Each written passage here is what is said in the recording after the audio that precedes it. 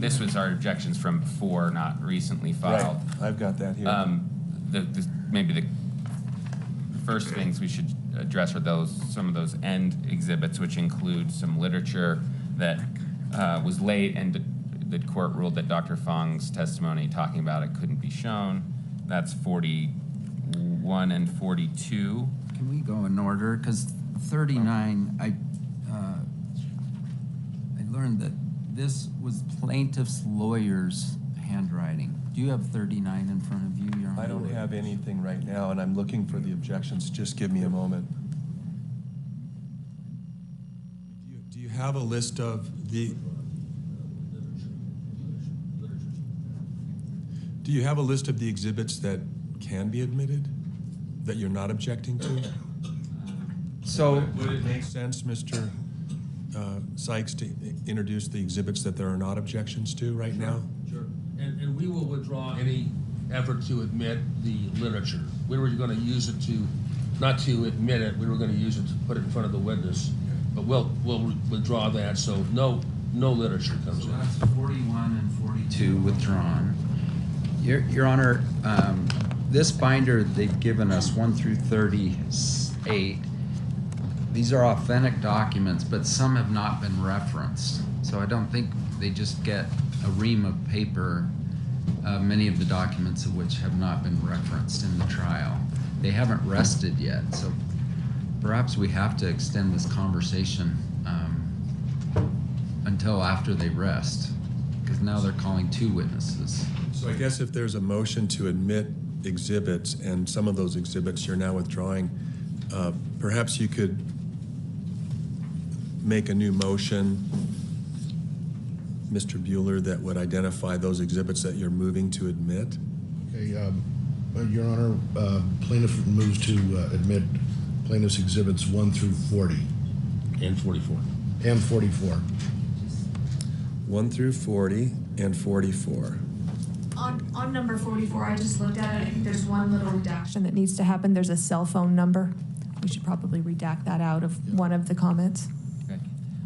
And what's the defendant's position on 1 through 40 and 44? So 33 is Dr. Fong's records, and there are fMRI records that she didn't speak to, and I think those should not be admitted given the court's ruling on her fMRI testimony. In the objection we filed, I believe I noted each of those particular pages within Exhibit 33, which is her records, that need to be removed.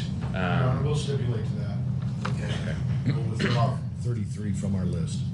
Okay. So 33 is withdrawn. What's the next exhibit where there's an issue? Your Honor, 39 is not,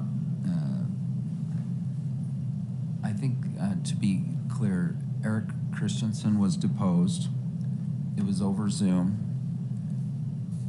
Let's give you a copy. I've got...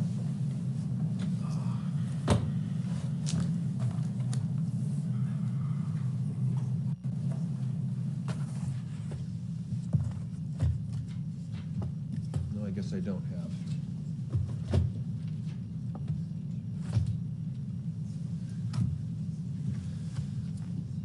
Your Honor, we have the actual easel that was used during Eric Christensen's deposition, so it's not a photograph.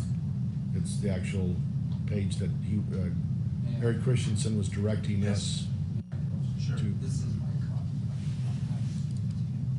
So we have that actual exhibit, Your Honor, or the actual easel, which was used behind me while I was questioning Eric Christensen. So that is Lawrence Bueller's handwriting.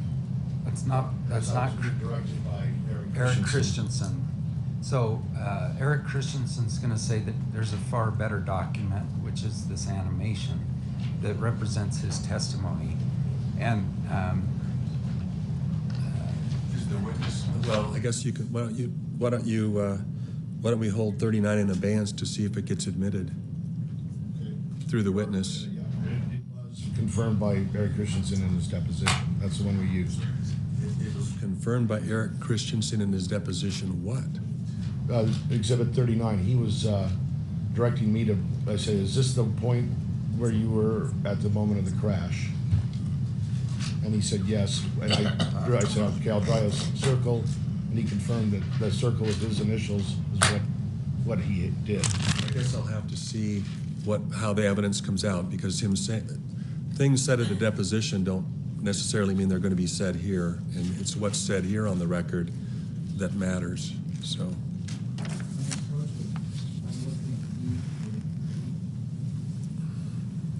43 is not one of the exhibits they want to admit. That's only for illustrative purpose. I'll use it in closing argument. But there's a title on there that now appears that was not authorized by the court. Executive functioning has been put at the top. That's nowhere on the document that. Yeah, it is. That's the page before. It's in the last column, to the right. Is this added to the? All we did was we took the middle out like you suggested. And added. The words executive functioning, were they added or were they part of the original? Yeah, let me show you. Let me have.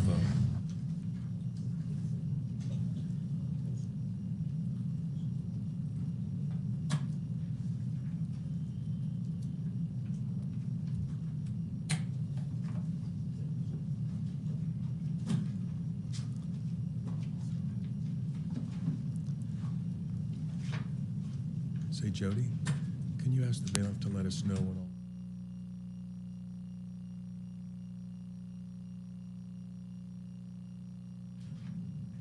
Your Honor, I have my copy, which is kind of marked up, but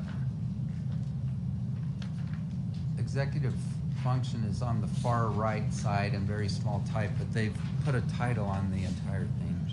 If I could approach Judge. What was the original exhibit Page number? 19 of Goldstein's report. Okay, come on in. Come on over. Let me show you this. There it is right there. Page 20.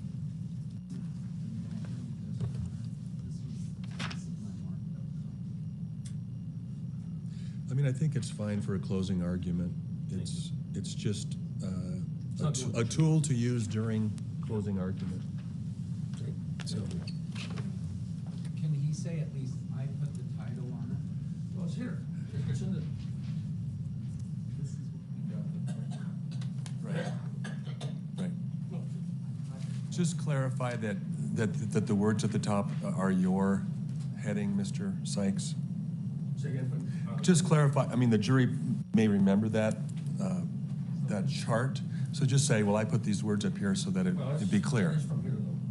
So the words under executive function are not these words.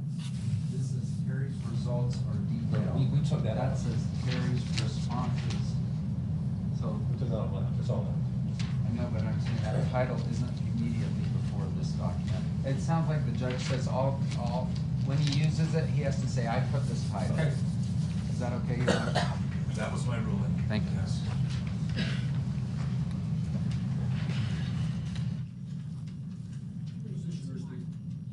Pardon?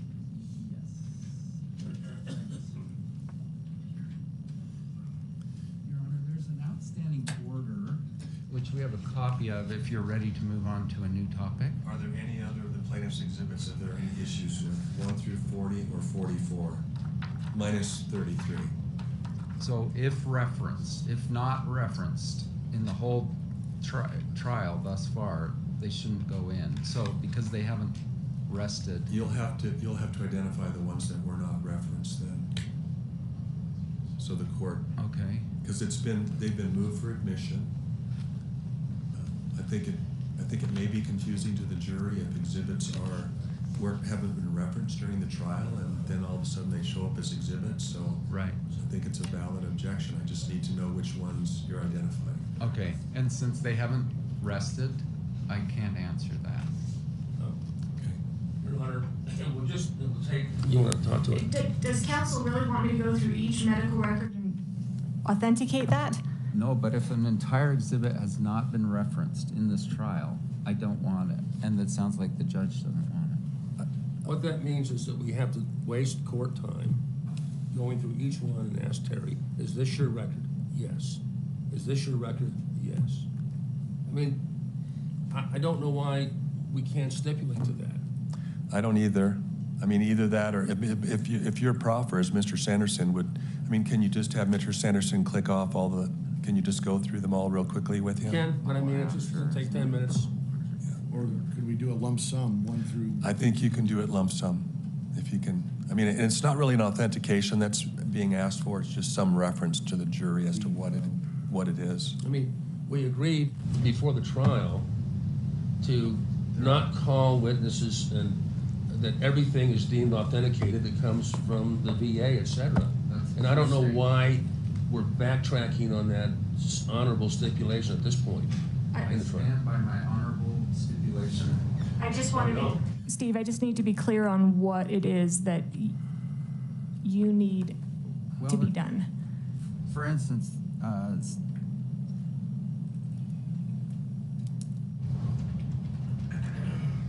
I'm echoing what the judge said, which it would be confusing to the jury if a record is never referenced in the trial and is suddenly in the jury room with them.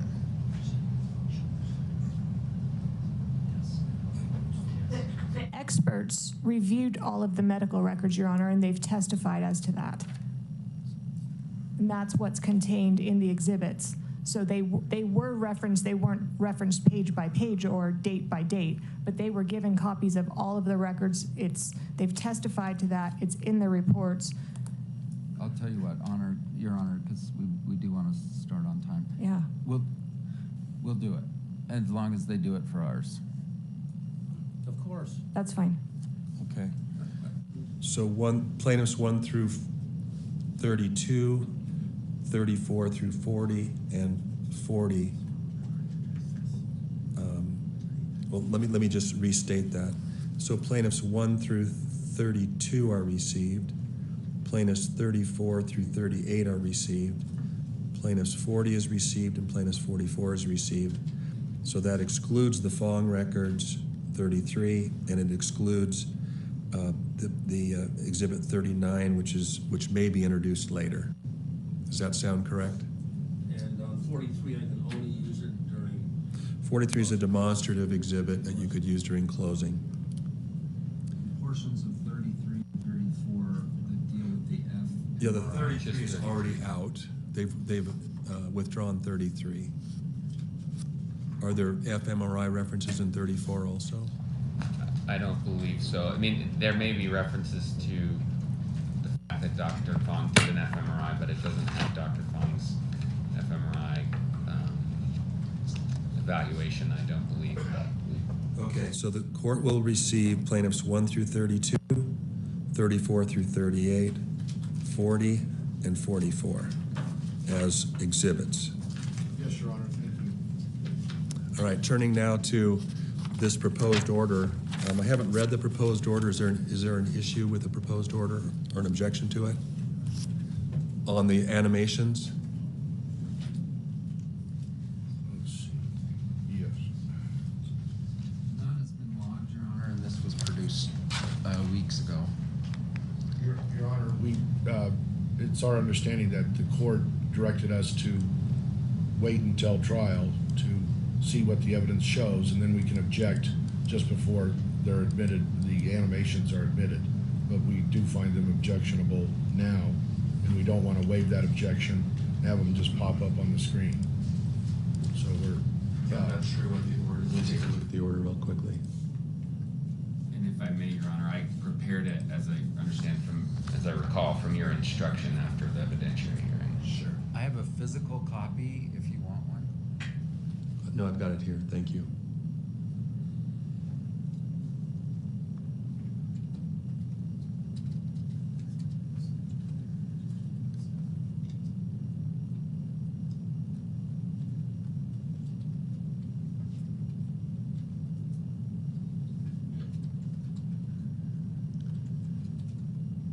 Are there any objections to the proposed order, which doesn't address the issues that you just raised, Mr. Bueller? In other words, they're not going to flash the animations up before they're admitted. There has to be a sponsoring witness. Or the paragraph 3 here.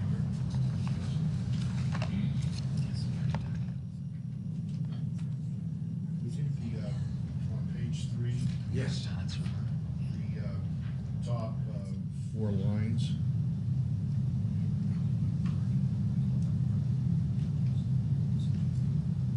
We don't recall that being part of the decision. Page 3, top 4 lines. Yeah, I re-listened to it this morning before we started, and I didn't hear that part in there, Oh, okay. in my oral ruling. Then that's my mistake. And I'll probably add a little bit more. What I'll be adding is, if I can find my notes.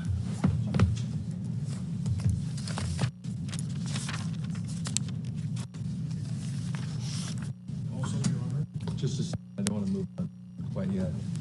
Where I'm at.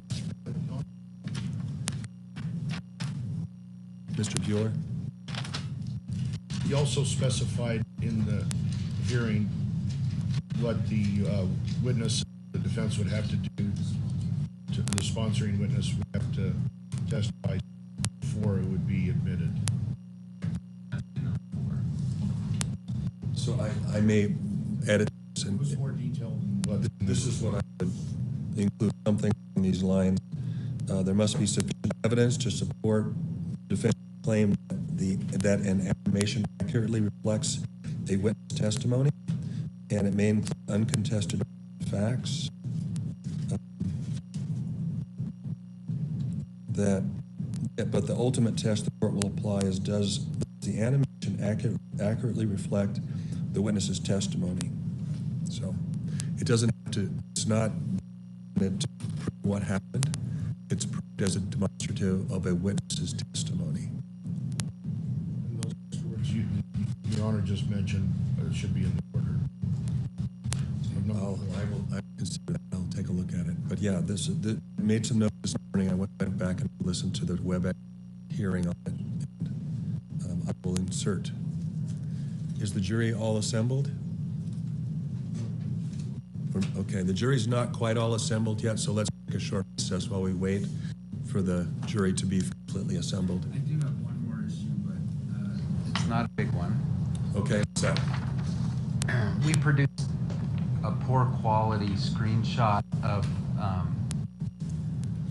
the text right after when Gwyneth said that guy kind of hurt me, and we have a high quality now, and so substitute the exhibits. we'll give them a copy. Thank you. And then also, I'd like to have a jury instruction conference tomorrow. I need you to tell me if it'd be better to have it at lunch or at the end of the day tomorrow. So think about that, talk amongst yourselves, and get back to me. Thank you.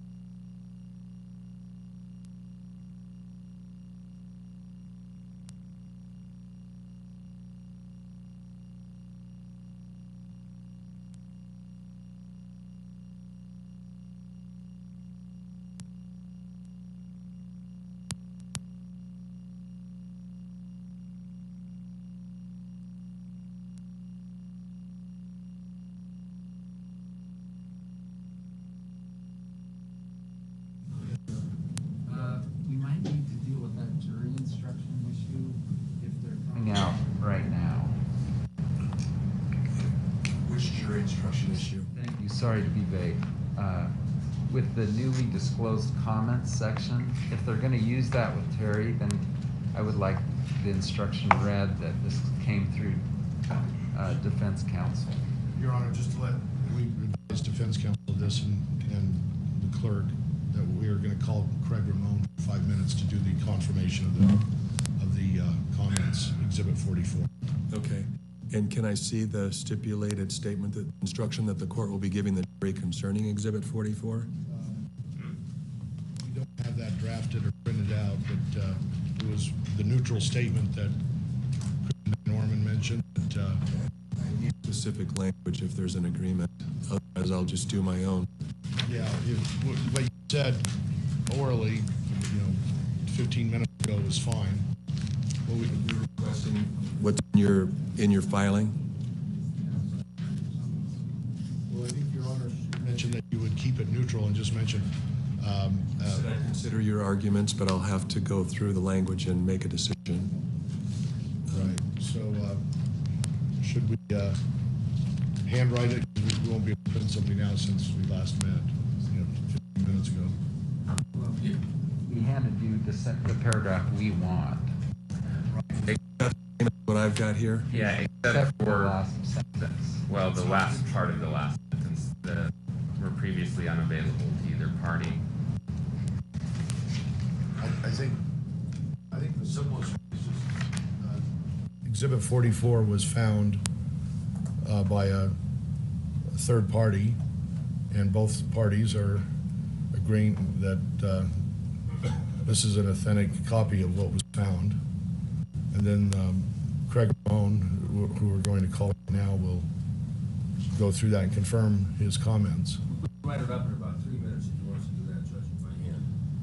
I think I've got enough. I can probably craft something right here. And if you want to be heard, I'm willing to talk. I think I know all your arguments. Thank you.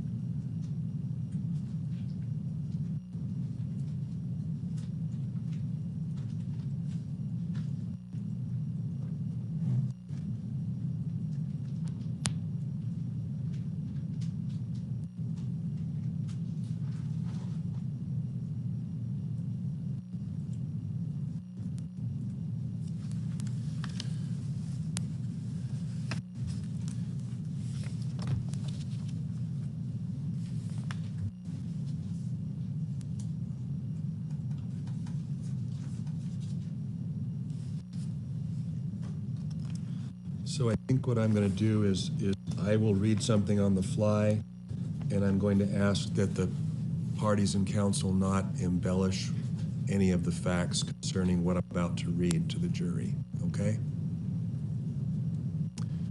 Mr. Owens, you agree? Okay. We're ready for the jury.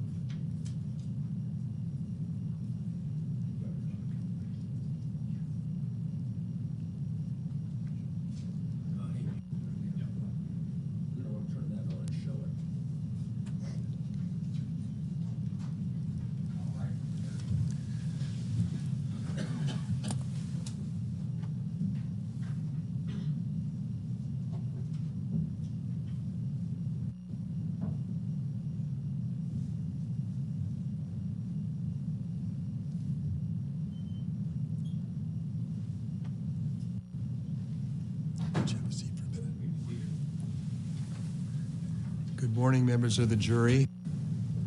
I pray that your traveling in this morning was safe and everyone got here okay. The weather outside is still winter, I guess. Well, there is a new piece of evidence in this case. I'm going to tell you about that. A viewer that's been following this trial out of the courtroom and familiar with finding archived website links investigated the link referenced on Defendant's Exhibit 102. That's the Mr. Sanderson email to his daughters on the day of the accident. There's a link at the bottom of that page. Well, this viewer, through their efforts and expertise, through that, we now have a copy of what was contained in that link. And you will receive it. It is going to be an exhibit. It's Plaintiff's Exhibit 44 and Defendant's Exhibit 102. Plaintiff's Exhibit 44 and Defendant's Exhibit 102. And the parties do agree that this new exhibit is authentic. Plaintiff, you may proceed. Thank you, Your Honor. Plaintiff Terry Sanderson calls or recalls Craig Ramon.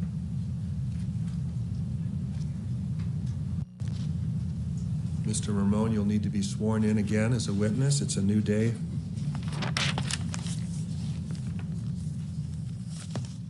Right up here, sir. Hello. Do you solemnly swear the testimony you are about to give in the matter before the court to be the truth, the whole truth, and nothing but the truth? So help you God? Thank you. Good morning.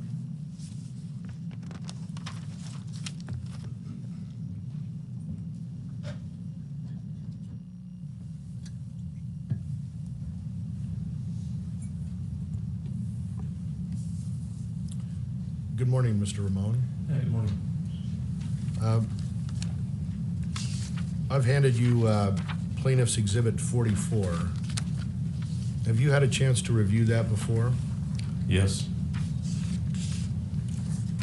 And this are the comments and postings on meetup.com. Is that correct? Yes. And this was the website that you used to meet up with the other skiers on the day of the crash, correct? Yes. And first I'd like to turn you to page 2 of Exhibit 44, Plaintiff's Exhibit 44. And on the lower left, you see the color photograph of the woman smiling? Yes. Is that the ski patroller that you met on the day of the crash? I'm guessing that it is. Okay. You have it on page 2? Oh, yes, yes, I believe that's her. That's Whitney Smith that you met that day? Yes. Oh, show it, sorry.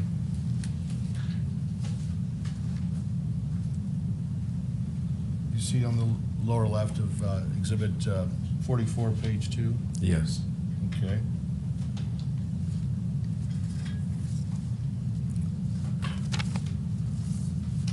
And you made a few postings on this meetup.com website, correct? Yes. Okay.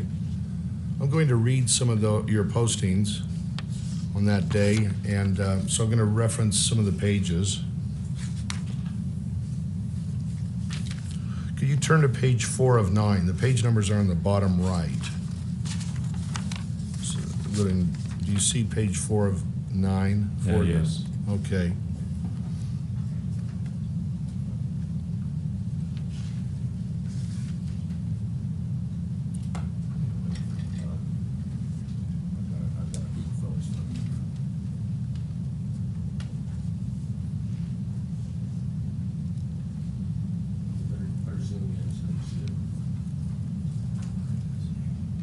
Okay.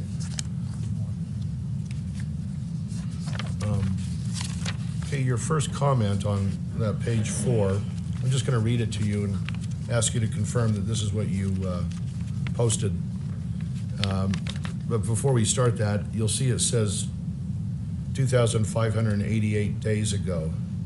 Yes, I see that. And this was probably before the ski crash, but on the same day, correct? It's, I'm not sure exactly. Okay. So I'm guessing it was probably, it was right around. Which one you're talking about? I'm sorry. The one in the middle of the page. Just give Deer Valley your pass. Yes, that's Okay, that's so true. you wrote or typed in that day. Just give Deer Valley your pass. They have your photo. It will be a great day. I will be on the hill at 9:30. That's your first posting that day, you believe? Yes. Okay, and then at the bottom of the page 4, you have another post.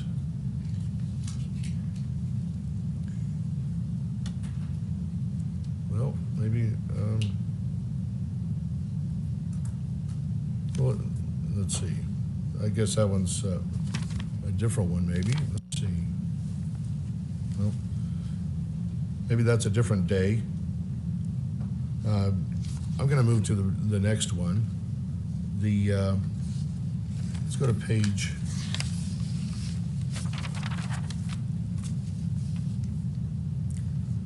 6 of 9. Can you go there?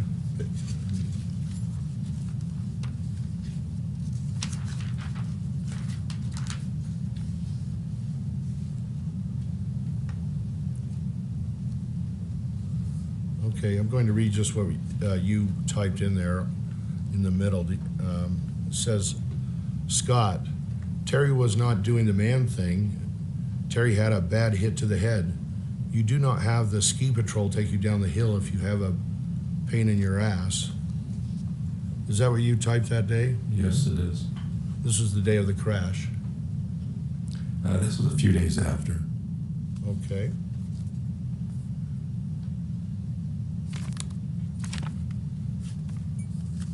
Then at the bottom of that, page 6, and we're going to continue to 7, it has your name, and then it continues on to page 7. I'm going to read you what page 7 says.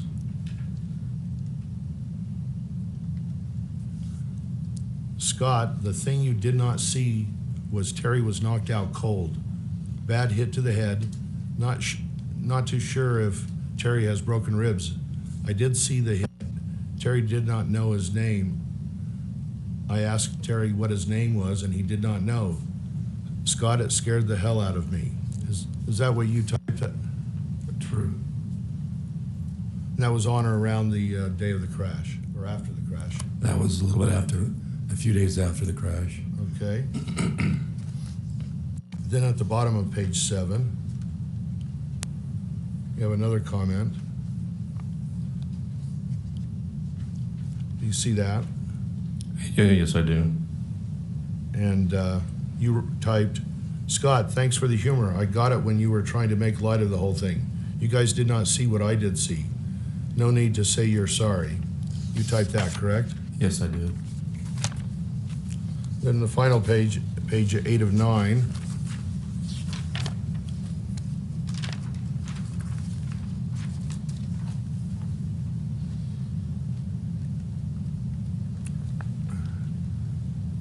And under your name it says, you cannot make this up. Gwyneth took out Terry last week. Last Saturday, her son broke his arm skiing at Park City. Gwyneth was staying at the Montage. She took her plane out of Million Airport. I wish I did know so many people. What makes me mad is that Gwyneth took out Terry and just took off. Is that what you typed that? Yes, that it was is. the week after the crash? Yes, it is. Okay, and except for the irrelevant stuff at the end on page 9, that's all I have.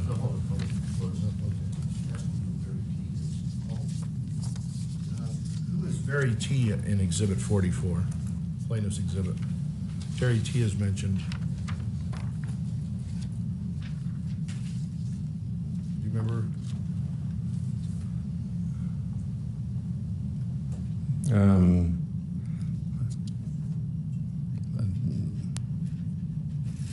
I'm not sure who Very T is.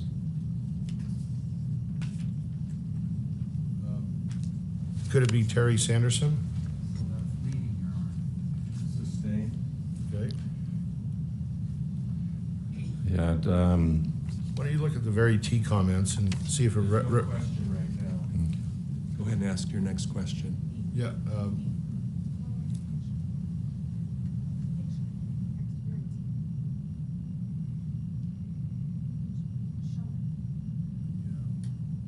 that's right.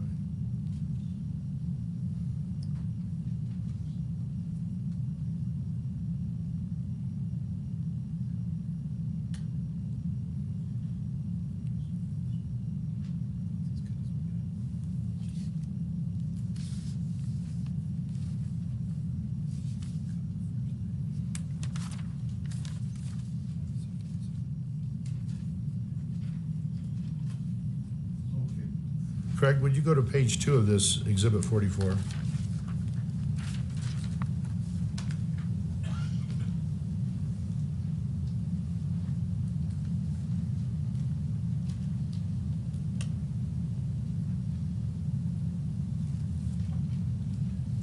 Okay. On the left, it says Very T, event organizer. Do you see Yes. that? yes, I do. And also, 2 over, it says Kurt L, event organizer, 4 shared groups. You see that? Yes, I do. Was Kurt L at the meetup group at Deer Valley on the day of the crash? Yeah, Kurt was the one who organized that day. Okay. Go back to the left and look at Very T. Are you able to recognize the photo above Very T? It looks like Terry, and Terry was the one who organized the meetup groups up at Alta.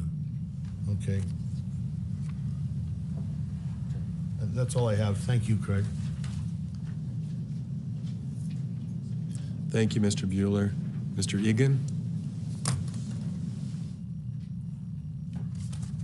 Thank you, Your Honor. Mr. Ramon, good to see you again. I have a couple questions from the defense. So the first would be, at the start of this page, and I haven't used this Elmo projector before, so give me a second.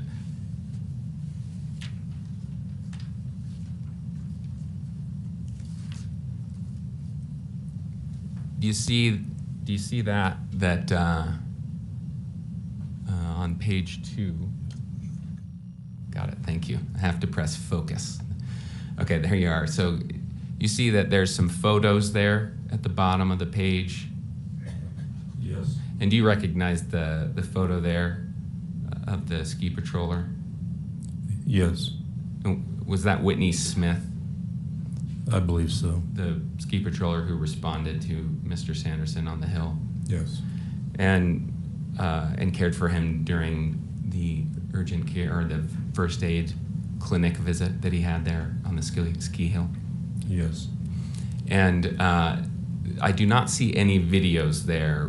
Were there any, to your memory, GoPro or other videos posted on this webpage? No. And then, and I believe you're unaware of any GoPro footage at all, is that correct? Yes. And then if you go to page, let's match it up with mine here, page 7.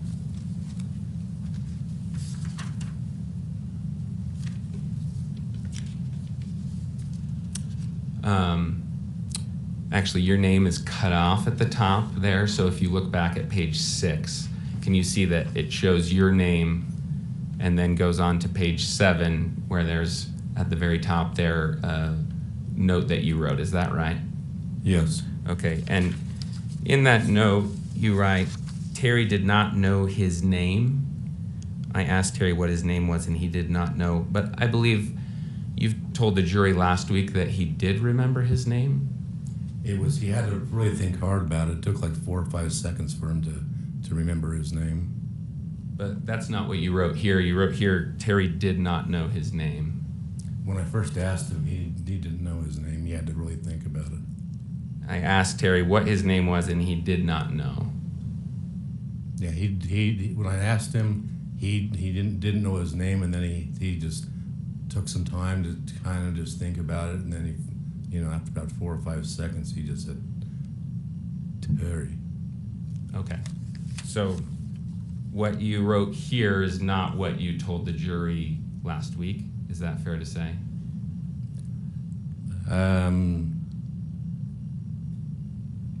Could you please repeat that?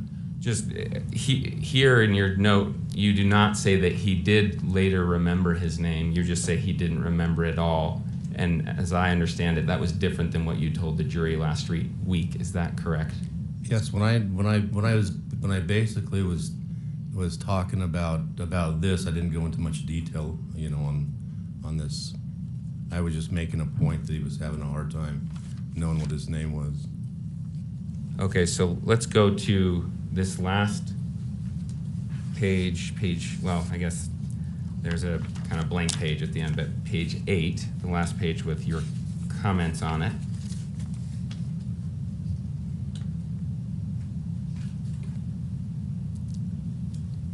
Do you see up there at the top another one of your comments? James, you can expand that. Okay. Zoom. Yeah, that is hard to see.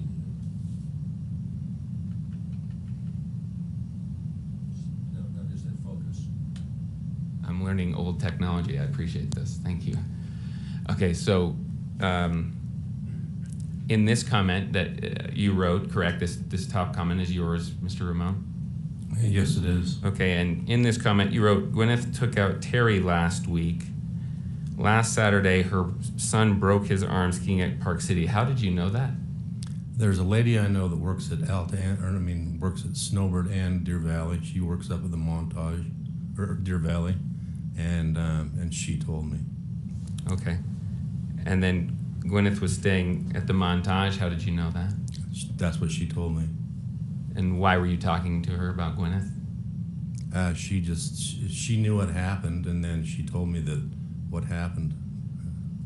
Sorry, that's not clear to me. So she knew what happened? She knew that Gwyneth took out Terry, and so then when I saw her, she told me what happened. I didn't ask her about it. She just told me that's what happened.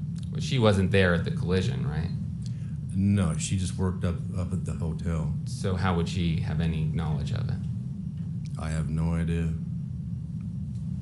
She took her plane out of Million Air Airport.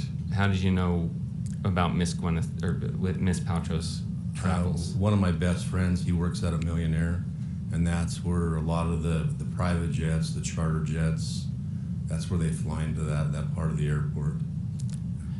It sounds to me like you were talking to a lot of people about Gwyneth Paltrow during this time. Is that correct? No, my best friend, he knew what happened, and he's the one who told me. So you didn't tell these people what happened, even though you were the one at the collision site? Yeah, I told my friend what happened, yes. Okay. So you were telling people about this accident? Yes, I've told people about it. And then they were telling you things they knew about Miss Paltrow, that at least they claimed to know about Miss Paltrow? Yes. But they could be mistaken, is that correct? Yes.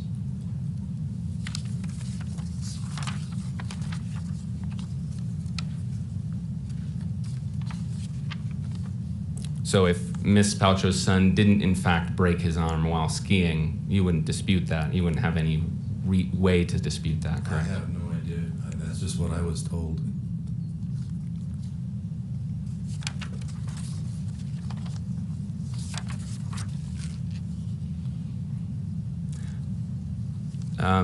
Let me go back. I just have, I think, one more question for you. So if you were to look at page, let's go to page 7.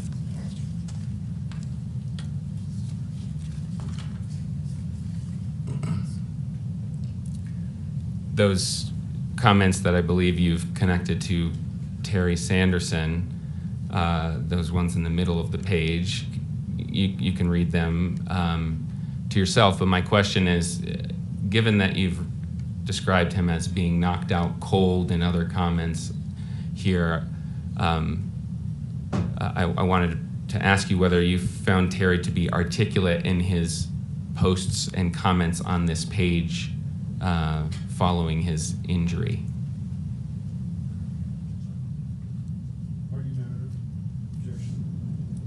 Sustained as to vagueness, if you could point out something. Okay. So maybe it's better to go. These are kind of difficult because they don't have dates on each comment, correct? They just show, for example, let's go to this one. This one at the bottom, you see on Very Terry's, or Very T's comment, it says 2,584 days ago, correct? Yes, I see that. Okay, and James, that's from Saturday, by the way. okay, yeah, I don't know that. So I'm asking Mr. Ramon, do you know when these comments were made? Is this on the day of the accident when he says you organized a perfect day? I don't see where it says you organized I don't see where does it say that you organized a perfect day? It's on page 6, the third comment down.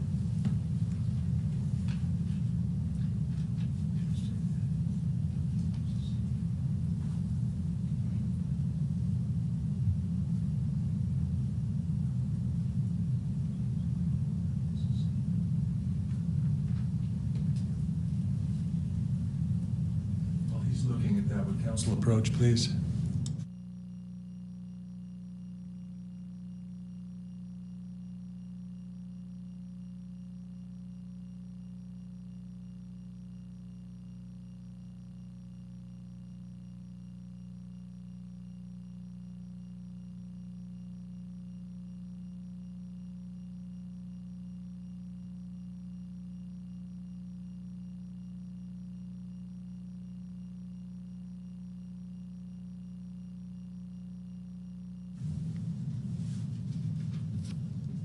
So, Mr. Ramon, this comment I'm pointing you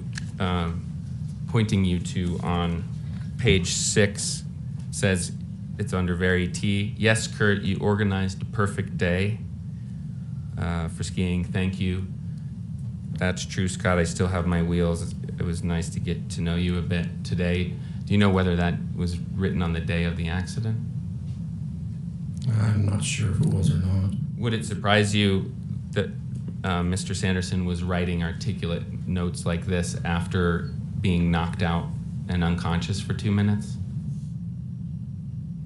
It doesn't sound that articulate to me, but Okay, that's all I have. Thanks. Mr. Bueller?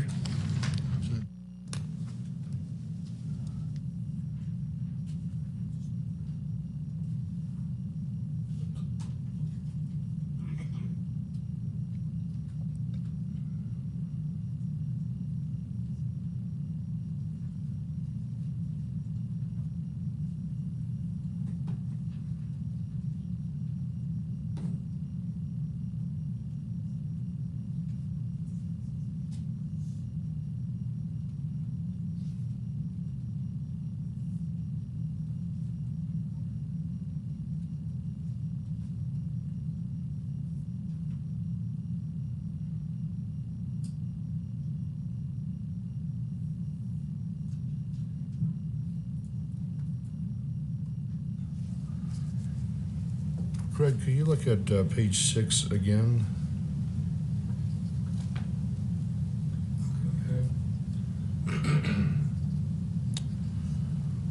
And in the middle under Very T, do you see that where it says, yes, Kurt, you organized a perfect day? yes, I do. And then look at the number of days it is.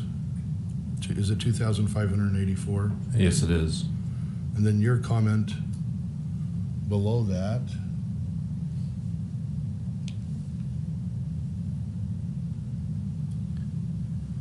It says 2,583 days ago. Yes, So those comments were made on different days. yes. Okay. Thank you.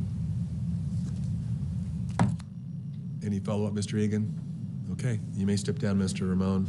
Okay, thank you. You still remain subject to the orders of the court until the case is over or you're released. So thank you. Thank you. What should I do with this? Leave it right there. Plaintiff, you may call your next witness. Thank you for coming. Plaintiff's call. Mr. Terry Sanderson.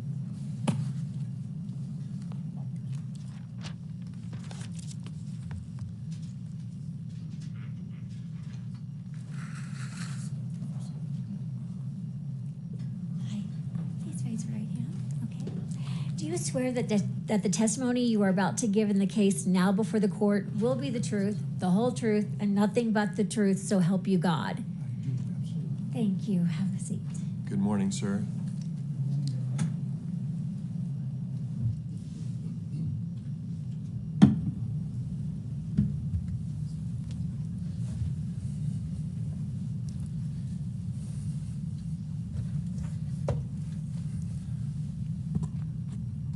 Sorry, I want you to get comfortable and speak into the mic, okay? Okay. All right. Okay. Could you state and spell your name for the record, please? Yes.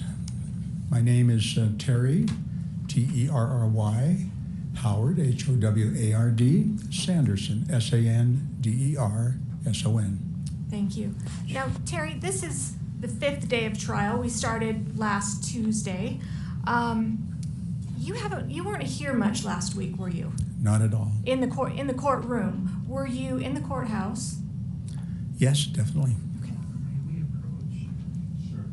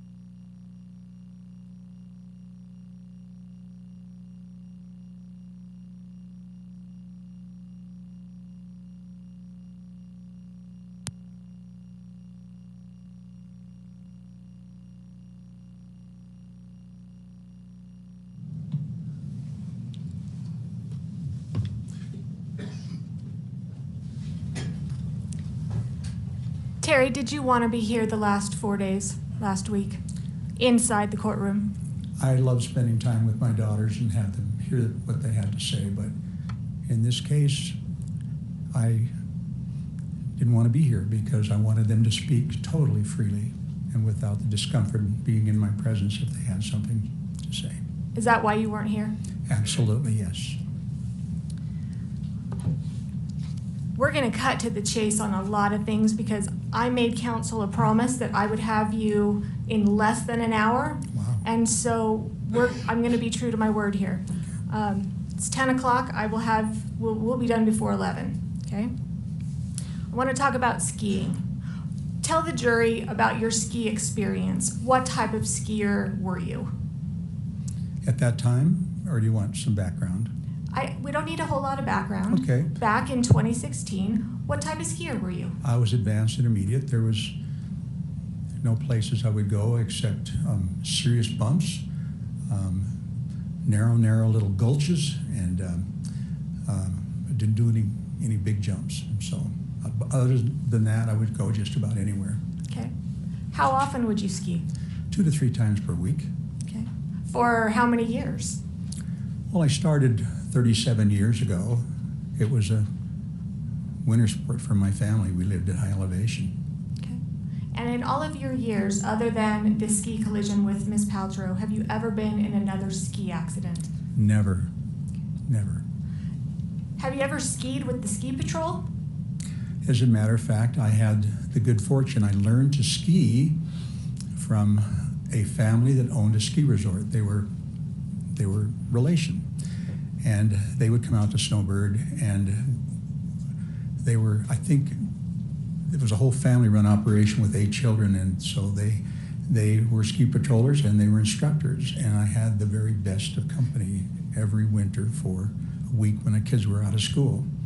And then I had the good fortune of having a Lions Club friend, Scott, who's still a dear friend, that lives up in Spokane, and he was a ski patroller for Targhee, and he said, Terry, come up with me, on this weekend. And I said, I'll slow you down. And he said, you know what, just follow me and do what I do. And that's what I did. And I had the good fortune of spending a lot of time with Scott and seeing and observing what ski patrols do and how they calm people down and reassure them they're going to be okay. So I really appreciated that experience. So it sounds like you've skied at Snowbird, skied at Targhee. Had you ever skied at Deer Valley on the day of the collision? No. That was your first time ever skiing at Deer Valley? It was. Okay. Let's talk about that day. Couple of preliminary things. I asked Miss Paltrow on Friday how tall she was. How tall are you? I think I'm now 5'5". Okay.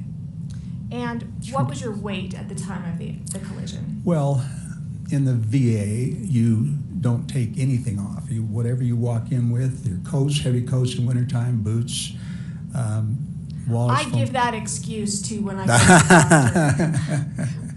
to how much did you weigh about? Fully dressed, or undressed, probably 63, 62 pounds, 163, 162. Okay, all right.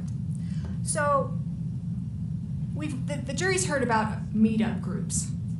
What is a meetup group? A meetup group was just a lifesaver for me, being new to this area. Hard to accumulate friends. And so when a fellow that I was on a hike with, a new fellow, said, have you heard of meetup? And I hadn't. So he says, look it up and sign up. And I did. And it was a wonderful organization of groups of people where you had a shared interest, whether it was dancing or concerts or skiing. And so I signed up and joined some groups, and it was really a life changer. Okay, so my understanding is the day of this ski collision, you were with kind of a group of people in the meetup group. Is that fair? That's right. All right. Did the group have a plan? I mean, were you the organizer of that meetup group that day? No, I was not. I'd asked Kurt to take that over because I planned on being gone that day, and Kirk organized that. Okay. It sounds like obviously you weren't gone that day. You ended up being able to make it. I came back a little early from wherever I was and just said, oh, I'm going to go ski today. And I happened to see on the list that day also was a lady that I had met when I first moved here, and she happened to be a ski instructor at Canyons, but she had been at Deer Valley as well. And so I called and said, Debbie, I'm going to go. I'll pick you up. So I picked her up at Kimball Junction on the way and went there with her and dropped her off with the skis. And we met the group, and I asked Kurt if it'd be okay if she let our group out because she's very familiar with Deer Valley. And so she said yes and gave us the rules of the road. Would you like to hear that?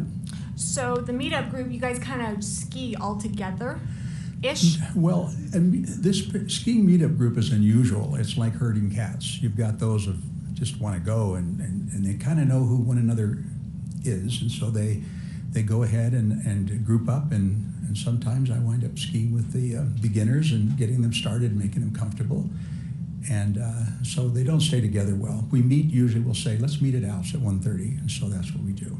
Okay, so you mentioned we set forth the rules of the road for that day. What were the rules of the road that day? Well, the only rules of the road, we are pretty familiar with the rules of the road, so we don't go over that at the time, but Debbie just said, we're going to start down Bandana because that's how we'll get to the Blacks, the really good skiing. So our group knew that's where we're headed. And she said, whatever you do on bandana, do not go down the middle of the run. Why It's not? packed and crowded with people. She said, go down the edges. She said, it'll be clear. And so when I came over the edge of the hill, there were heads bobbing in the middle. It was just compacted with little heads and big tall heads, and I just diagonaled. I went straight over to the right edge of that run. And is that where you stayed prior to the collision? I did. I stayed there the whole time because it was wide open. So you were over to the right side to avoid the people. Did it have anything to do with your vision? There's been a lot of discussion about your right eye problem. Yes. And we'll talk about that in a few minutes. But skiing on the right side of the run, did that have anything to do with your right eye? Yeah, maybe that's one of the things, yes. Okay. We'll talk about your vision in just a couple minutes, but I want to focus on the collision right now. Craig Ramon, he just testified. Oh, yes. You saw him. He also testified last week. How well did you know Craig at the time back February 2016? He was one of maybe an average of 15 people, 10 or 15 people would come, so I shared his company during those times.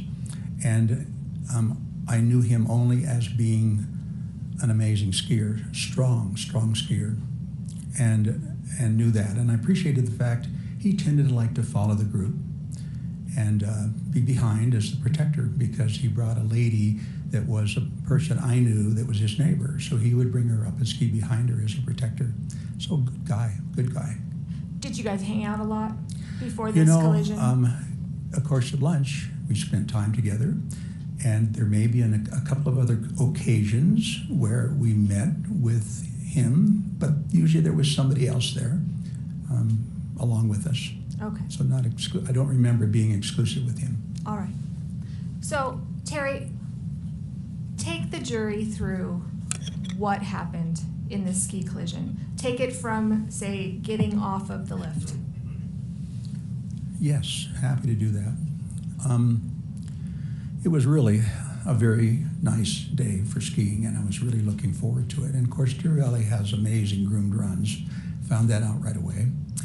And so I'm starting from when I get off. When you got off of the ski lift. Gotcha. So I was on a chair with probably 4 people. I think Joanne, Debbie, Craig, and there could have been another person besides myself. And we had already met and discussed going down the right side of that run, or going down the sides. And so I came over the top of the hill and saw that and headed for the right side, and I'll pick it up there. And everyone just kind of dispersed, some more to the right and more to the left. And I remember looking and seeing no one. And generally, beginner runs, people are afraid of the off-piste, of the off-groomers, and so they stay away from that area where the pile of snow is piled up. And off-piste can be a rough ride if you have to divert and run out in there. Some skiers can't make it through there easy. It's a lot of bumps. So I went right down the run and started just making nice soft turns and staying within that boundary. It could have been as much as 5 yards wide, but it might have been more like 5 or 6 feet. Can't imagine and can't remember. Lots of room. And so I'm just skiing easy and paying attention, and all of a sudden in front of me is 2 big signs. I've never seen that big of slow down signs. It seemed like they were 4 by 8, like a 4 by 8 sheet of plywood size high, with great big letters, slow down. I went, whoa, and I'm looking around, and the crowd's about the same as me, and speed-wise, and So did you pay attention to the sign? I did, and I backed off of whatever I was doing, and then another big sign, like 10 feet away, the same 4 by 8 sheet up there, big letters. Well, they're serious, must be lots of merging trails down here. So I just backed off, and again, the skiers were on my left. We were all about the same speed. And I could see down where the edge of the run went, it curved around a tree line, came out a little bit, and the run curled around, and I could see about half of the, I don't know if it's the Montage or the Empire, could about half of that beautiful building, and it was wide open. There was nothing in front of me. And so I came around that corner, and it takes my breath away to think this is hard, because I don't like going through this scene. I just remember everything was great, and then I heard something I've never heard at a ski resort, and that was a blood-curdling scream. Just, I can't do it. It was, ah, and then, boom. And it was like somebody was out of control and gonna hit a tree and was gonna die. And that's what I had until I was hit. That's what was going on in your mind. Overruled? That's what's going on in your mind when you hear that scream. That was instantaneous. Oh my gosh, somebody's out of control. And they're really seriously out of control. Not time for a hockey stop. I didn't go think about that, but most people could avoid that, I think. Good skiers. Okay. And I'll move on. Okay. So you. I think overruled. He's overruled. Thank you. So you hear this scream. Yes. What happens next? You know, I got hit in my back so hard, and I'm right at my shoulder blades, and it felt like, and was perfectly centered, and the fists and the poles were right there at the bottom of my shoulder blades. Serious smack. Never been hit that hard, and I'm flying. I'm absolutely flying. Now, you're not airborne. Well, all I saw was a whole lot of snow, and I didn't see the sky, but I was flying in that sense. I had no control. And I remember this thinking, okay, you really got to hang on. And then I thought about the crowd on the left, and I thought, I don't know who's wanted over there, and I do not want to get them mixed up in here. And I've heard, that maybe that's not decided about how my ribs really got hurt. I absolutely lurched with what little I could off of my skis a little bit more to the right to make sure nobody over here got involved on my left side. And then it was like the ground's coming up, nobody in front of me, just me going to the ground, and you're falling far further than 90 degrees like you'd fall on the floor. You got that extra, and so it's quite a ways to hit the ground. And I just said, okay, you got to protect your face, and your head, and that's the last thing I remember. It didn't happen. I did glance over and saw, just out of the corner of my eye, I could see, not glance over, but I could see somebody going by, and I'm going, okay, they're safe. Last thing I remember, everything's black. Did the person who struck you land on top of you? I wouldn't know that. I absolutely would not know that. I was just surprised. I had no upper body strength enough to be able to catch myself. I had no idea. Do you remember hitting your head on the ground? No, that part, nope, that's all gone. I just remember my arms collapsing, and that's the last thing I remember. What's the next thing you remember?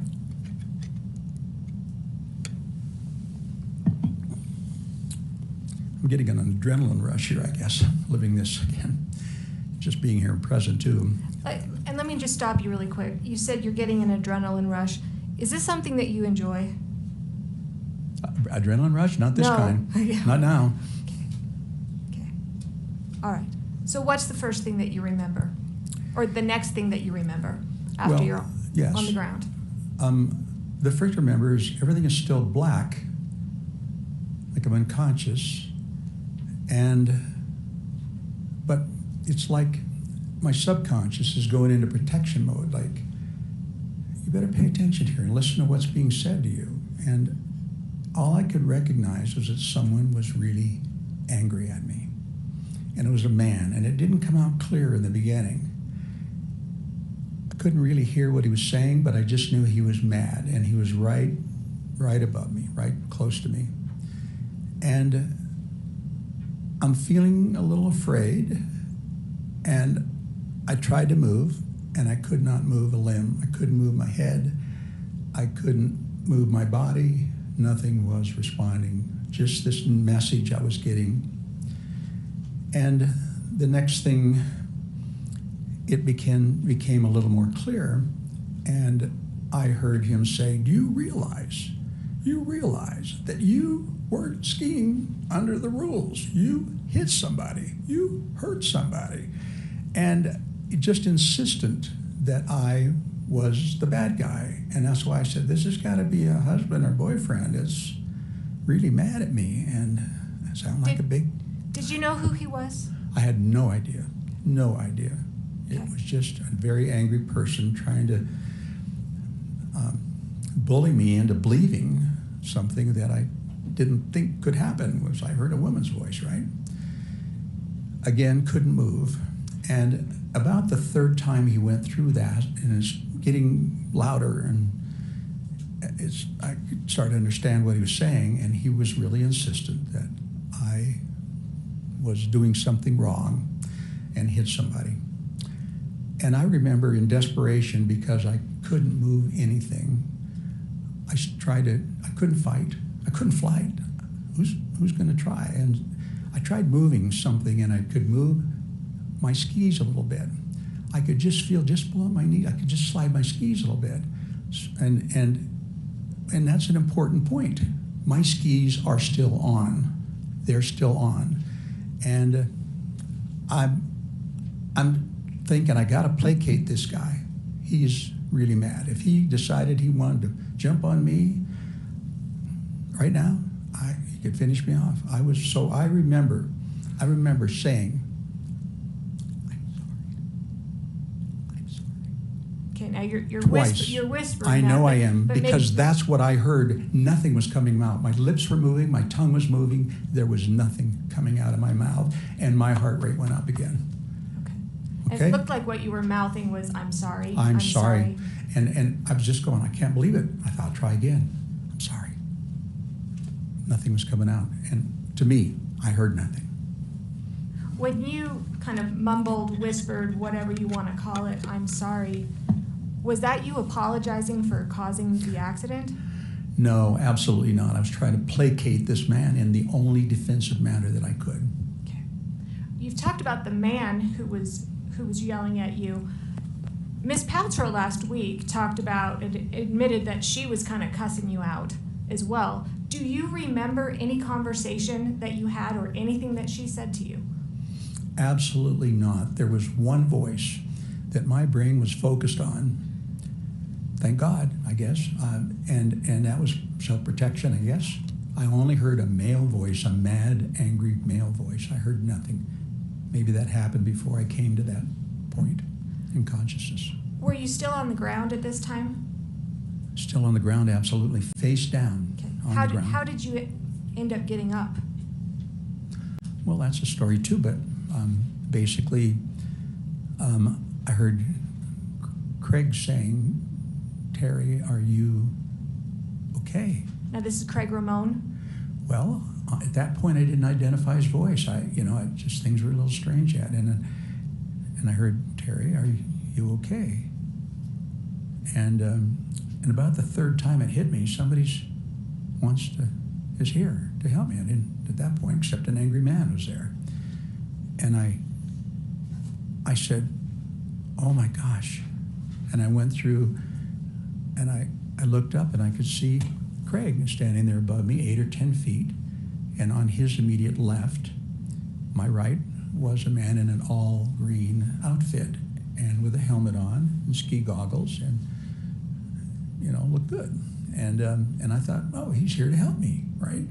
He looks like he's from Deer Valley. And so I was going through the things, answering his question about, that was my thoughts. Now back to my injuries. Craig is saying, "Are you okay?" And I said, "Oh, my ribs are so sore. There's just this really deep throbbing purple pain here." And then I said, "My vision is swimming with sparks." And they were unusual sparks. I'm going, is that my retina? Is that my eyes? And it wasn't a retinal detachment, a retinal hole or anything. And I'm going, that's my brain. I'm thinking, those sparks are my brain. And all this time, you're still on the ground. I'm actually, yeah, the next point is that after I tell him about my ears going, my ears are buzzing. Oh, and my brain is like it's on Novocaine. And then I realized, oh, I'm not seeing, you know what, I missed a spot. And that's where I looked up and couldn't see them and got frightened about that. And I realized, going, oh my, what's going on? And then I went like this and go, oh, happy I could see. So I missed that part. That happened before I started telling what all is wrong with me, answering his question. And then Craig said to me, as I remember, of course, my brains are a little bit stretched out of place, and I remember him saying, do you know who you are? And what I thought I said was, oh my gosh, I can feel this pathway in my brain. It's going around and trying to figure out who I am. And yes, I know I'm Terry. And then he said, do you know where you are? And I said, I know I'm skiing, but I don't know where I am. And that's when the man in green took off. I was kind of noticing that he really wasn't interested in what I had to say. He wasn't asking questions. He was standing there rather stoically, head not moving, goggles on, just resting on his poles and his skis, and was sort of disinterested. But when he skied off, my heart sank, because I really thought he was the one person that was there to help me. And I'm laying on the ground with my head downhill, and I couldn't see where he went. So I was really Terry, how'd you get up? The question is how I got up, and that might have been the question in the beginning. But that's right. How did you get up? You know, I realized that I was getting cold, and snow was packed in around me. I was starting to get a little shivery, maybe from a little shockish maybe, and I got to go. I got to get my skis downhill. And I started sliding my skis around and my legs around. I think Craig must have been shell-shocked about this guy leaving too. I don't know but what he thought, but I remember getting my skis around, and it's so painful every time you have to contract your... Terry. Thank you. How did you get up? Thank you. That is one of my habits. I just focus. After I got halfway around, a man showed up in front of me, and I thought he came from the right. And I don't remember if he said one word to me. He just reached down and grabbed me and jerked me up on my feet, which I was not ready to be up on my feet. My head's swimming. I'm in pain, worried about falling down again and breaking a rib, puncturing a lung. He gets me up, and I'm on the edge of the run, so it's bumpy. It's hard to get my skis under me, and I'm stomping down the snow and trying to get them in a spot. Got my poles wedged in, and I think I've got it in stability, and he's gone. And this time, I could see him. I could watch him go all the way down the hill. And I'm up. I'm standing up, but am I feeling safe? No. People are going by, you know. And I'm thinking, I do not want to get hit again. My understanding is that you and Craig tried to ski down a little ways, but then didn't quite make it too far. Is that accurate? Yeah, he said, you think you can ski? And I'm thinking, if the option is getting left up here, I will try anything. I got to get off of here. So yes, he said, follow me, and I did.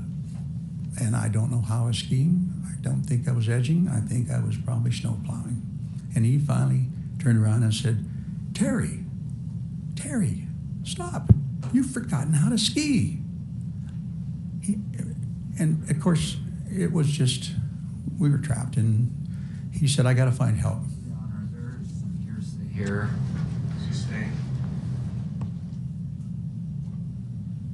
Eventually, Craig got help, yes?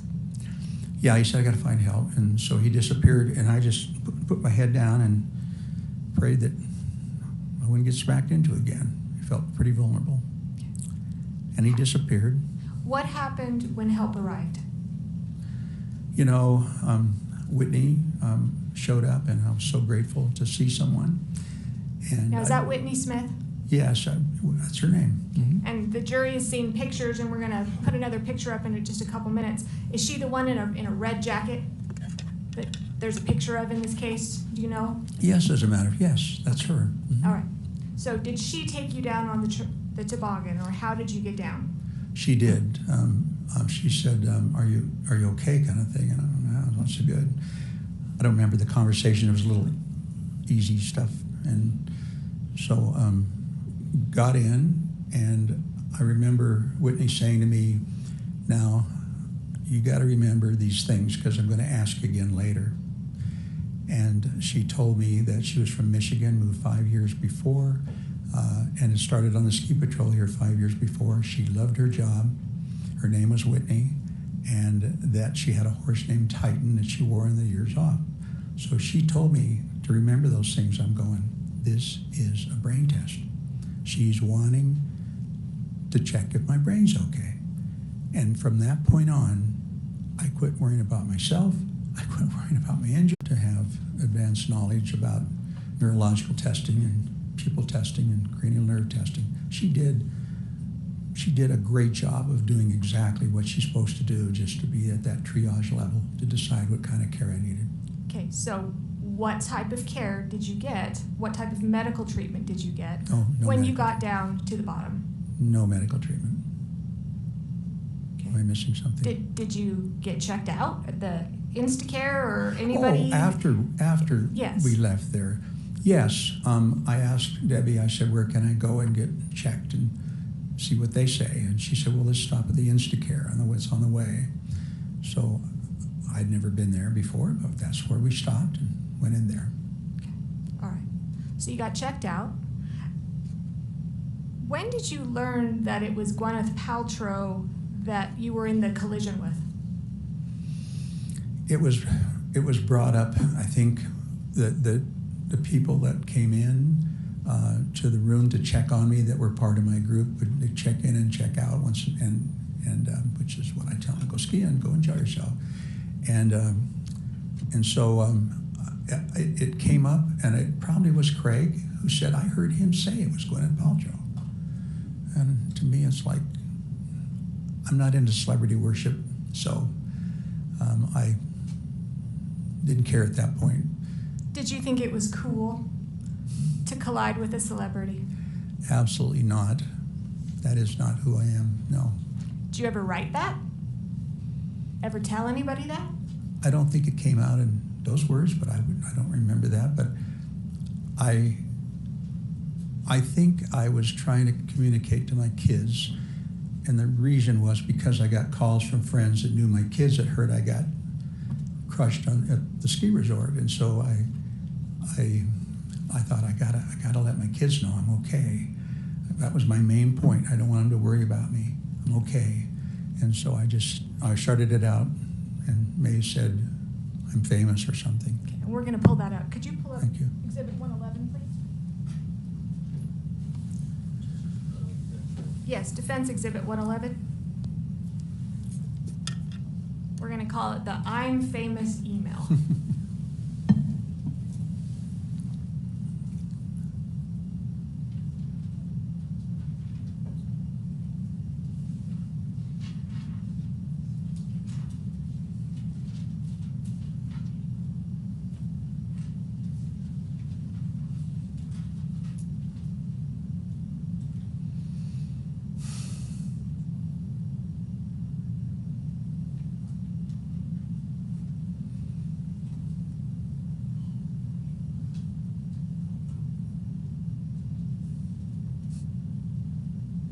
Sometimes old technology like the UMO works better than the new technology, doesn't it?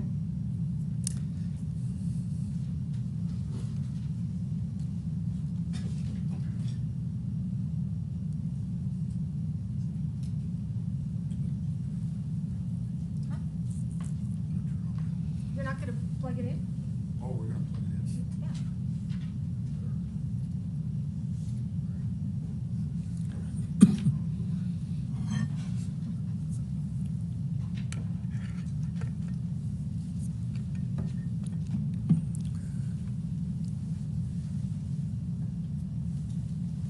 All right. And Terry, you could come down if you need to, or does it show on your screen there?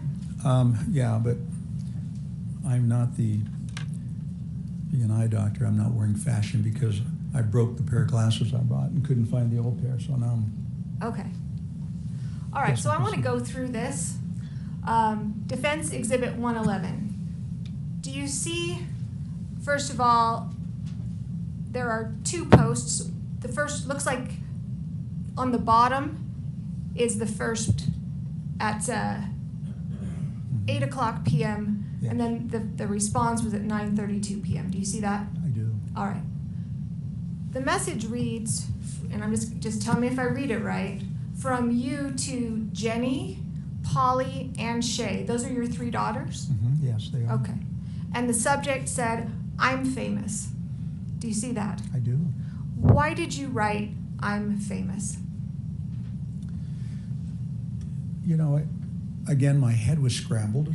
All I was trying to do is desperately communicate with my kids before they heard from somebody else I got crushed. So I didn't pick my words well, not at all how I felt. And I really was trying to add a little levity to a serious situation, and it backfired. Little did I know that this is where to be.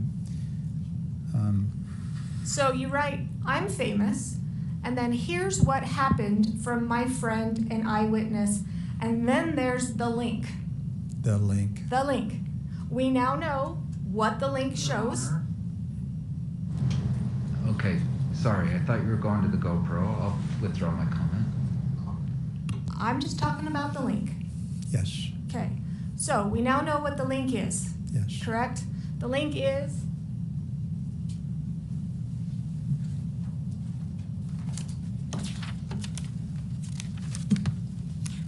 it's a really bad picture. You'll get a clear picture. It's the picture of Whitney Smith. Oh, it's right there. Fantastic. Thank Okay. you.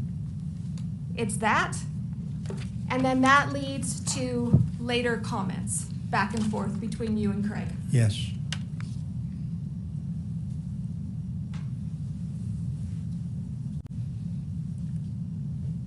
In that, under that picture, can you read what it says? Yes. Whitney kept me entertained while probing You me. want to speak in the mic? Oh, yes. Whitney kept me entertained while probing me with questions to evaluate my senses. A dedicated outdoor person and horse lover from Michigan. She also took me down in the toboggan by herself and won the DV Women's Downhill race contest. A sweetheart. I was grateful for her. Are those the things, first of all, did you write that under her picture? You know, I don't know what time it was added. Carlene was hurrying back from St. George, and depending, I don't know, she helped me a lot verbalize things because things weren't making sense at all, and All right. communication, and she may have helped and participated in that. I don't know. Those details, are those the details that Whitney wanted you to memorize as you were taking down the toboggan? Yep. All right, can you go back up to the emails? All right, so you send that out to your three daughters? I Yes? did, yes. Okay. And Shay, who testified last week, she responded to you with the top post, correct? Yes. All right. Can you read what it says? I can. Actually, let's put the subject, read what the subject says. It says, I'm famous at what cost, question mark. Do you know why Shay wrote that? Well, That it, do you I- know? I think she may have called me, did she, right after this? And so, Speculation. right, Sustained. Do you remember? I'm pretty certain that she checked in on me and made a phone call. And Do you remember what you told her during the phone call? yeah, I had a chance to talk about my symptoms exactly, I think. And that I said, you know, as many people that were on that slope that day, maybe a couple hundred within that vicinity, there has to be a GoPro picture or video. If it's a helmet mount, they're going to look over just like Craig did, right? And they're going to go catch it. They hear a holler, they're going to catch it. I'm going, I just know there's one out there. We got to find that. That is the evidence we need. And so Terry, she misinterpreted. did you have a GoPro? Absolutely. I do have one, yes, but I did not have it on that day. Do you know of anybody in your ski group that had a GoPro? No. Have you ever seen a GoPro video of this accident? Absolutely not. No. I would have loved to have it. It was what we needed. All right. Okay. We can take that off. Thank you.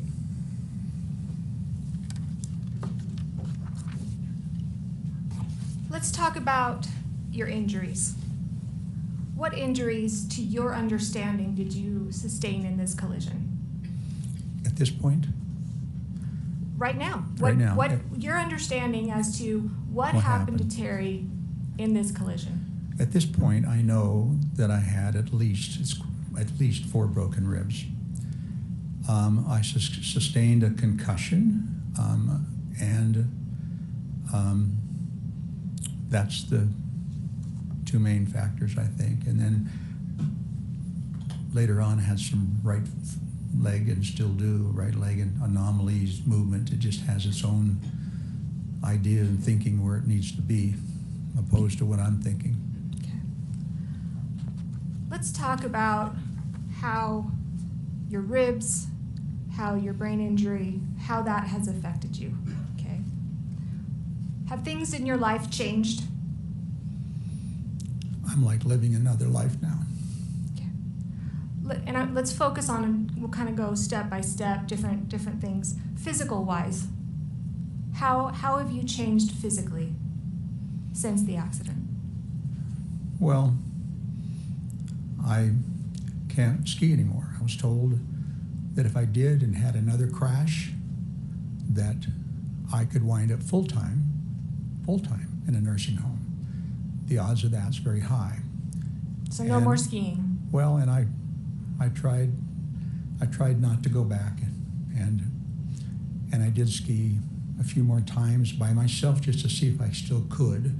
I had this ungodly looking fluorescent red outfit I bought, a MIPS helmet to protect my brain better, and I thought I can do this. This is my love and joy. I meet friends, I make friends, I stay with them the whole year.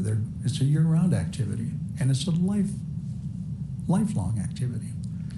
And so I tried, and I felt like I was skiing through landmines, just ridiculous. Looked ridiculous, all bright fluorescent red. Wasn't thinking very well. And then I'd have to stop every 30 yards and look back behind me to make sure no one was right behind me.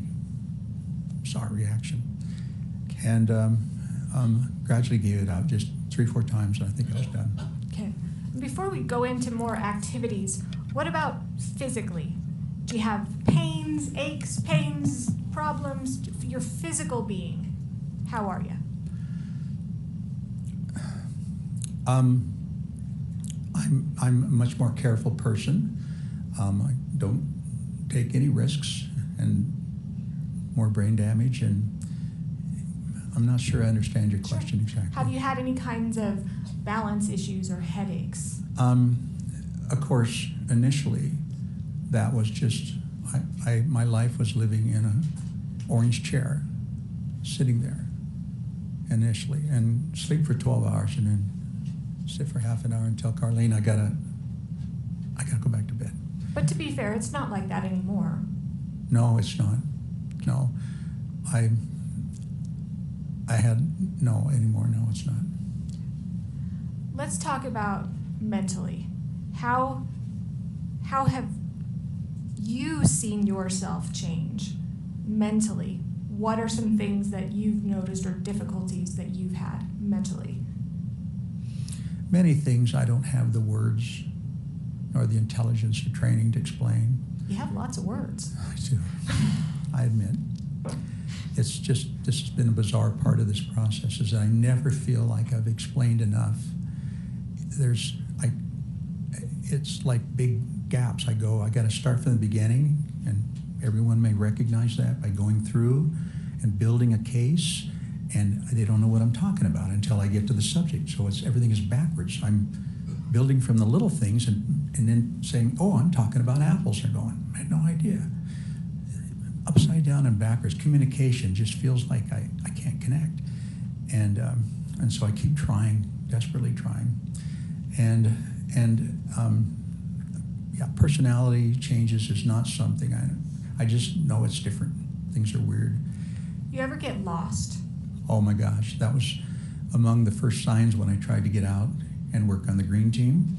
And wait, whoa, what's the green team? What are you talking about? I volunteer for lots of groups, probably a couple hundred hours a year at least, I would think. And green team is one of those that's significant, a large group of heavy lifters who pick up plastic and aluminum and recycle after concerts. And USANA was the main one, even though we've done Liberty Park. And it's a group of maybe 15 people. And we stay up until 1 o'clock in the morning picking that up there.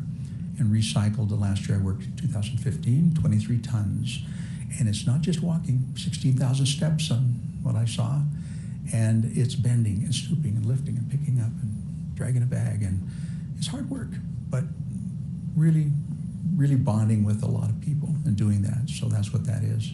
So I tried going up there, and usually I carpool, and that day I didn't.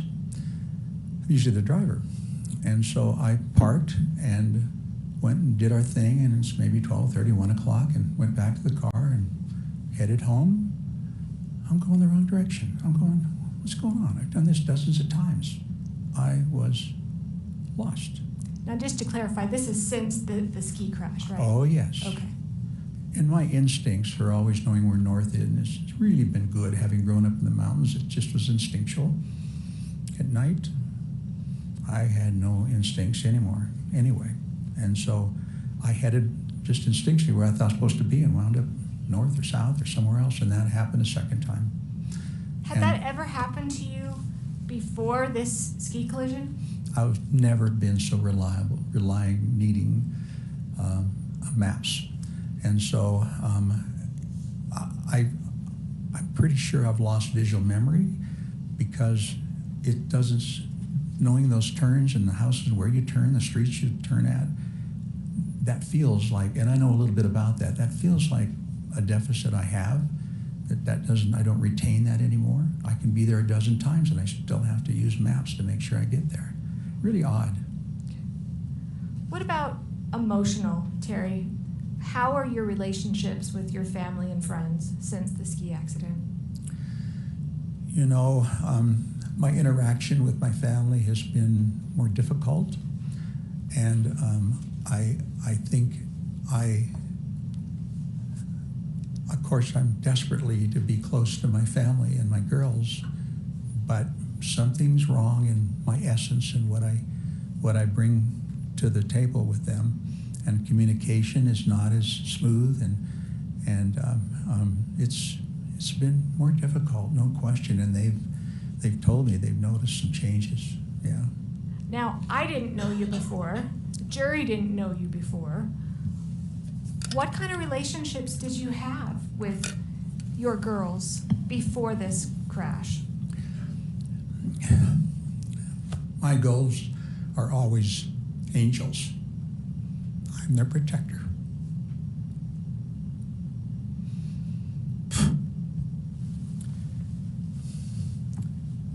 Some things happened to them while testifying that I heard about it.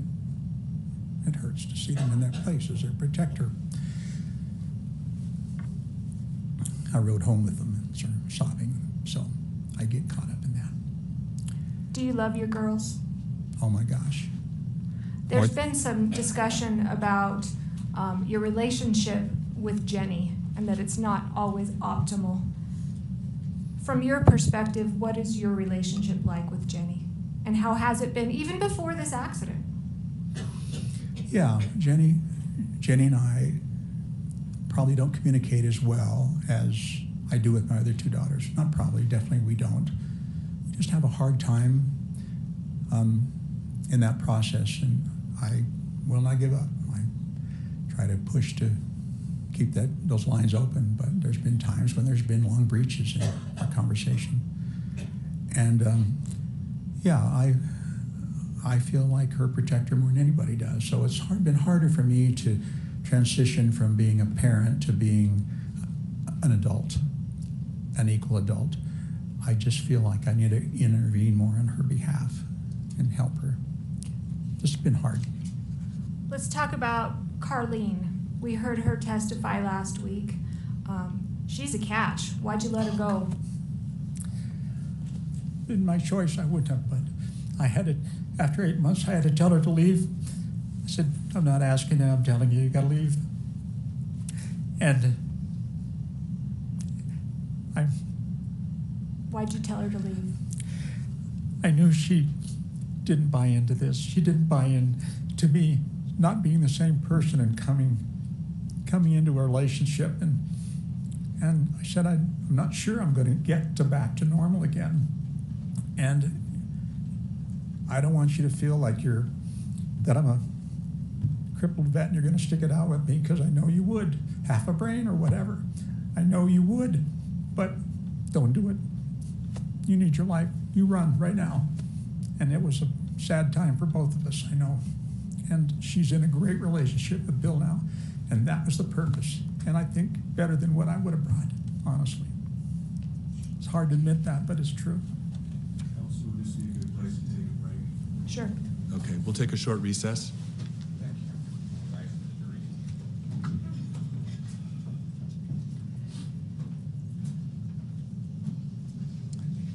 Why don't you stand now, and then you're welcome to step down during the break.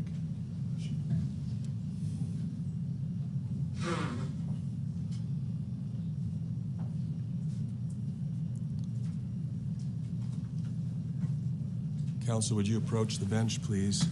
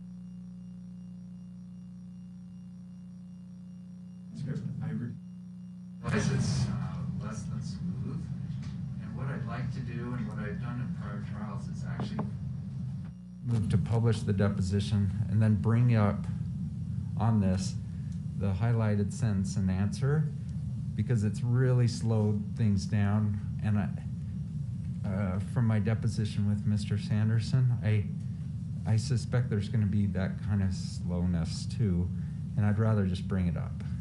Any issues with that? Yes, Your Honor, we don't think it's proper. We'd rather do it the normal way, which is they read the deposition, but they don't show it. I think I'll permit it because this is a party, and under Rule 32, it can be used for any purpose. I thought he meant for the other witnesses. And as long as, you know, the section that you're using for impeachment, Mr. Owens, is the only section that's appearing up there. Okay, that's the James issue, but we'll do it. All right, yes, we're okay with that. I thought he was talking about some of the other witnesses that we're preparing. You see, last night, we thought we'd find out if Carrie Oakes was going to be offered. We could Should- bring in the jury. Pardon? We could bring in the jury. Okay, Let's call them in. Get moving. I've committed to get this done quickly. Yes, you did. Your Honor, we have copies of the hard copies of the depositions. There were actually, it was 3 sittings, and can we go put them up there, Yes. 1, 2, 3, and give you a copy? Yes. Do you mind? This is Peter. Yes.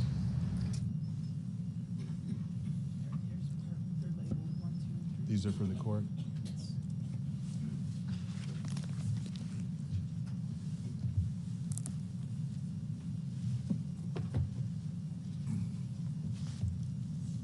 If you're putting it up on the screen, I mean, for the witness, they may not need to actually go into this.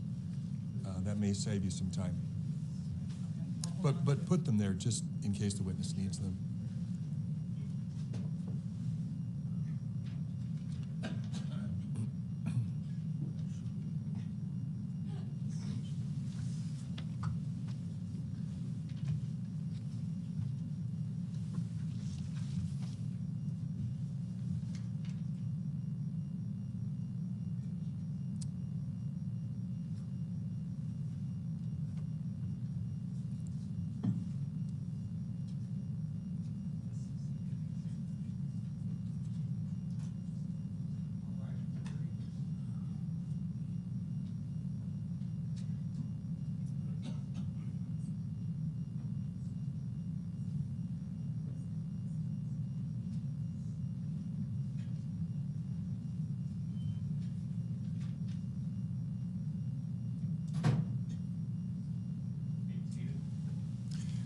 Ms. Van Orman? Yes, thank you.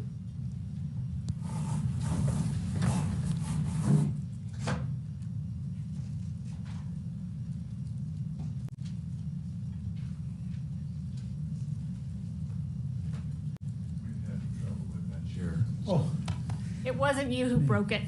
I've got one side higher than the other, but That's what it does. I don't. oh, okay.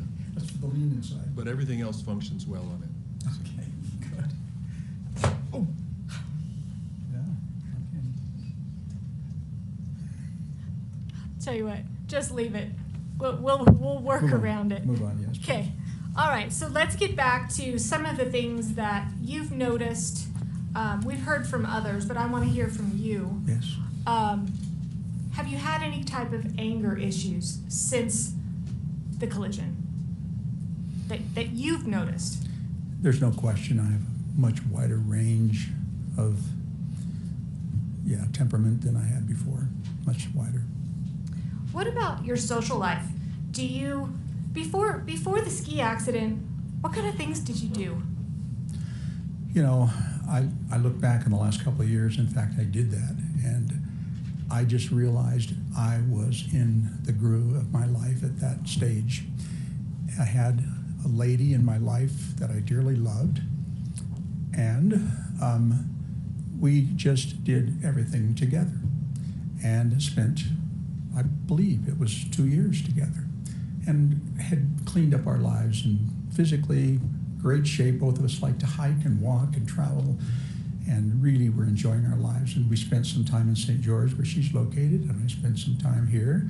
It was wonderful. We cleaned up the businesses of homes and combining homes and parents' homes, and we had, she, as I hope everybody noticed, she is an amazing woman, and so I had a great deal of connection with her.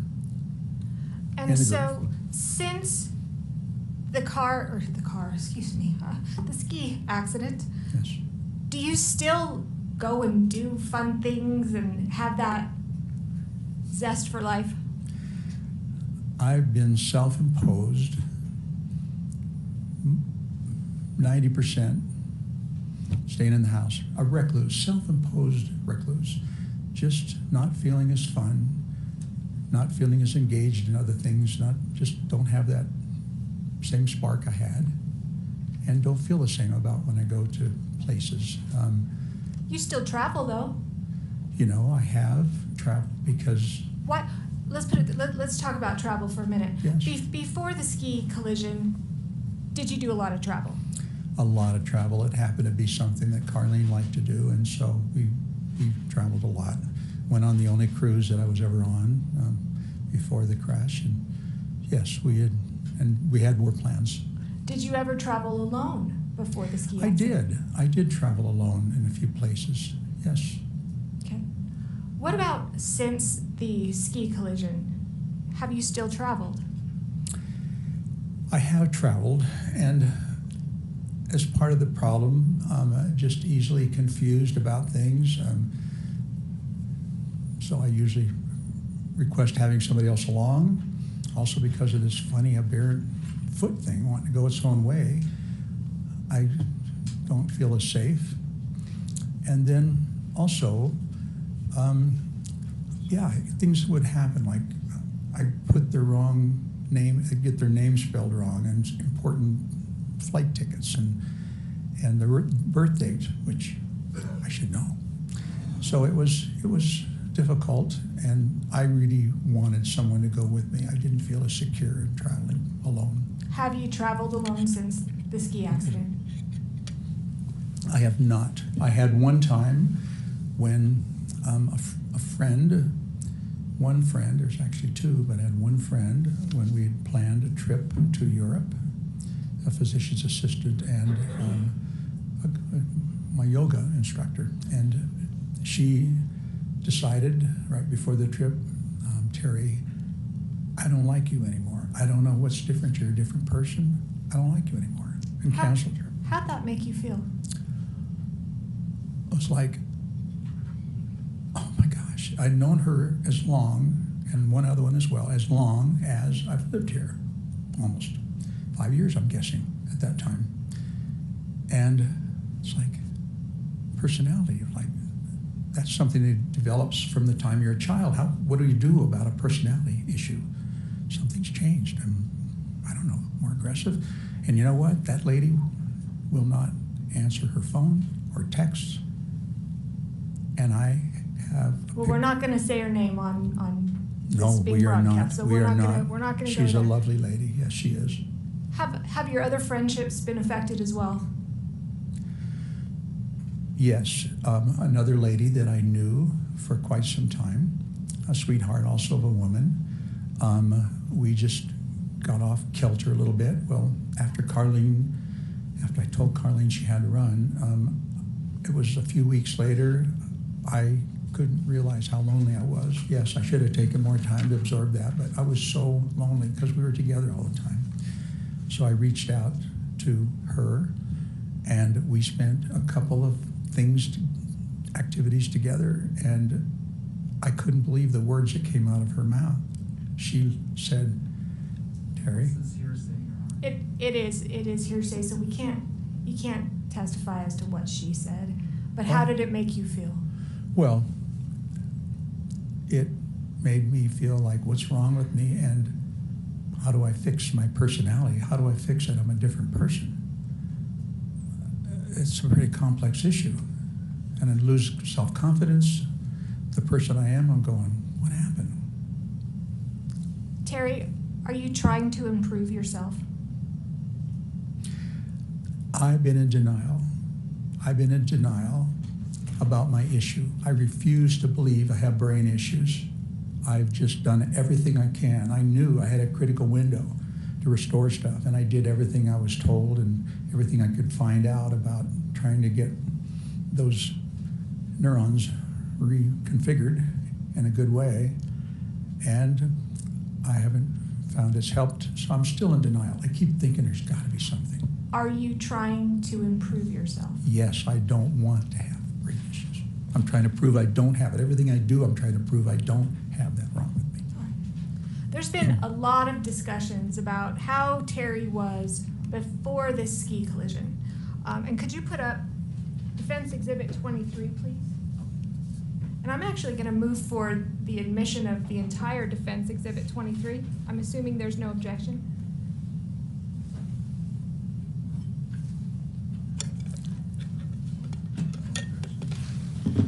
Does any of this need to be redacted? So, let me just state that my understanding was that Ms. Van Orman was going to be done at 11, I'm and then it almost done. changed. Right now, she's moving for Defense Exhibit 23. Any objection? No. Okay, so it's received. As to the redaction concern, I do believe at least some parts of it maybe need that, but it looks like we're not showing those. Are you showing his address, for instance? Well, at the bottom of that, do you have that exhibit in front of you? I think I do, yes. Yes, I think I do. All right.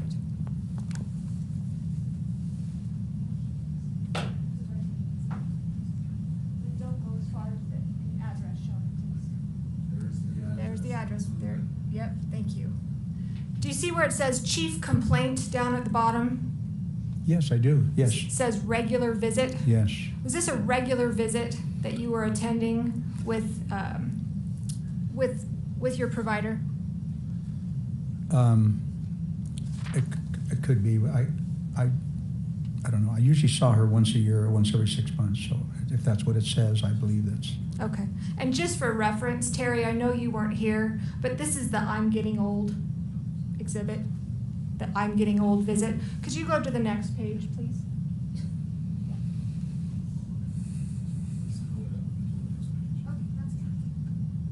Is this Defense 23 or? Defense 23. All of Defense 23. I have nothing in front of me now. It's coming. Don't worry. Oh, All right, so this is the second page of that exhibit. Talks about 69-year-old male with HTN, HLD. We're not going to go through all of those Yeah, things, okay? yeah. Thank you. Just got over a URI. Do you know what a URI is? I do. What is it? Upper respiratory infection. Okay.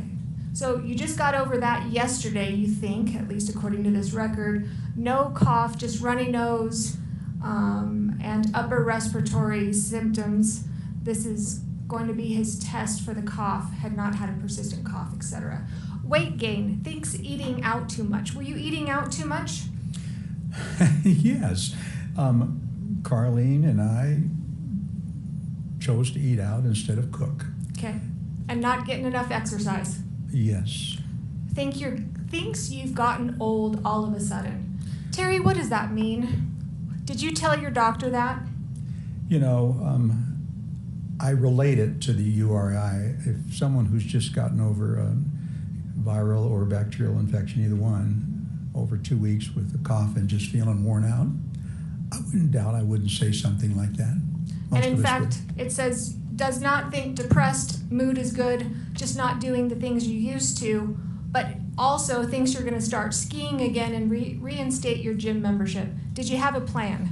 Yes, I absolutely did have a plan. All right. And that's all I need for that. Talk about planning, and I meant to ask you about this before we move on. Do you know what executive functioning means? Yes, I'm familiar with that term actually from before. What's your understanding of what it means? It's the ability to coordinate your actions through your life, to be able to put things together, make decisions about them, get things done, and be efficient and effective, and be able to multitask and be effective, be efficient and effective. Can we approach? Sure. move along.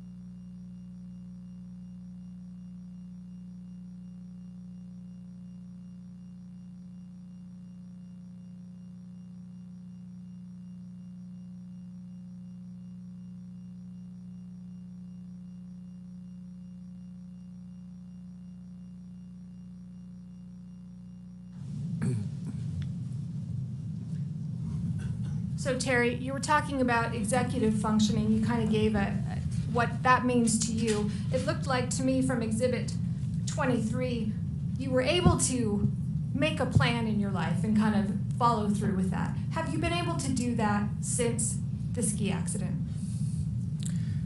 The examples of not being able to do that are one of my collections I keep track of all the things I want to do and can't do, and there's thousands. There's at least 12, I guess I should say 1,200 or 1,500 items on my to-do list.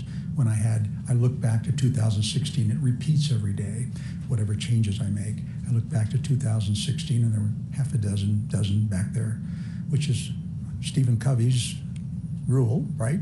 That's what you get done. You mark them as priorities and get them done.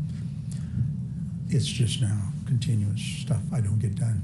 And I can't tackle because I can't figure it out. It's just goofy. The things that I could do, I was really handy. My dad was a handyman. And I learned, and I have the tools. I have an example. You know what? I would love to hear the example, but I have made a promise. Go for so it. I want to shift gears. Let's do it. At some point, after the ski accident, some time passed, and there was a press conference that was held. Yes? Yes. Okay. I wasn't involved in that. I wasn't even your lawyer at the time. Was the press conference your idea? Absolutely not. Do you know why the press conference was held? Your Honor, that's... Is he waiving his attorney-client privilege? Because if he is, I'm gonna drive a bus through that. What's the objection, counsel? He just violated his own attorney-client privilege, whose idea it was. Objections overruled as to relevance. What is your understanding as to why a press conference was held? We understood and we agreed how important it would be. And hold on. I don't want you Okay, to talk about anything that you talked about with your counsel. Thank you. Okay. Did you have an understanding why a press conference was held? Yes. I knew that it was very important to have a video of that particular activity. It would just be convincing and would settle this beyond all doubt. Like a GoPro. Exactly like a GoPro. But all the other cameras up there had to be somebody. And that's what I knew. In fact, I even looked recently and put up a notice at Deer Valley if anybody had a copy. After that press conference, did any GoPro videos surface? No, none. Have they ever? No, never. Terry, did you cause the ski collision with Miss Paltrow? Absolutely not. I swear to my God and my family and my other Father in heaven, it's like, no, I did not. Why did you bring this lawsuit? Your Honor, but can we move to... Strike like religious oaths here. Sustained. And Why did you bring the jury this- should disregard the last part of the last response. Why did you bring this lawsuit? You know, I realized after a period of time that no one believed how serious my injuries were. Just because I wasn't out and interacting continuously didn't mean there was something any wrong with me. I really, really wanted an opportunity. I knew there was damages, and then there was lots of insults added to that singular incident. Lots of insults along the way, dozen of other times where everything went contrary to my value system. And I just went, you know what? My daddy would say, if you got the truth, you bring the truth, don't let anybody back you down. And that's what I felt I needed to do. And I'm here to prove that truth, only with facts. That's all I have. Thank you. Thank you, Ms. Van Orman. Mr. Owens?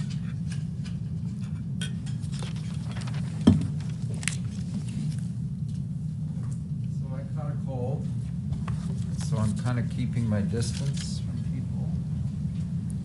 Let's see, where's that little microphone that moves?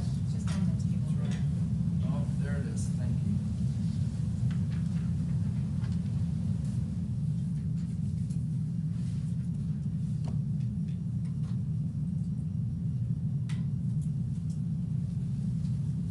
Sorry, I'm gonna be wiping my nose a little. And with this climate and dry air, I might have a bloody nose. Yes.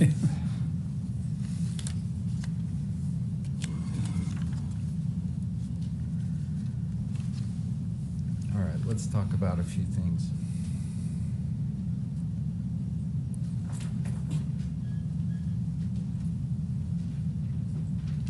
So we're not going to get done with you today because we have witnesses this afternoon, but I think we can go till noon. Is that all right with you? Yes, sure. Whatever you like.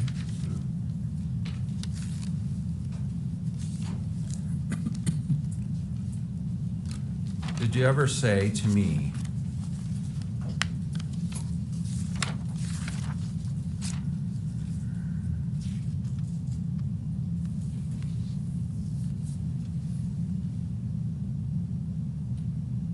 I wrote I'm famous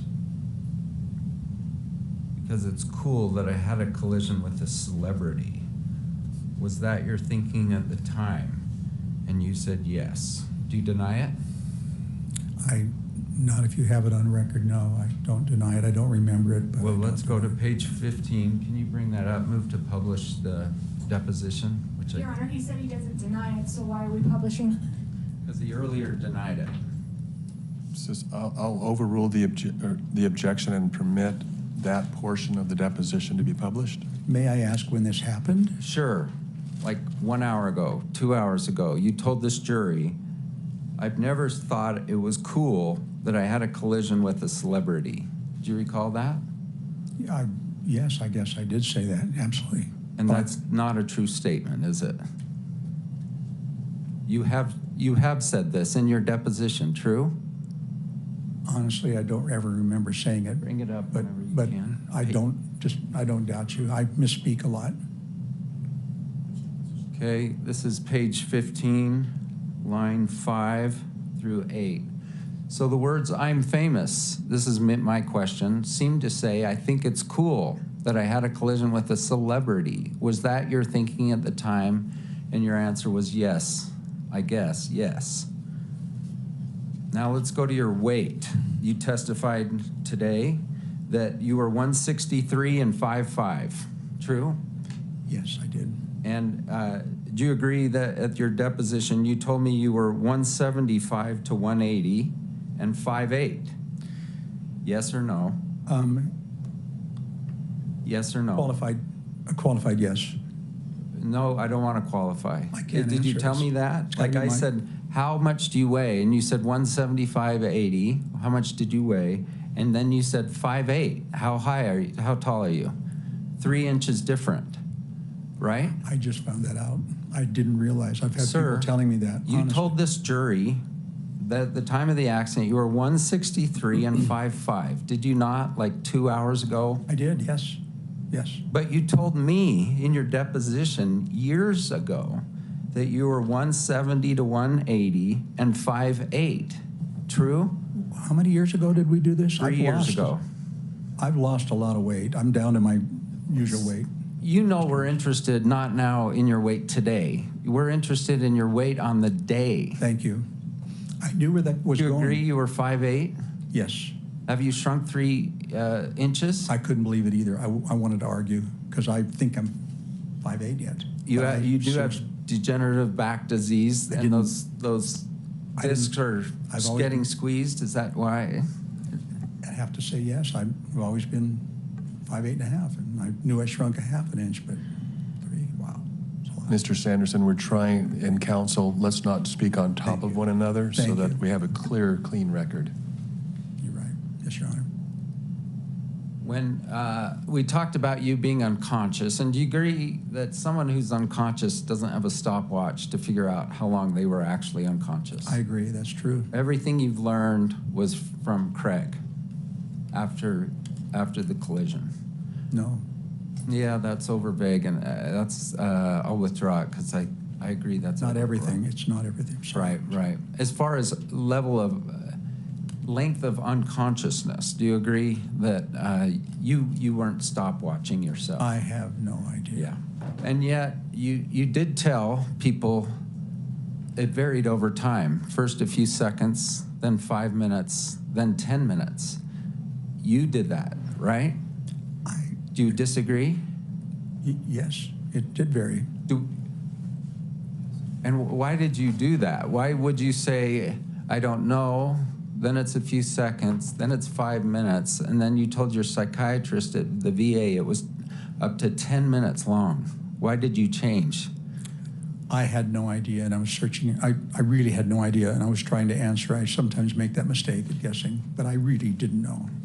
And it was to try to get the attention of the doctor. Do you remember telling me that? I don't. I don't know how to. Let's find it.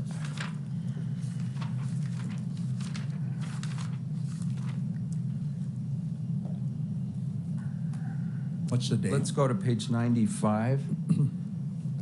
Which deposition, 1, 2, or 3? 1.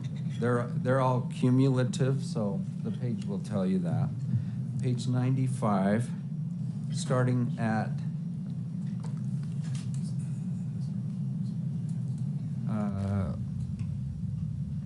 line 7.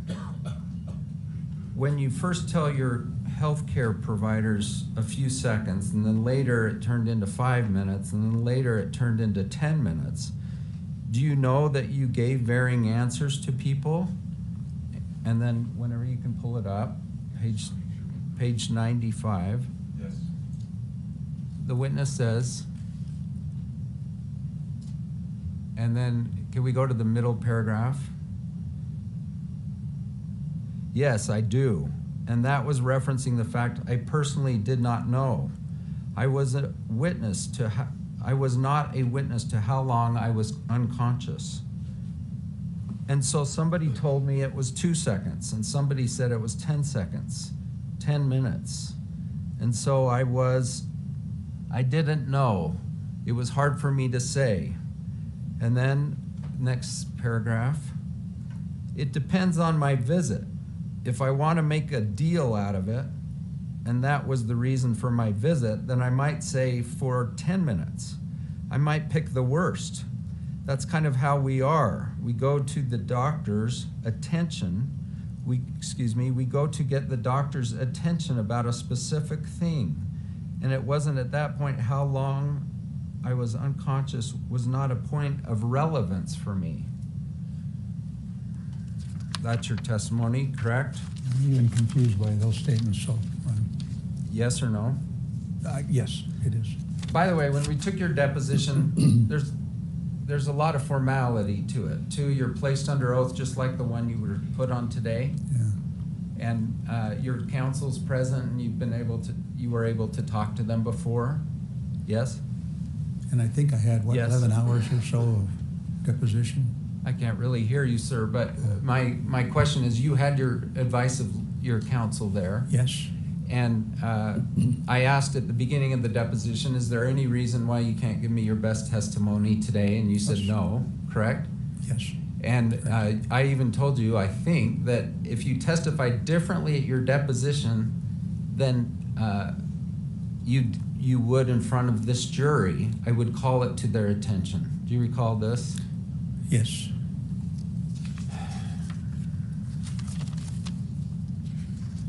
And you took an oath, and you then had the opportunity to make any changes to your deposition transcript. Is that true? Yes. And did you? No, I don't remember making any changes. I think I made 2 with you. I said 2 corrections and that I remembered. Okay. You And- didn't. and you You took didn't them. make some, and counsel told you let's not submit those. I haven't looked at these depositions at all. Not at all. Do you dispute that? Well, I heard you call Eric Christensen, a Deer Valley instructor for 40 years, a bully. Did you say that? I did say that, yes. And that he was yelling at your face. Yes. I figured out. I And didn't we'll- actually know that until. And we'll meet him at 1 o'clock. Deer Valley's known, or at least puts itself out there, doesn't it, as like the most customer friendly they could possibly be. Do you agree? I agree.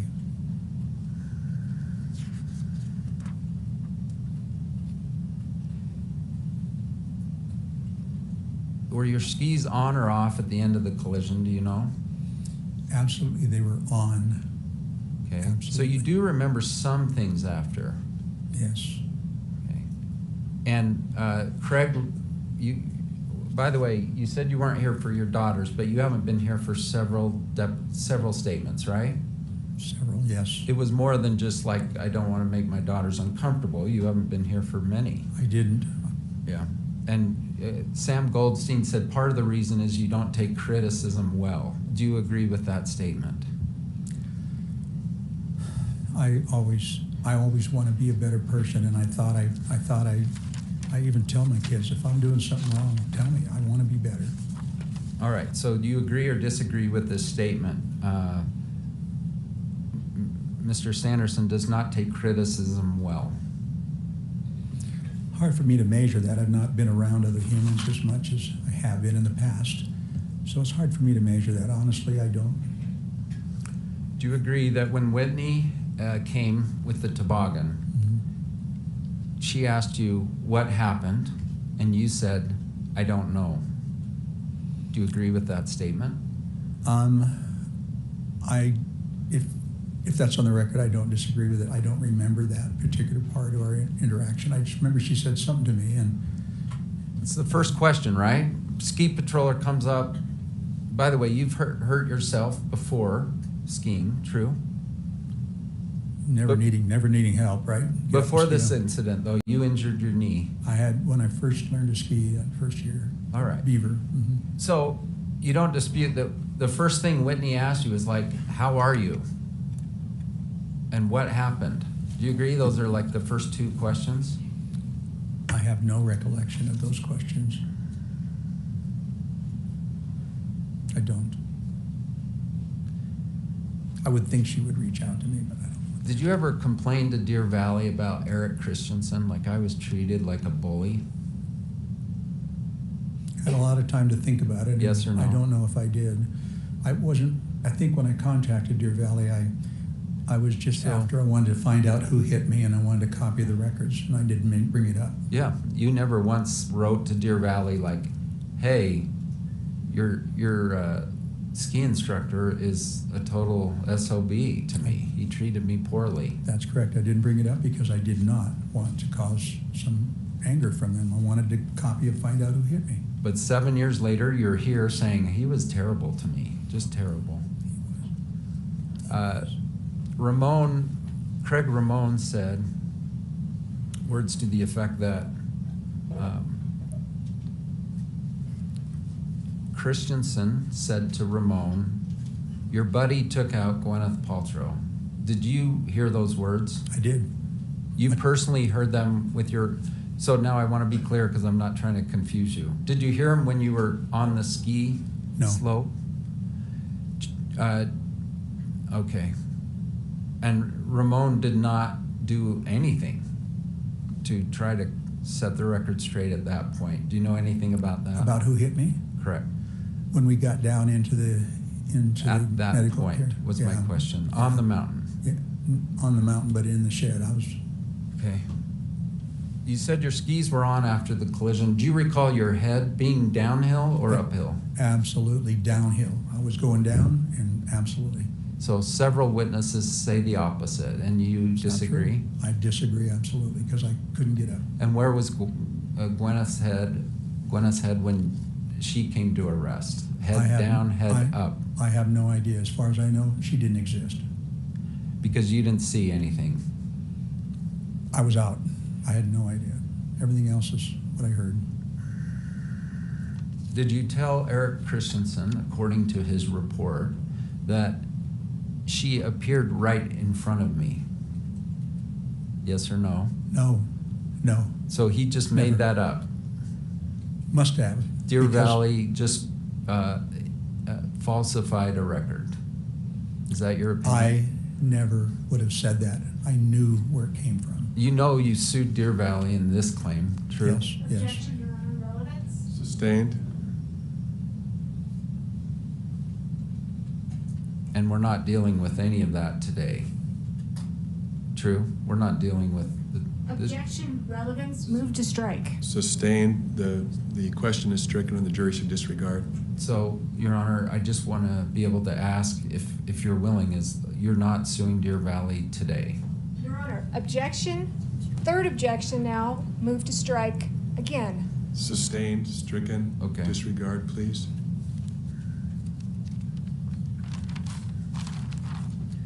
I hear you saying you were flying through the air after she hit you.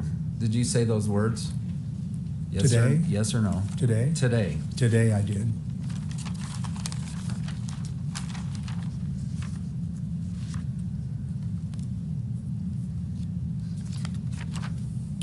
With regard to relationships prior, you had 2 divorces, true? I did, yes. And then was it about 10 years of just dating various different other women? I guess I wouldn't know exactly. Wouldn't be unreasonable, maybe. Well, I'm just saying if the incident occurred in 2016, when was your second divorce? About 10 years 30 earlier? ago. I'm thinking 30 years ago, I'm thinking. Yeah. All right. So, I mean, it's nice that Carlene, you'd found a nice partner, but you were not engaged. Is that true? We were not. And That's she where we was had- actually living hundreds of miles away from you? We went back and forth. It's 3 hours, 4 hours maybe, the most. A couple 100 miles, I think, isn't it? I don't know. St. George. We'll move on. Thank you.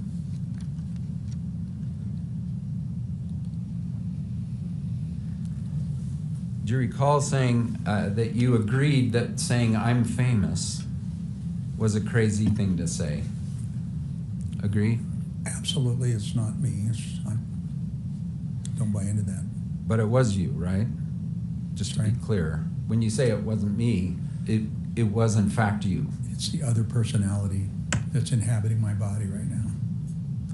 And you blame Gwyneth Paltrow for that. Yes, no question. Do you recall having a kind of a stroke event like 10 years or so before the incident?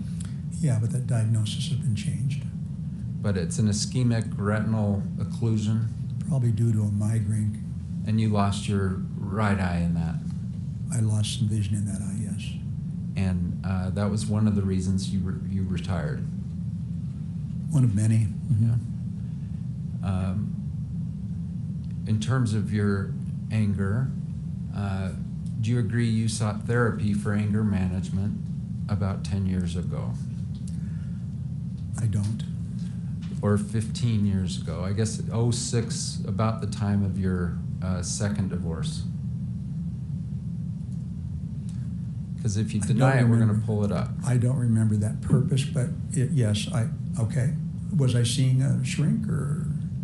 So you I can't don't ask know. me questions, unfortunately. Sorry, thank you. All I'm trying to have you say yes or no, and then we go to documents if we need to. So do you agree that you were seeing a therapist at the VA for anger management about 10 years even before the incident? I honestly don't remember it, but if you say so, I believe you. Yeah, I can't testify. So if you I don't. dispute it, then we go to the record. I And don't look at these records. I haven't 5,000 pages. So you don't dispute it? I don't. Okay. And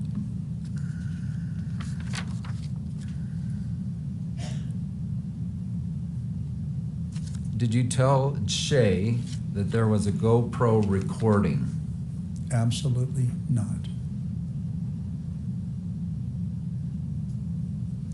Do you recall at the exact time of this event, going down the hill, you were sort of crossing over to the right? Does that sound accurate? No. You were always on the right? Yes. Okay, Christensen is going to testify this afternoon, so we'll talk about that.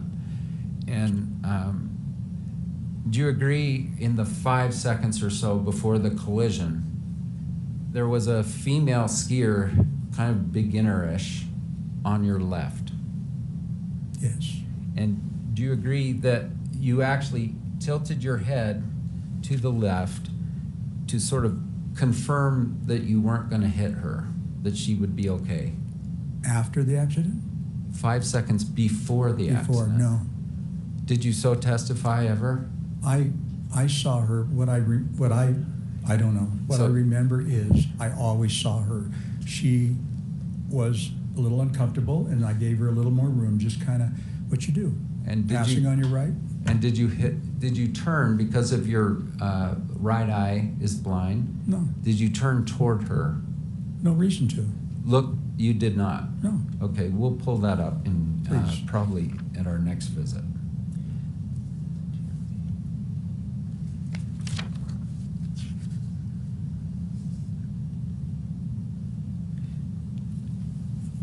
You texted about Whitney, the toboggan person, how happy you were with her. True? I did, yes. Give her full And- credit. And we've both read it. It's pretty articulate, pretty detailed, right? It is. You knew you were being subjected to a brain test, like a memory test, Well, I'm not. Okay, go ahead. right? Didn't you tell us that? When she said, I want you to remember some things. Yes, oh yes, absolutely. Okay, you knew you were being subject to a brain Oh, and memory test. I've never focused so hard. And you came through with flying colors, I right? You did. knew them all? I did. Remember President Trump said they gave me 5 things to remember and I got them all. Do you remember this? I don't pay attention, honestly. Sustained.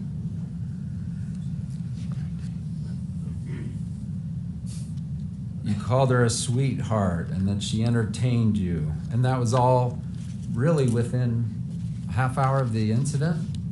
A half hour of the collision? Is that true? I don't remember the time frame. Carlene may have been there by then. I don't know. She was helpful. But it was at the base where the toboggan went down to. Yes. That wasn't, well, tell me, is that at the bottom of Deer Valley or is that a mid-level Mid-level, clinic? I think. I think it was mid-level. All right. And I was so- is there a picture of you two in a wheelchair smiling? Do you remember that picture? I haven't seen it. Ever? Don't remember seeing it, no. Shay mentioned it, that there was a picture of you, and maybe it was at the Instacare. Do you remember any picture of you in the Instacare in a wheelchair smiling? No, I don't. Okay, and I asked you about it, and you said, I just smiled because they told me, If somebody says smile. someone said smile, and you smiled. I don't Does this remember. ring a bell from your deposition? It does not. Okay. But that's, So you took a picture of Whitney, right?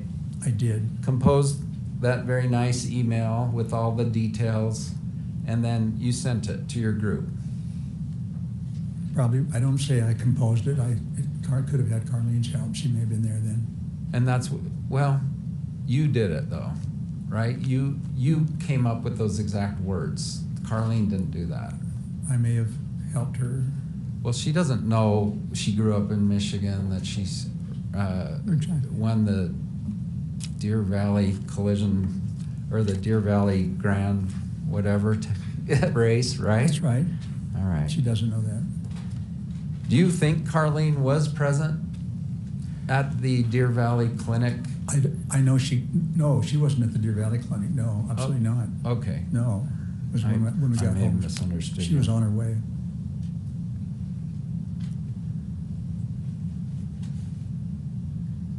Do you remember Carlene didn't buy into this? Was that your quotes in terms of your, did you say those words just like an hour or two ago? Carly didn't buy into what, Mr. Owens? Do you remember saying those words? She wasn't buying into this? What was the question? It was why your relationship with her deteriorated after the collision.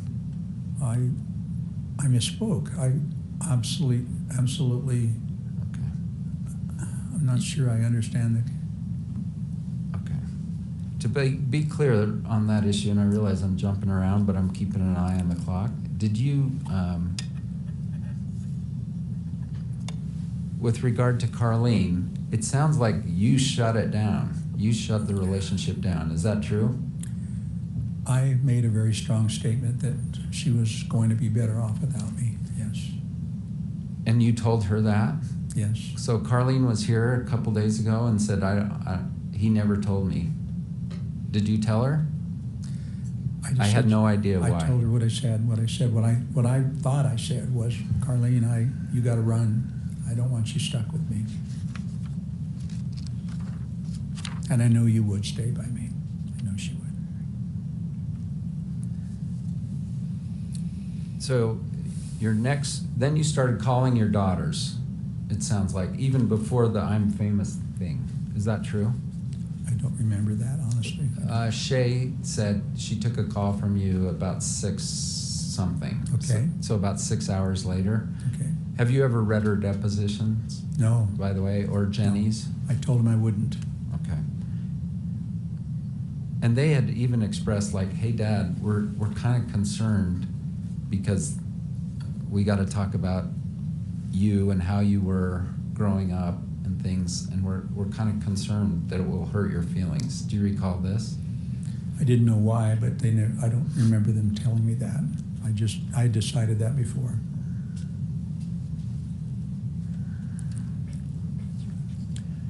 All right, so you're at the clinic. You take a picture. This is at this on the Deer Valley Hill. You take a picture of Ramon and one of the other skiers, and they're all smiles. Did you know that?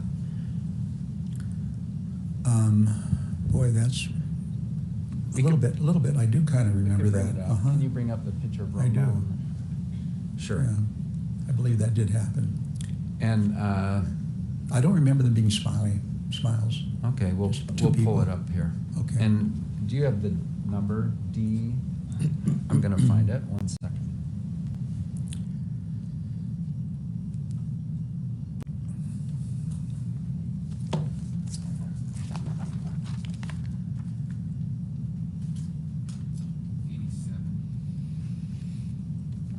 D87 moved to admit. I think it was. If not, no objection. Go ahead. D87 received? Do you remember, and I can give you a hard binder if you want. It looks like the monitor's working. Do you recognize that you took this picture? I recognize the picture, and I probably did take it. All right. Smile, you know.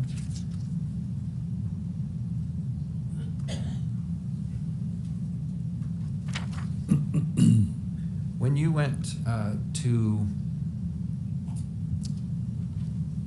the Instacare, do you have a personal memory of that? I really don't. I don't remember if I had an X-ray.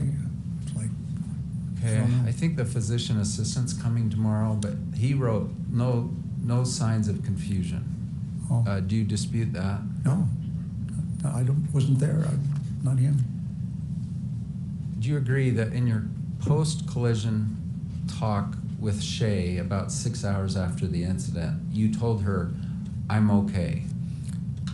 That would be me. My Yes. parents didn't find out I was divorced until the last day. I don't want to put them through that misery. I don't share my information. All right, so I think that's a yes, but I'm gonna re-ask it because we need to get it clear. At 6 o'clock, just 6 hours after the collision, did you tell your daughter Shay, I'm okay? Yes? Yes, Asked and answered. thank you. Overruled? And then on the hill itself, with the accident having occurred just in the prior minutes, do you agree that someone asked you, are you okay? That is absolutely beyond a doubt wrong. No one spoke to me when I was needing help. No one stopped, no one. So your testimony is Eric Christensen just sat there and looked at an unconscious man for several minutes? Is that your testimony? Yes, he never said one word to me that I recall. Maybe when he got me up. So Ramon, although he did try to change his deposition, did say that at one point you said, I'm okay. Do you dispute it? I disputed. Now, I to never dispute felt it, okay. you have to know everything you said, right? Like, I know everything I said, and I didn't say it. Are you saying you have a perfect memory of what you said on that hill just after the collision? Yes or no? I knew. That's an argumentative. That's not argumentative. Overruled? Yes or no? Um, Say yes or no, please. question again, please. Yes. Do you agree that you do not have a perfect memory of what you told others after in the 1, 2 minutes, 3 minutes after the collision? Or do you have a perfect memory? Well, that word is so ultimate, perfect. Right. No, an answer would be no, it's not perfect. Okay. So it's possible you said, for instance, Eric Christensen is going to testify, first witness this afternoon, that you told him, I'm okay. Do you dispute it? I disputed. I Okay. never felt safe and like anybody was there to help me. And then I would not have said it. He's about to testify that not only he was there, but a ski patroller duo came over. One of them came over and said, do you guys need any help, or words to that effect? And that you consulted with Ramon and then said no. Do you dispute it? I absolutely would have said no. I never said safe. So I don't want to say what I would have said. I want to know if you remember. Do you remember that? No, you- I okay. don't remember. In being fact, you asked. don't even remember that ski patrollers came by. True? No, I do not remember that. Yeah. Ever.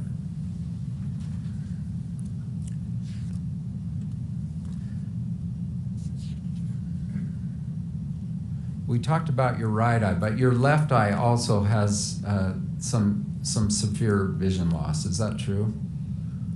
No. I see 20/20 in that eye. Did you have a cataract in that eye? I did. And that cataract's been removed Yes. since the ski collision? Yes.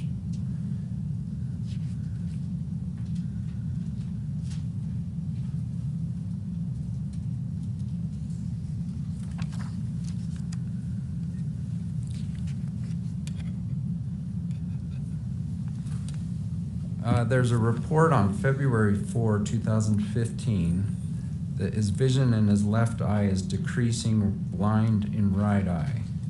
Was your left eye decreasing 1 year before the ski collision? Increasing in visual acuity or Sorry. in prescription? Decreasing. Was your left eye decreasing? Yes, getting less need for prescription, but not the visual acuity. Now, in addition to your stroke, you also had your heart was not perfect. Do you agree? Before the ski collision? Perfect, of course, I couldn't agree with the word perfect, no. Palpitation, you had palpitations, agreed? Had them most of my life, Yeah. No How many fracture. years?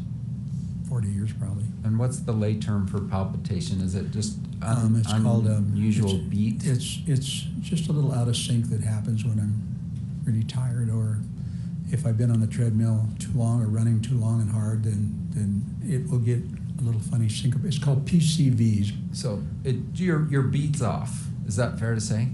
Yeah, but it's nothing. Yeah. I notice it doesn't change. Okay. But you are on 2 different high blood pressure medications. Does that sound right? Yes. And that's because one wasn't adequate. You needed both. Well, Objection relevance. We're going to I can explain if you want, Your Honor, that this event changed. Later witnesses that to which this forms part of their opinion? Sure, his overall health, yes. There's no claim that his heartbeat or anything was affected by this accident.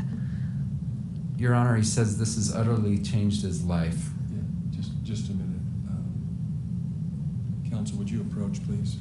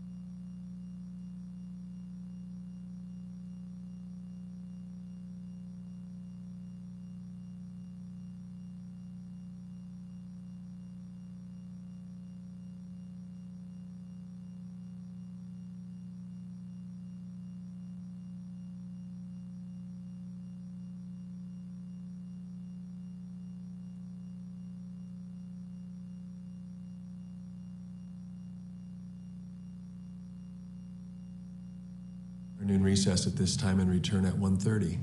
Thank you.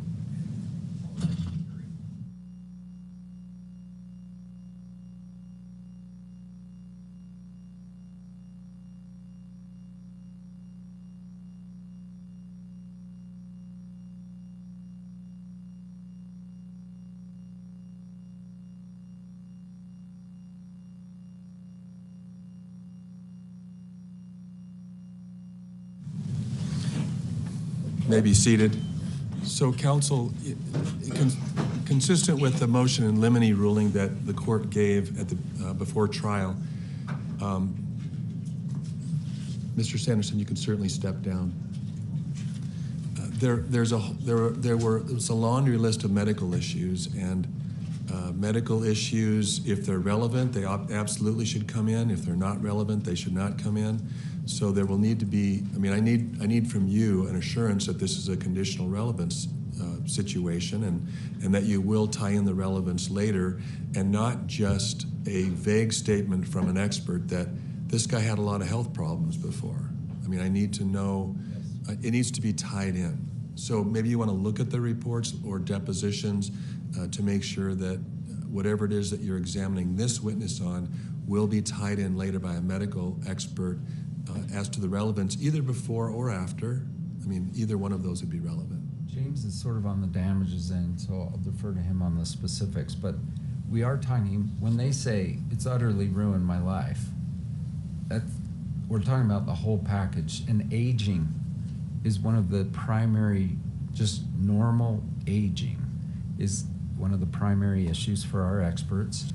And so we got to look at the whole package, not how about this heart thing, and how about this prostate thing, and how about this.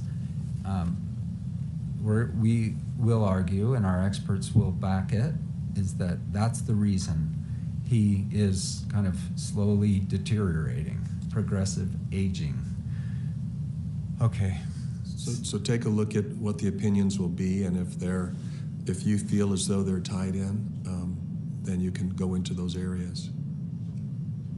Thank you. It seemed like there was one other issue. Okay, I just want to kind of put this on the stand. So I had 7 witnesses lined up. I was supposed to take over the case this morning at 9 a.m. Many are out of state. Plaintiffs' counsel, I don't dispute everyone's working hard, but it has significantly thrown off my witness list to the point that I'm actually having to cancel witnesses, and so that we can read their transcripts. And some people, some of our experts in particular, flying in out of state, I can testify during this small window. And as of last night, they were going to be done at 10, then it was 11, and they still haven't rested. There were delays today because of weather. True. I guess I'm not really blaming people, except for I still don't have the case. They're not ready to rest. Multiple assurances that they were going to rest on Friday. Thank you. Okay.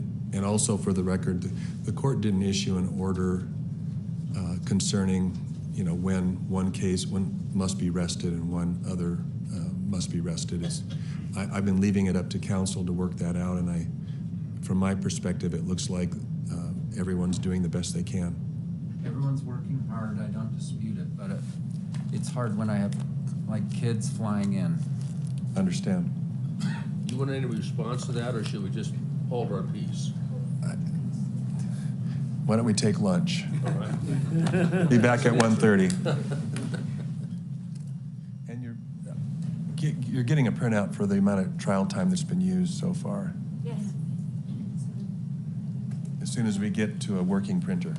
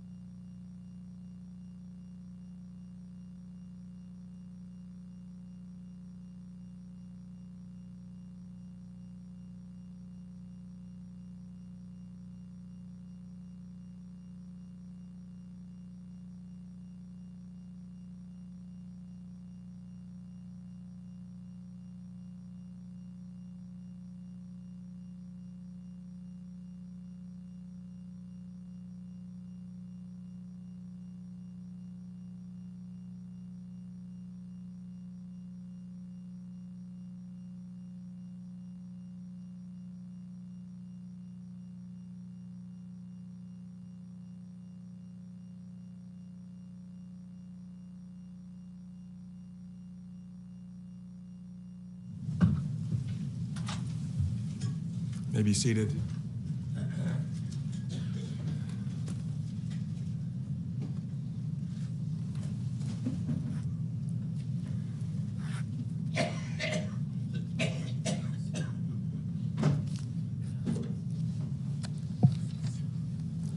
Calling Sanderson versus Paltrow. Looks like not quite everyone's present.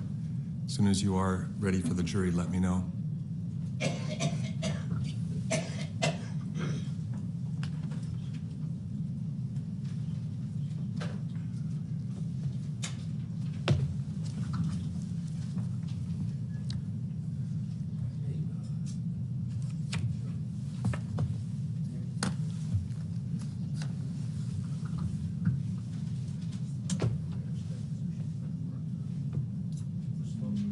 have mine here.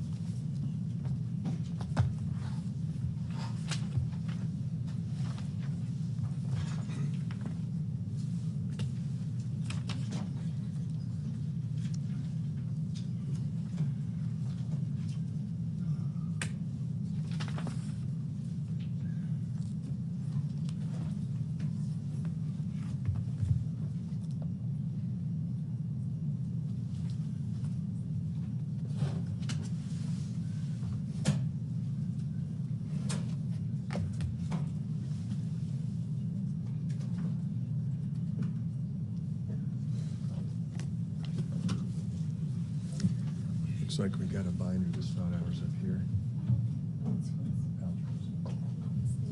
Yeah, yeah. Ready for the jury, counsel? All right, we're ready.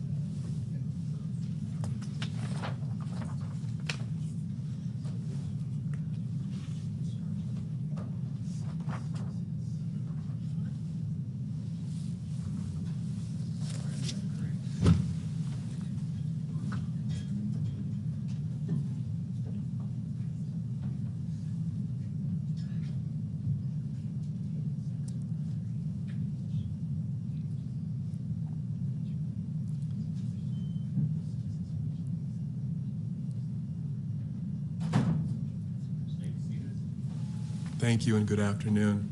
Mr. Sanderson, would you please retake the witness stand? Your Honor, we made an agreement. Oh, okay. Sure. So because we have Deer Valley people lined up, I would like to continue my questioning of Mr. Sanderson, but at a different time. Okay. Very good. Okay. So who's the next witness? Eric Christensen. Mr. Christensen?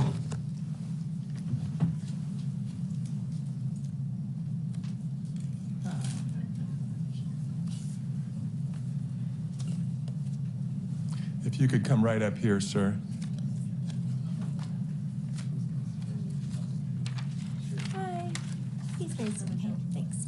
Do you swear that the testimony you are about to give in the case now before the court will be the truth, the whole truth, and nothing but the truth, so help you God? Yes. Thank you. You can have a seat. Good afternoon, sir. Just right around here, and there's the chair. And the left-hand armrest has been acting up again.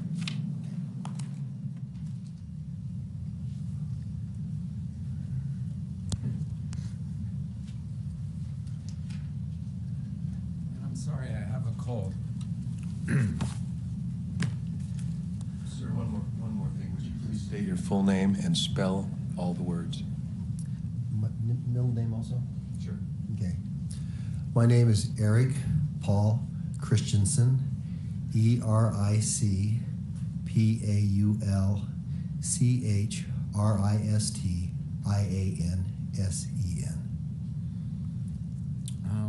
Let's introduce yourself. What city do you live in? I live in Camas. Okay, and married, kids? I have 2 children. They're both in their 30s. I have 2 grandchildren. And skiing has been a big part of your life, is that fair?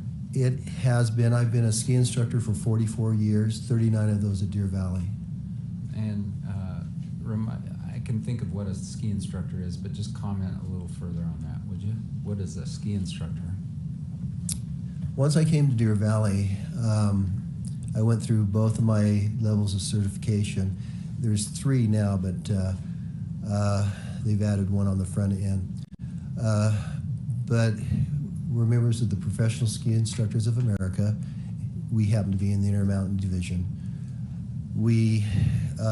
I'm certified to teach all levels, from young kids all the way through adults, from never-evers, never been on skis, through experts.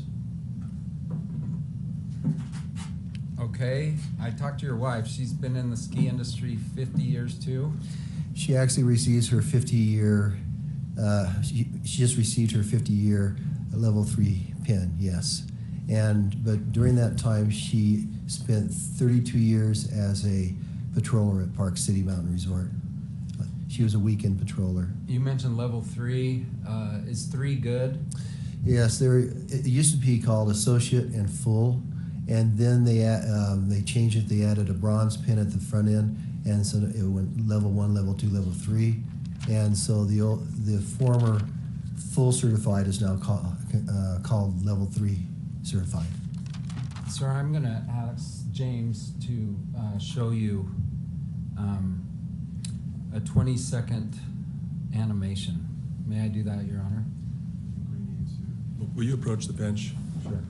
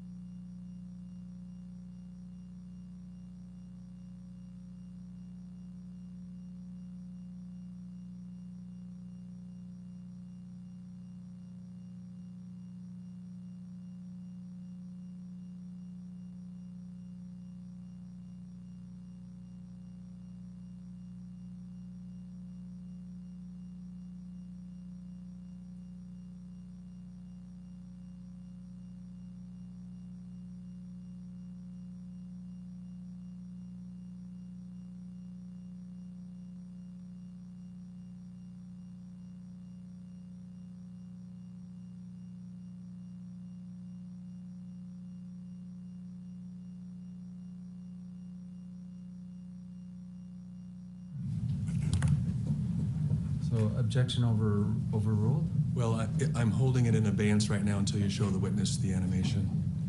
So may James approach the witness? Sure.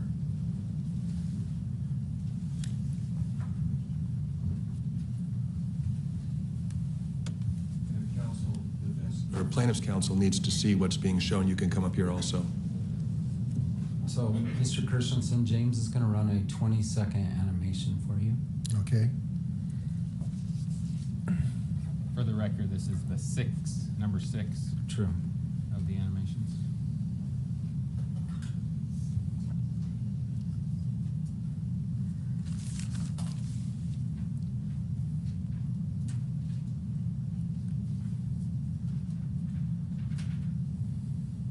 There's no sound. Please tell me when it's over. Have you reviewed that? Yes. Okay. Can I have plaintiff's counsel go back? Will that help you explain your testimony to the jury? Yes, it will. Will it help explain the position of the parties at the time of the accident? Yes. Does it help explain your recollections of the events? Yes, it does. Is it substantially similar to your recollection of the events on the date in question? Yes, it is. So, Your Honor, I move to publish this animation to the jury as a demonstrative exhibit. Plaintiff objects. The demonstrative is not illustrative of the witness's viewpoint, and if you wouldn't mind, Your Honor, I'd like to have another sidebar. Okay.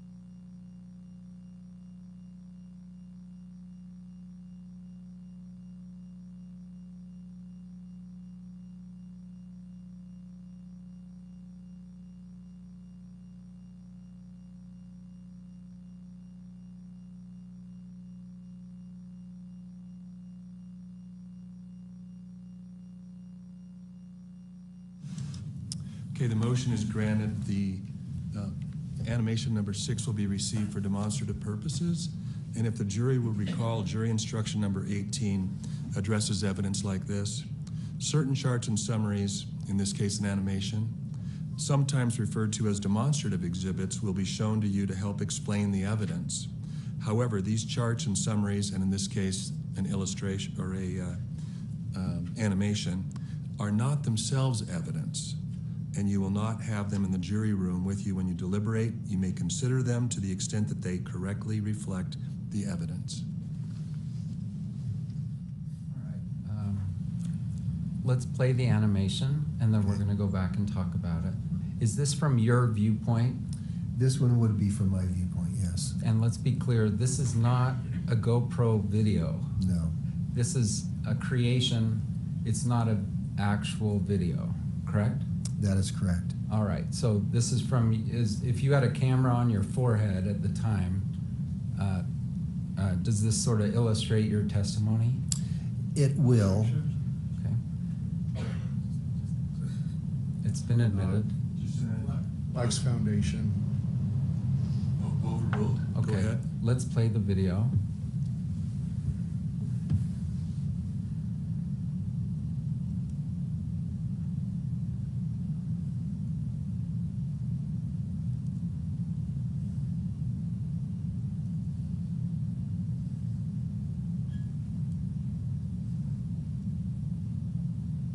All right, we're going to take this kind of piece by piece. Let's go to the very beginning. Do you know the bandana run? Very well. How many times have you skied that? Well, I've been at Deer Valley for 40 years, actually. I would say that the bandana run has been there for about 30 of those, and it is the only access to go directly from Flagstaff Mountain to the Empire area. And do you recognize this, for instance, this little cabin there on the left? Oh, yes. What is it, a private home? It's a private home. Do you recognize those? And I have a little laser here, if I'm doing this right. Do you see those buckets right there? Yeah, those are green foam tubes that cover up the snowmaking. There's water and air, or water and electric, depending on what type of system they have. And does that provide some landmark in where this collision occurred? It does. Okay. Was it essentially across from them? What do you mean? Where the collision occurred, was that sort of across from the snow equipment? It would be in that general area, yes. Okay. And then there's some people here. So who's the orange, the guy in the orange? That would represent Moses. All right, so let's back up. Were you hired by Miss Paltrow to help Moses that day? Yes. And had you helped him before? This was the third time I had skied with him, twice in the previous year, and then this trip on this year. Would you lie for Gwyneth today? No. Are you testifying truthfully today? Yes, I am. By the way, you were called a bully this morning. Have you ever bullied a guest at Deer Valley? Deer Valley takes their guests very seriously, and if an instructor is has a confrontation with a guest, we don't last. We are supposed to be polite to everyone, and I was polite to Mr. Sanderson that day. And have you been polite to every guest in 40 years? I've never had a reason not to be. So, yes? Were you Yes. a bully to Mr. Sanderson? I was not. Is that a ridiculous claim? I feel that it is, yes. And you were personally named in this very lawsuit. Your Honor. Sustained as to relevance. Goes to credibility, I believe, Move Your to Honor. strike, Your Honor. I'll follow your order. Okay.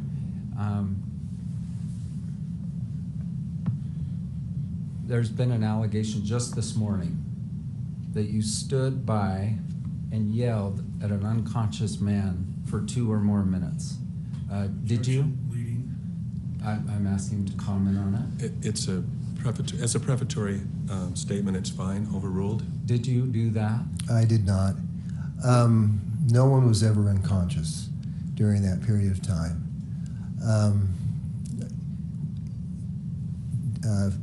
Where do you want me to start? Yes, it's a big story. Okay. Okay. Who are these 2 people on the animation? Those would represent Apple and also Carrie Oakes, another instructor.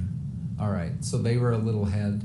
Is that fair? They were in the proximity. I can't tell you for sure exactly where they were, but we were all in the same proximity. And do you actually recognizing this as an animation, but does it illustrate well the geography of the actual run?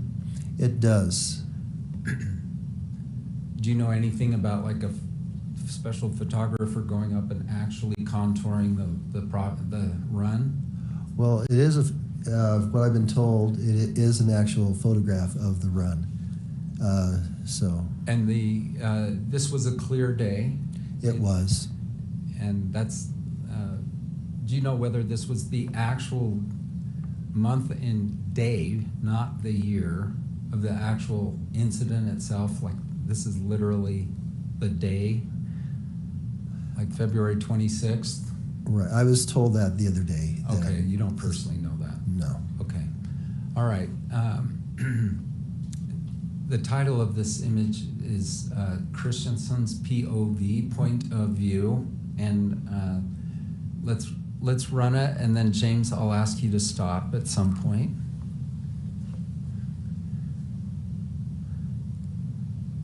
Okay, let's stop. Who is that? That would represent Mr. Sanderson. All right. Why is it you would look up to see someone like Mr. Sanderson? Now, when you're working with students, especially if they're children, you're always looking around. It's very much like driving. You're aware of everything around you. The one thing this animation does not show is I actually watched him make several turns down, and that's what caught my eye.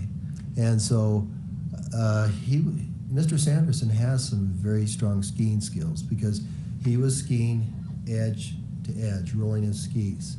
An intermediate skier skids much more, but he was skiing edge to edge, and he was making what we would refer to as GS, giant slalom turns, which basically means that they're round and large and fairly fast. Okay, and comment on Moses's ability? Moses, I think it was maybe his fourth time. He went to Big Bear one day, from what my understanding, and then he had skied a few days with me on one trip, a couple of days on a second trip, and this was his first day of this trip. So he did not have a lot of experience. He was 9 years old, and so he was still in a wedge, and so we were skiing very slow. We were skiing on the side of the run. And comment on Gwyneth's skill level. Gwyneth is a strong intermediate skier, and she was skiing skiers right while we were on skiers left. And one of the things that's interesting was that she was making short radius turns. Now, when we teach people how to be safe, one of the things that we do is we try to teach them to ski not right down the middle of the run, because that's where all the traffic is, but if they can ski a shorter radius turn on the side, that means they're in a narrower corridor. It also means that they are out of the line of traffic, and uphill skiers who are faster can watch and anticipate them and miss them. And that's what she was doing. She was actually skiing short radius turns on the skier's right next to the edge. I did jump beyond your background. So when it's not ski season, what do you do for a living? I also teach at the Winter Sports School. It's a high school that was set up for winter athletes. And so we start in April, and about the second week of April, and then graduation will be the week before Thanksgiving. And so the students get an academic education, but they also get 5 months off during the winter to work on their sport. Okay. I think I mentioned that your wife is a level 3 instructor. Are you a level 3 instructor? Yes, I am. And is that the highest level? It is. And highest means most advanced? That is correct. Okay. All right, let's run the video just a little bit more.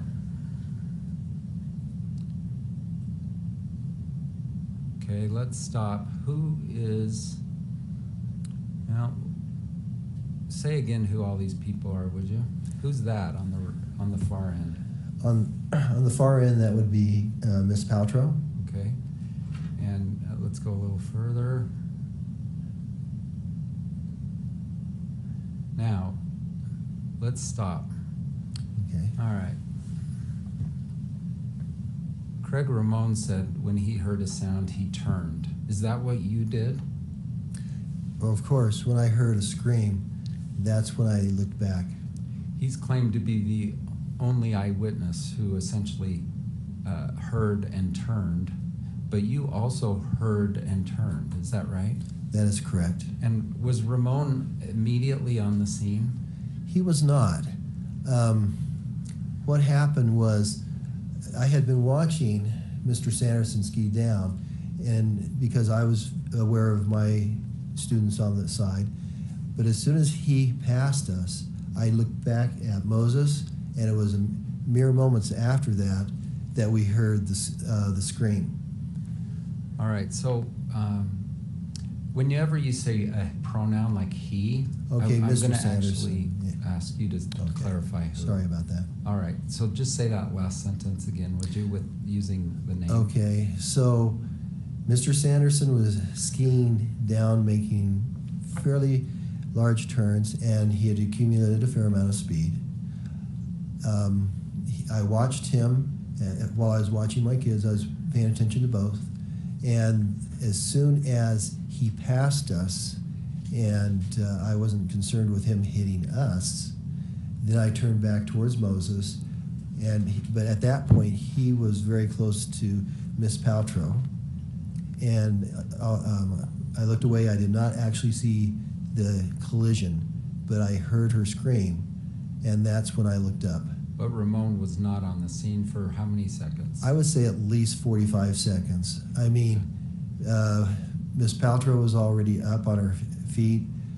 We were getting Mr. Sanderson up on his feet. He was very late to the scene. Okay. I would just assume that he was not as fast a skier as Mr. Sanderson was. All right, so let's be clear. Did you literally see the moment of impact? I did not. All right. Did you hear and turn? I did hear, and I turned, and by that time, they're already moving on the ground. And who's on top? Miss Paltrow is on top. All right, and let's finish running the video if you don't mind. So is this you skiing over to them? It is. Is this more or less what you saw? Pretty much. They were below me, so the first thing I did was I turned to Carrie and I said, asked her to take Moses, and I said, I'm going to go over to see what happened. And at that point, I traversed across. They were below me, and so I didn't have to skate or anything. I just Did you hear Miss Paltrow say anything? when I got there. Paltrow, pal, like a pal. Yeah, okay. When I got to the scene, she was talking and a little bit upset. They were both talking. The first thing I did was I took off my skis and I moved around on would have been the right-hand side. And they both had their heads uphill. Both sets of skis were still on both she and Mr. Sanderson. And their skis were below them. And they were basically lying pretty much on their backs. Okay. And I think Ramon said that their heads were downhill. Do you agree or disagree? I disagree. And you even smiled. And why did you smile? Well, for one thing, he wasn't there at that time. But no, they were, I don't know how to describe it with my arms, but, they were on the slope and she was underneath and he was on top of her. And he also, Ramon said that Mr. Sanderson was a spread eagle pointing downhill. Did you observe that? I never observed that. You would have remembered that, wouldn't you have? Well, of course.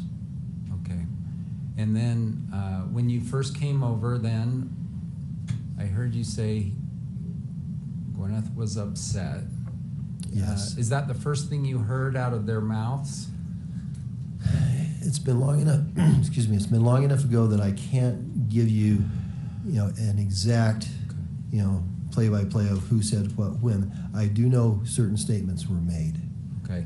Okay. And did you hear Mr. Sanderson say anything during the entire incident? Oh, of course. What were those things? Well, at the first, he was apologizing to her. You And heard that with your I own did. ears? Yes, I did.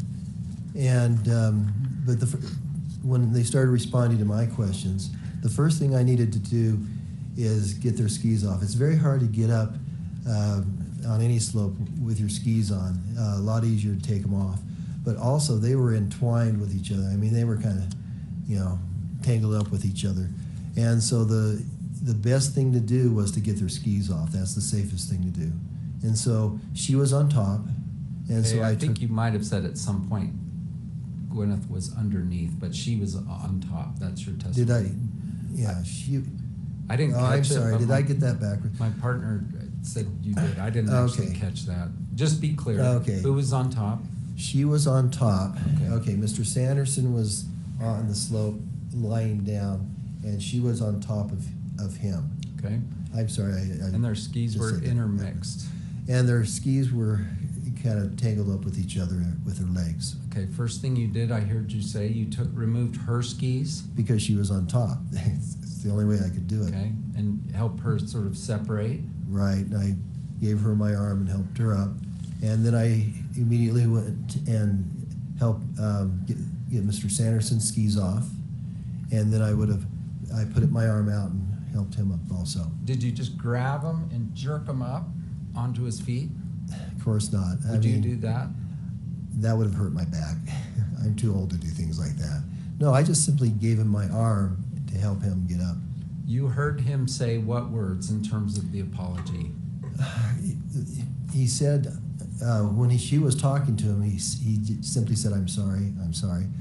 But then he also made a statement about, she just appeared in front of me. Okay, you remember those words? Yes. What does that indicate to you in terms of who was the uphill skier?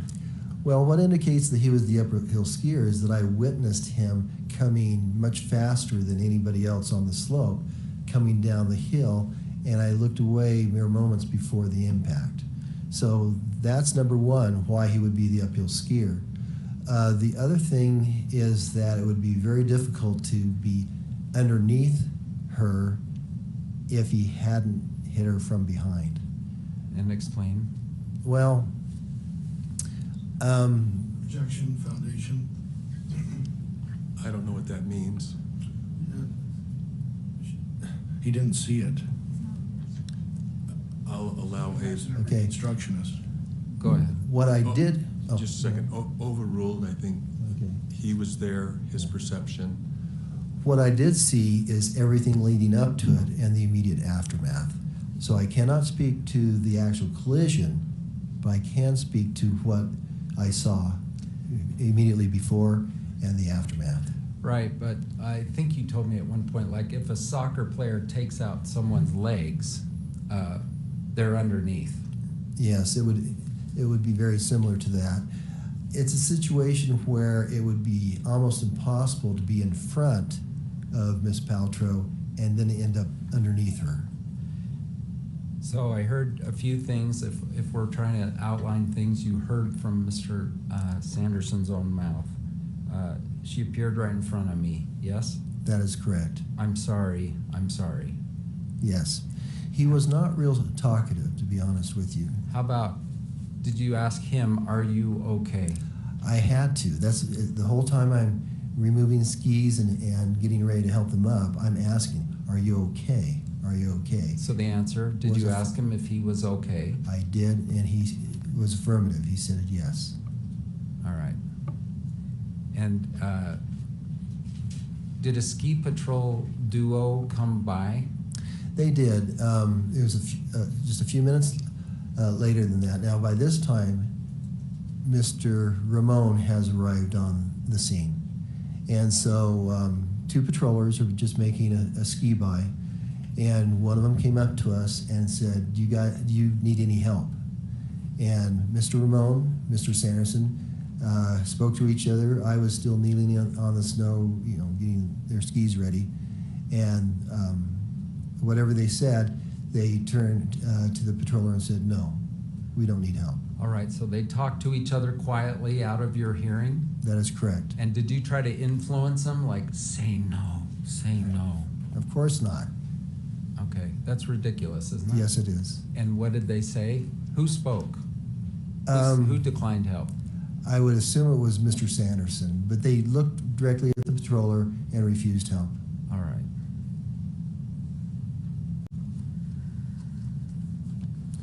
If they had said, I'm not okay, if Mr. Sanderson said, I am not okay, what happened? What would have happened? That would have changed the entire situation. People on a ski slope have minor bumps and things constantly. Objection, speculation. Oh my God. Maybe you could rephrase the question as phrased. It is speculation. Well, what have you observed over 50, 40 some years? 44 years. With It's to vagueness. with regard to skier collisions. Okay. Objection. Sustained. What Okay. have you yourself? I can answer the original question. So the judge sustained it, so I'm rephrasing my question. Okay, yeah. I'm just wondering, have you personally come across skiers who have collided before? Yes. And just comment on what you've observed. If they're Objection overbroad. Overruled. if they are both in a situation where they each claim they're okay, typically the two skiers part ways and ski off. If anyone is hurt, now it's a total different scenario, and patrol will have to be called. Statements will be taken. Patrol will assess how much injury there is, whether they need to be taken out in a toboggan or whatever. And so patrol takes over at that point, and we become simply witnesses. All right. Was this important to you to know the answer to that question, whether the skier from his own mouth felt he was okay? Well, of course, because if either skier had said, "Oh, I'm hurt, I need assistance," that would have changed everything. Okay. That would have, made it so we would have all stayed on the scene. And if Mr. Ramon and Mr. Sanderson had said to the ski patrol person, "We need assistance," would that have changed anything? I would have been there the whole time, yes. Okay.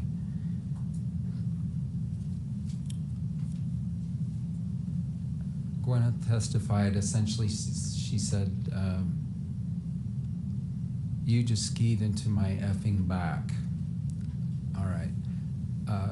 Did Mr. Sanderson say anything like that?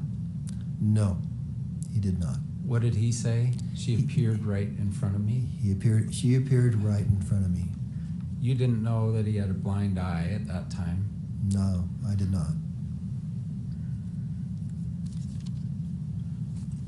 Okay. Your Honor, I'm now going to have James show an additional, just to the witness himself, an additional animation. I wonder if we could approach the bench on that.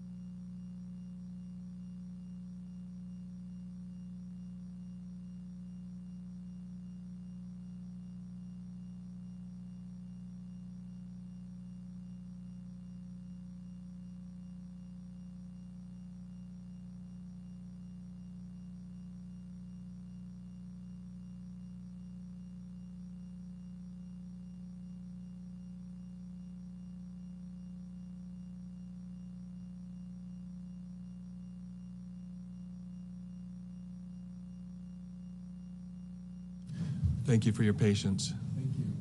Mr. excuse me, James is going to show you another animation. It's also about 20 seconds and also does not have sound. And this is going to be number 1, and it's from what view, James? It's just called Looking Uphill, is the name. Looking Uphill. Number 1.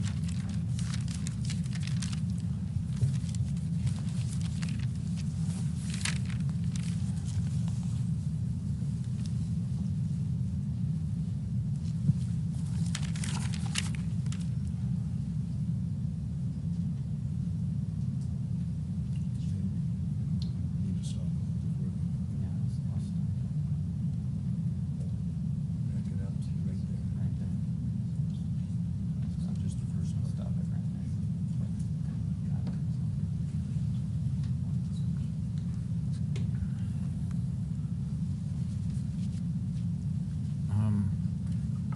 By the way, I wanted to introduce the fact that Deer Valley's lawyer is here. Is that true? Far Yeah. right. You're right. My right. I see him. And I don't represent you. Is that true? That is correct. Okay. Before we show this, maybe finish Yes. laying your foundation. Let's do that, please. So you've had a chance now to review what we're going to call video number 1. Okay. That is correct. Will that help you explain your testimony to the jury? It will. And will it help explain the positioning of the parties at the time of the accident? Yes. And if I interrupted you, go ahead. Objection. Move to strike. That's opinion evidence.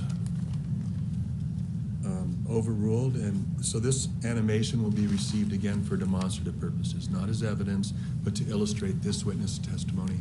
Does it help explain your recollection of the events? Yes. Is it substantially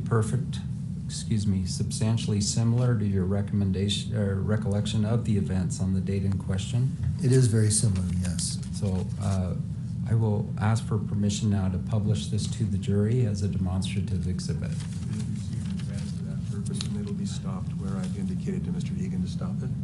Okay. Do you see all these people identified? The woman on the left, top left. Did you observe her? Mr. Sanderson did, but I'm doing a little laser. Mm-hmm. Did you personally observe that person? I saw her, yes. She was described by Mr. Sanderson as sort of a more beginner person that he did not want to hit. Okay. What do you recall? I don't recall much because she was not a skier that I was concerned with. Okay. She was on the other side of the run. I did see her, but she was not skiing fast, so I really didn't pay much attention to her. And then on this side, is there a bit of a little cliff or ridge here on the skiers' right? It's not a cliff, but it is a drop-off. Right. As most ski runs, they're created with bulldozers and machinery and to create a run, and so there's always an edge from the man-made feature. And do you recognize these? Are these the snow-making equipment buckets on the right? Right. It's basically utilities. Okay. Here it would be one would contain water and one would contain compressed air. And at the top of this run, on this exhibit, is that the very top of the entire run?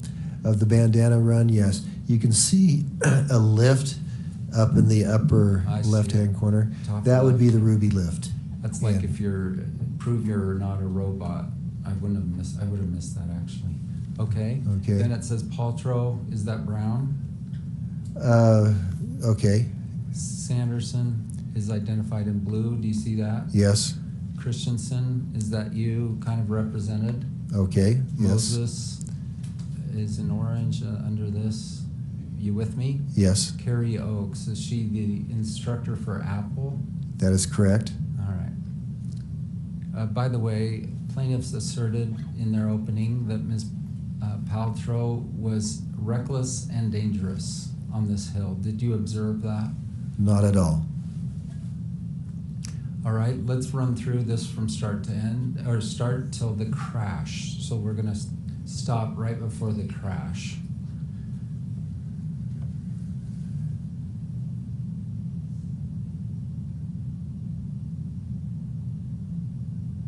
Right there.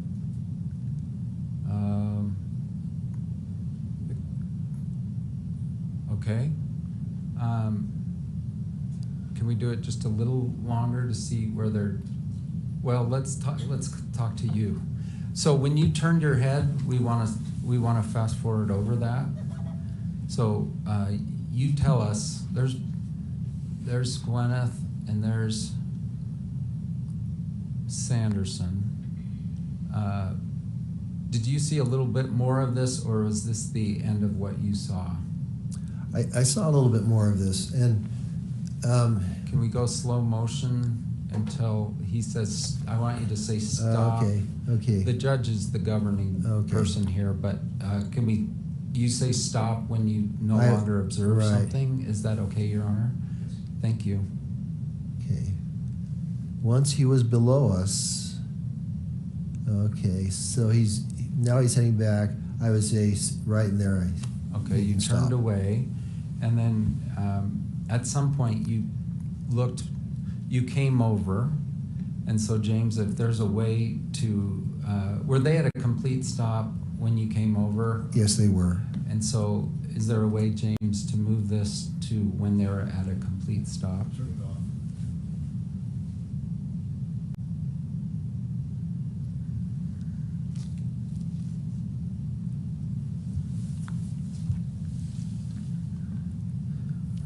He's gonna put it back on here. Okay. All right. This is you on the right, is that? That would be correct. And then they've now collided. They're pretty close to the edge there. Would you agree? Yes, because as I walked around, I was actually standing below the lift. Below the run slightly. And there's the buckets right there, right? Right, those are the tubes. And now can we play the remainder?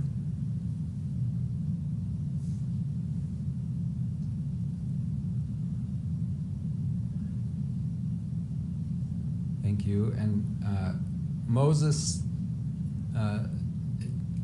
is going to say he essentially followed you over.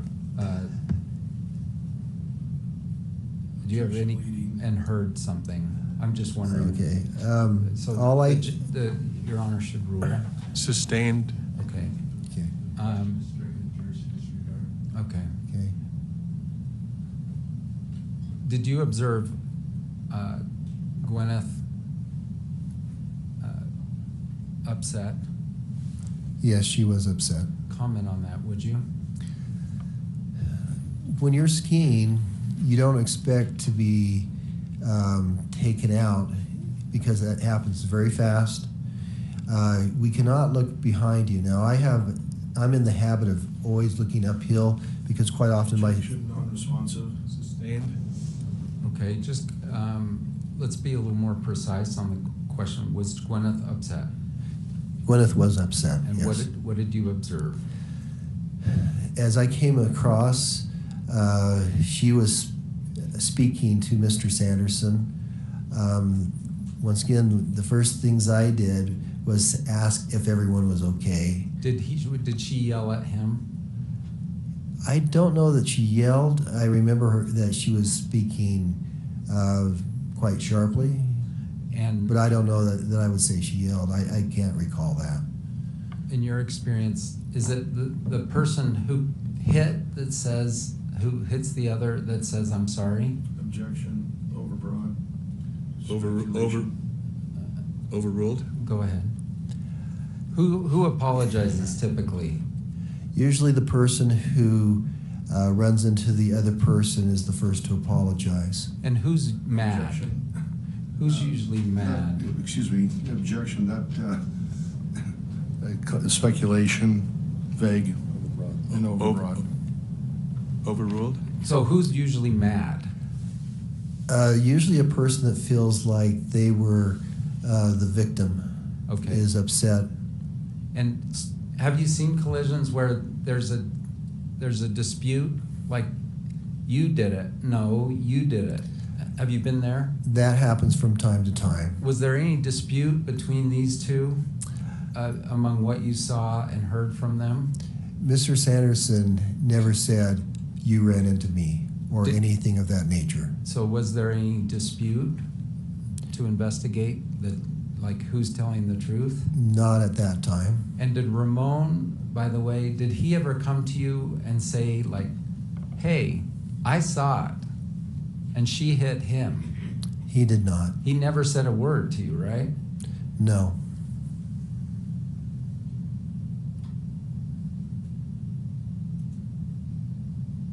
All right. Let's go to the next.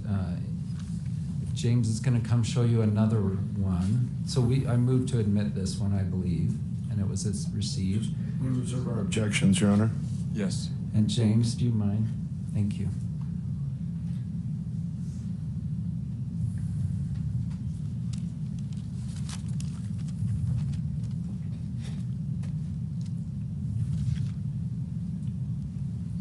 City Council, would you just approach before you do that?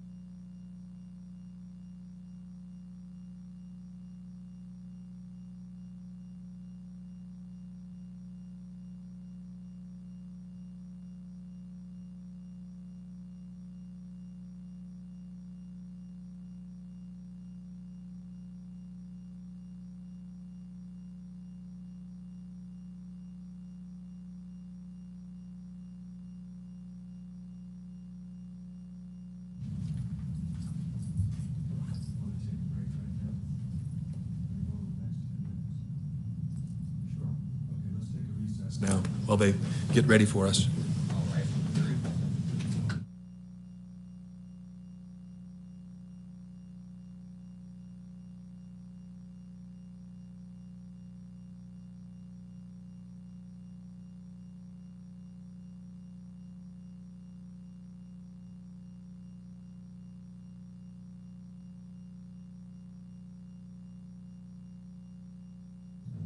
Thank you. We'll take 5 minutes. 5 minutes?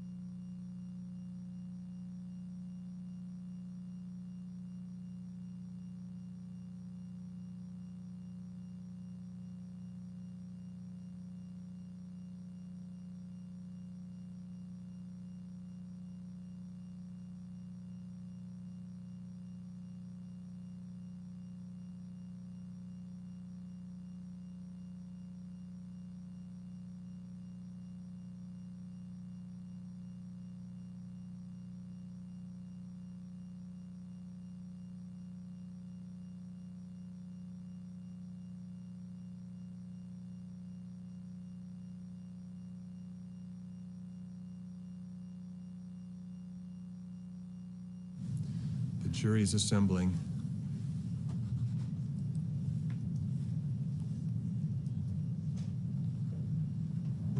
May I make one brief statement? Sure.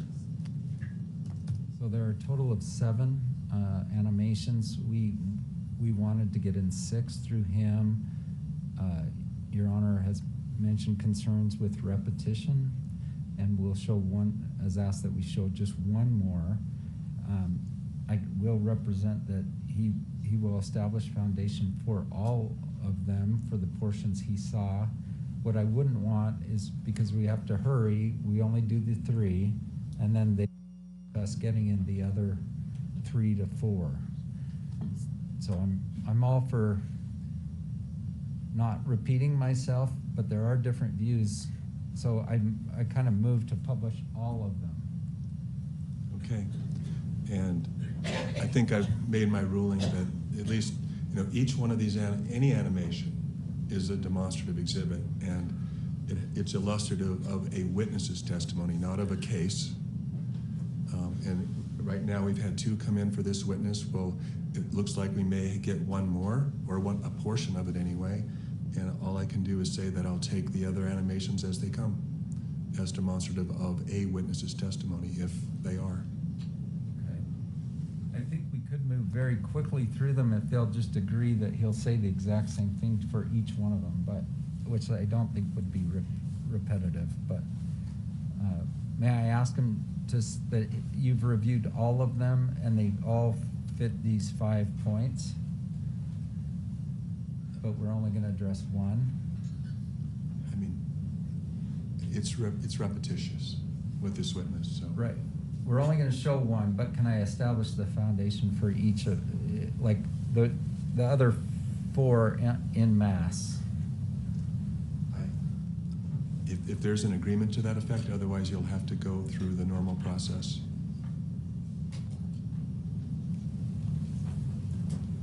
And I'm not hearing these people say. There's not an agreement. All right, so I do feel like you can't do it, but they won't agree that if we did it, we could do it. if people are following me. And it was raised pre-trial in an effort to smooth things out, and I think it has helped dramatically. And I haven't changed my ruling from what I did at pre-trial. So I haven't changed my mind on it either.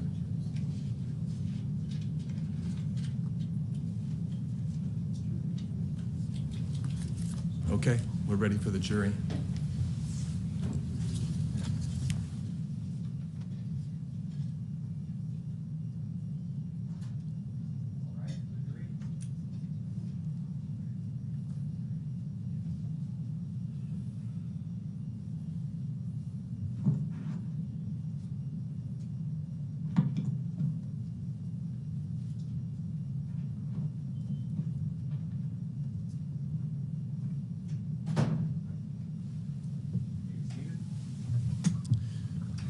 Let me just clarify for the record, Mr. Owens, if you give me just a minute. The last animation, which was called the Looking Uphill animation number 1 demonstrative exhibit, was received for demonstrative purposes from 0 to 8. I believe that's 8 seconds, and then from 17 to 22.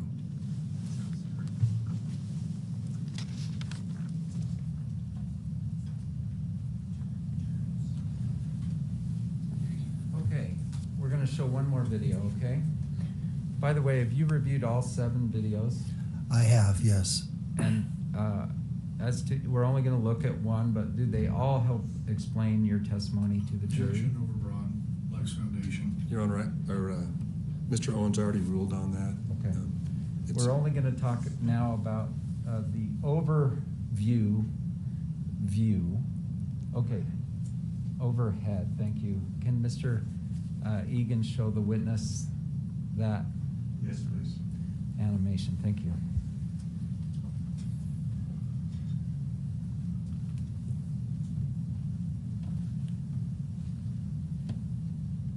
This is also about 20 seconds. It's also no sound.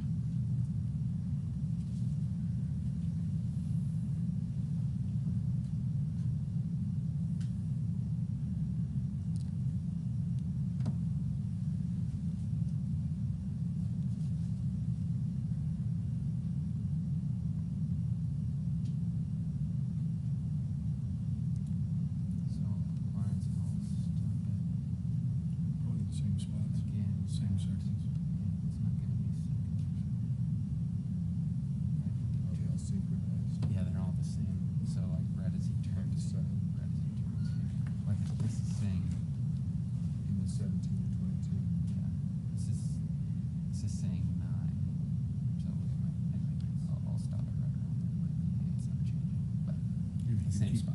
Keep track of the seconds.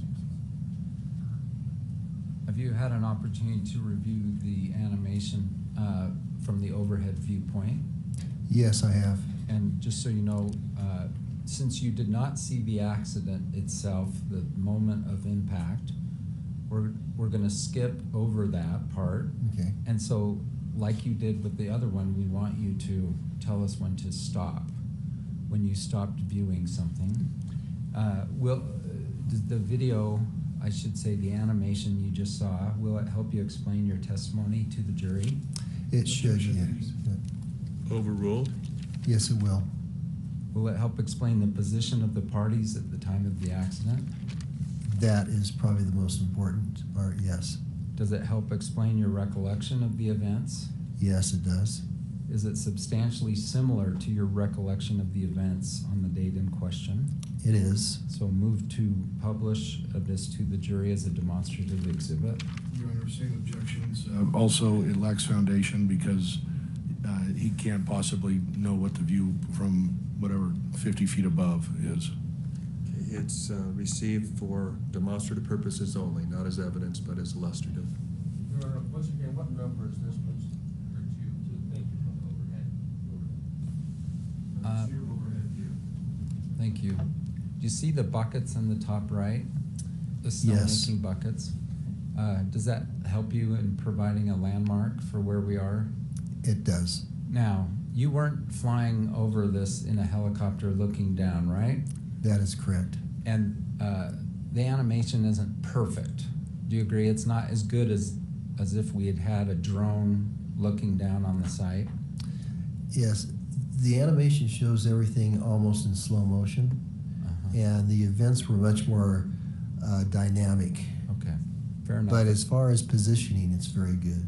All right, let's show the video, and James is going to jump over the.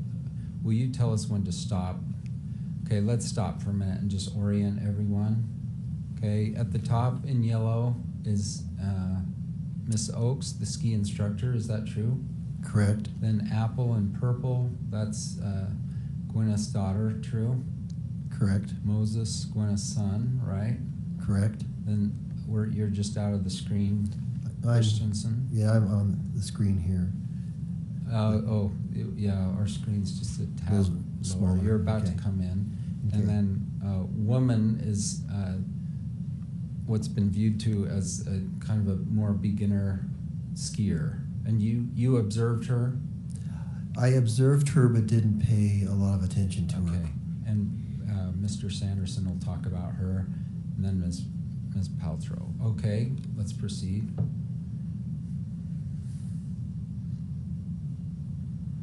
Okay, let's stop just for a minute. Mr. Sanderson is over here. Did you observe him making turns? Yes, I did. What kind of turns? They were large radius. Asked and answered. Overruled? They were large radius turns, edge to edge, quite dynamic. What's the word radius mean? Radius is from the center of what would be a circle to the outside of the circle, and that's the arc that your turn makes. So big or small? He was making fairly large radius turns. And what kind of turns was Gwyneth making? She was making a shorter radius turn, so she was in a very narrow corridor, and he was, we use the term carpet to carpet, which means that you ski from one side to the opposite side as you make your turns, and he was close to carpet, using the entire run. And which is safer for the skier? Well, if you make a small turn, you're out of the line of traffic. Making large radius turns is fine, but you have to be aware of all your surroundings, and you have to be watching to make sure that you're not coming into traffic. Okay, and when you're, let's play a little more, and will you tell us when to stop? You're seeing this on your own monitor. Mm-hmm. Stop when you stop seeing things. A little bit further.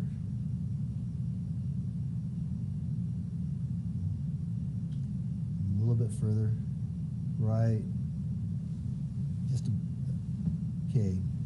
He's now below me. Right there. And so that's when I turned away from him. And how many seconds is that on the, just for the record?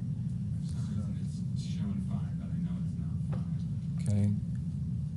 So, were Gwyneth's skis headed downhill when you last looked?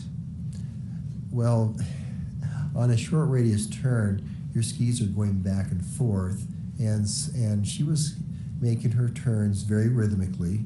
Yeah. She was in a pattern, you know, and a rhythm, I mean. And so, I mean, her body was facing down the hill. Okay. And have you known her to be a reckless skier? Never. Or to ski out of control? No. Okay, and when you stopped us here, and I just want to be clear, was Mr. Sanderson's skis then moving toward her? That is correct. Now, is it possible Mr. Sanderson moved ahead of her and then slowed down? I can't say for sure, but the amount of time that elapsed from the time that I looked away to the time of the collision, there was not much slowing. Objection, speculation, lacks foundation, move to strike. Overruled. Okay. Go ahead. From the time that I looked away until I heard the scream was a very short period of time. By the way, no one said that, for instance, that Mr. Sanderson pulled in front of her and then came to a stop and then was hit, right? No one has ever made that claim. All right, and now we're going to jump ahead to when they came to a stop. So we're taking this off the screen.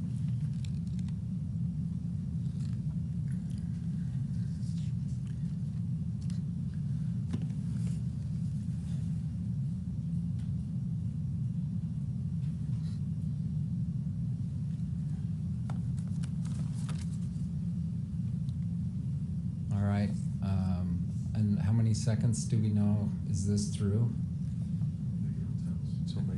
Till we go. Yeah, I gotta press play, I think. Okay, let's play the remainder.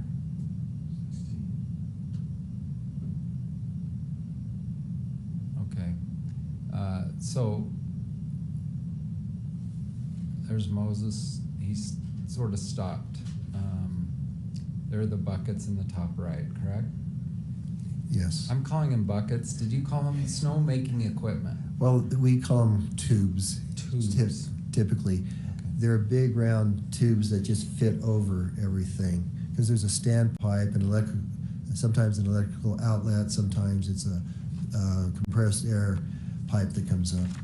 Right. It's just protection so people don't bump into it. All right, and let's just talk some more.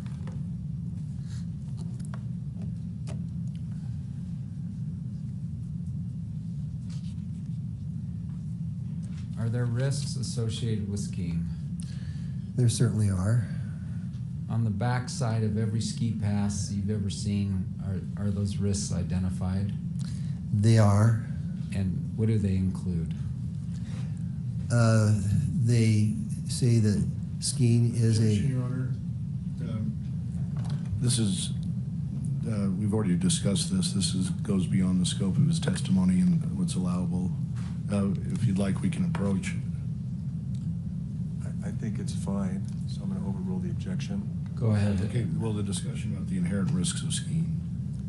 Yeah, I don't hear that question yet. Well, he just said it. Well, he asked him what was printed on the back of a ticket. So overruled, go ahead. Comment on the back of Okay. every ski ticket you've ever seen. I think it's talking about liability of the ski area. It does state that there are risks involved, that there may be patches without snow, there may be rocks, there may be trees. There's a possibility of collision with stationary objects or other people. And so there is a risk when you ski. And so when Mr. Sanderson bought his pass, he understood that the risk of a collision with another skier that's Objection, printed lacks foundation. right on his Sustained. ticket. Sustained.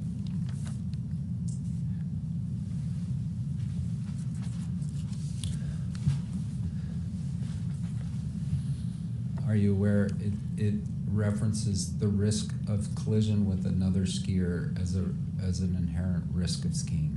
It is, it is, Overruled. it is printed on the back of the ticket, yes.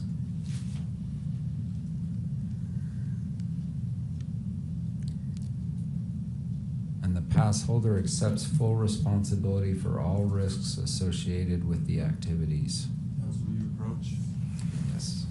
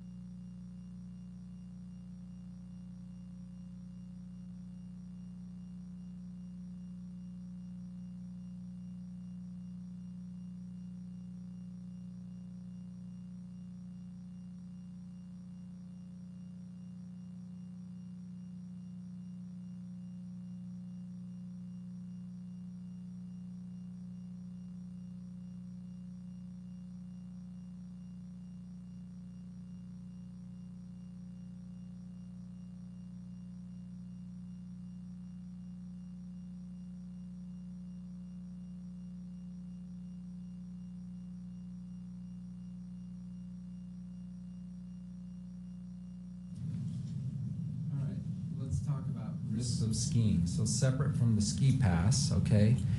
I do want you to just reference what do you understand the risks of skiing to be?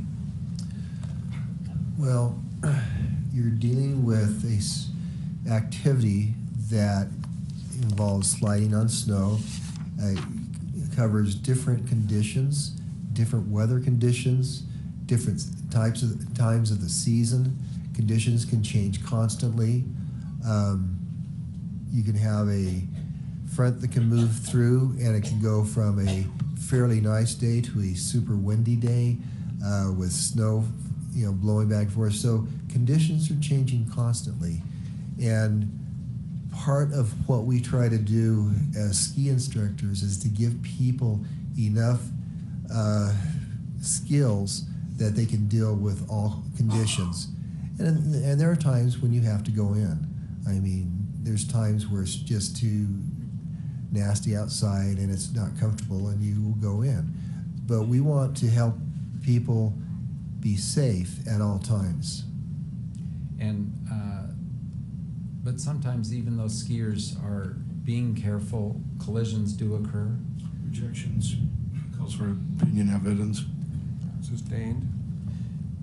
Comment on terrain. Terrain varies as well. Terrain varies very much. You would never want to take a low-level skier. Same objection, Your Honor. Overruled.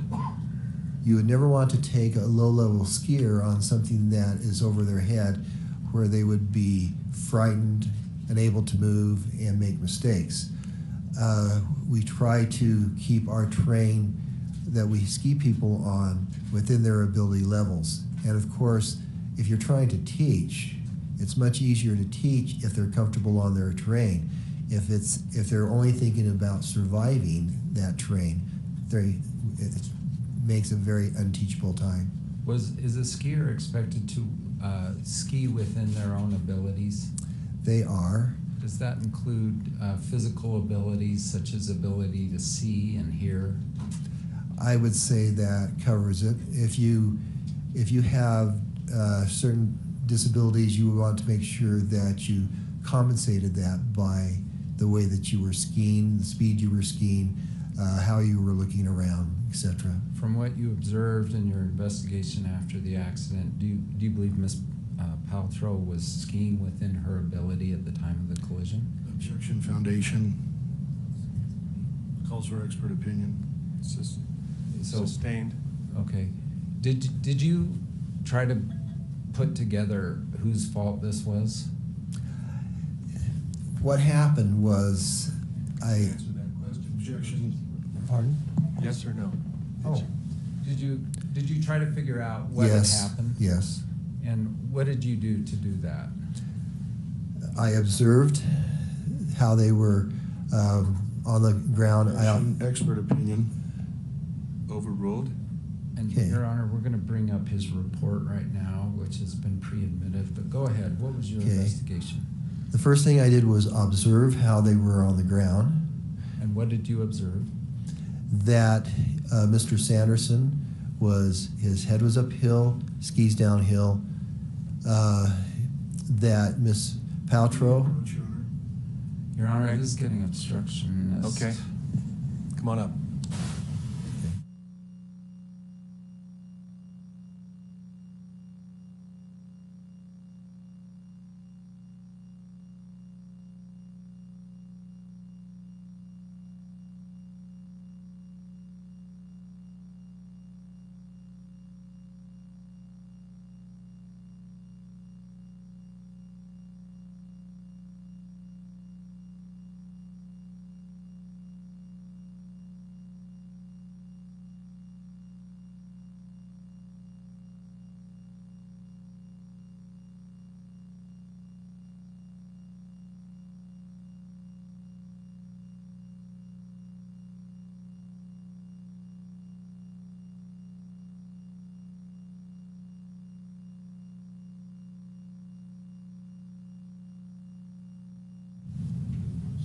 One of the points, so is that overruled? To be, okay. So we're going to bring up that report. What did you observe on the issue of where the people were when they came to a stop? So Sanderson versus Paltrow. Okay. When they came to a stop, they were very close to skiers' right, the edge of the run. Both had their skis below them. Both had their skis still on their boots. There was no releasing of skis. Their heads were uphill, their feet were downhill. And Miss Paltrow was on top of Mr. Sanderson. And what does that tell you, the fact that their skis were still on? It means that there was no heavy impact which would knock them over, like side to side. There was no, basically it means that they went down without any heavy impact on their ski boots. If someone were to come and just kind of hit and literally project that person forward. Objection, expert opinion testimony. So my question is not complete. Just a minute, go ahead. Okay, if someone were to come and hit a second skier and propel them airborne, so they're flying, would they have ended up where they were when you saw them? Objection, speculation. Just a minute. Sustained. Okay. How many incidents like this have you been present for? It would be impossible for me to say because after 44 years of being a ski instructor, most of that full time, you see a lot of different instances. I could not speculate on that. So I think I cut you off because I said, what did you do to try to figure out what happened? So when you said, I look at where they land. Go ahead then. I look at the positions of the body where they land. It would be very difficult to get in that position without somebody hitting from behind. Okay. Move to strike expert or just opinion evidence. That's sustained. Okay. So what else do you look at other than where they land? The next thing I observed was what they were saying, and of course, Miss Paltrow was saying that she had just been hit. She never saw it coming. She was surprised. Mr. Sanderson made the statement that she just appeared in front of him. He was saying he was sorry, and that's basically the conclusions that I came to. Objection. Move to strike. The conclusions are opinions that lack foundation, and that this witness is not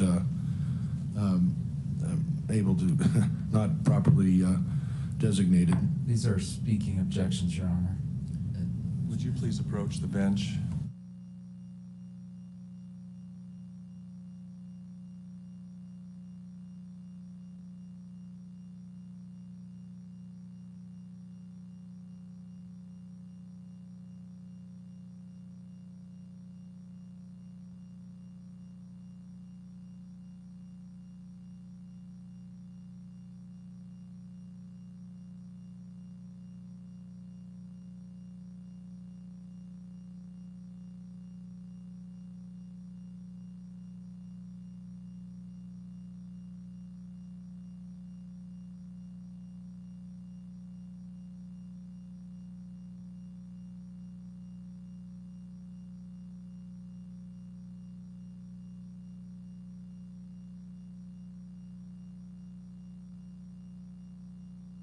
Let's go to your report. So this is called D25A. Do you see this? I do. Did you prepare this that day? Yes. And did you engage in a cover-up to try to hide Gwyneth's reckless skiing? Objection, relevance. Overruled? No, I did not. Is that ridiculous and offensive? It's very much so. Part of what we're required to do is, if there is an incident, if there's an injury, it's mandatory that everything that we be written down in a report. And on instances where there's a bump or something like that, where there are no injuries, it's up to us to decide whether it is prudent to fill out the report. And I decided it was prudent that day. Okay. And exact location of incident, you wrote what? I wrote skier's right, bandana, slight pitch before the flat on top. Okay. Is that an accurate statement? It is. Number of students, you said there was what? There were 6 in group, 2 instructors. Okay. Now, there's been some testimony that Brad, her then boyfriend, now husband, also had 2 kids out with separate instructors. Is that true? That is correct. But they weren't in that group of 6 that was coming down Bandana. Is that right? That is correct. All right. Students' ability. Now, was Gwyneth the student here, or is Moses? Well, Moses was my student that I was skiing with, but Gwyneth was the person in the incident, so I wrote her name on the top. There's some suggestion that immediately before this incident, somehow Moses was going, "Hey, mommy, look at me, look at me." Did you observe that? That did not happen. And how do you know that? Because I was next to him. Okay.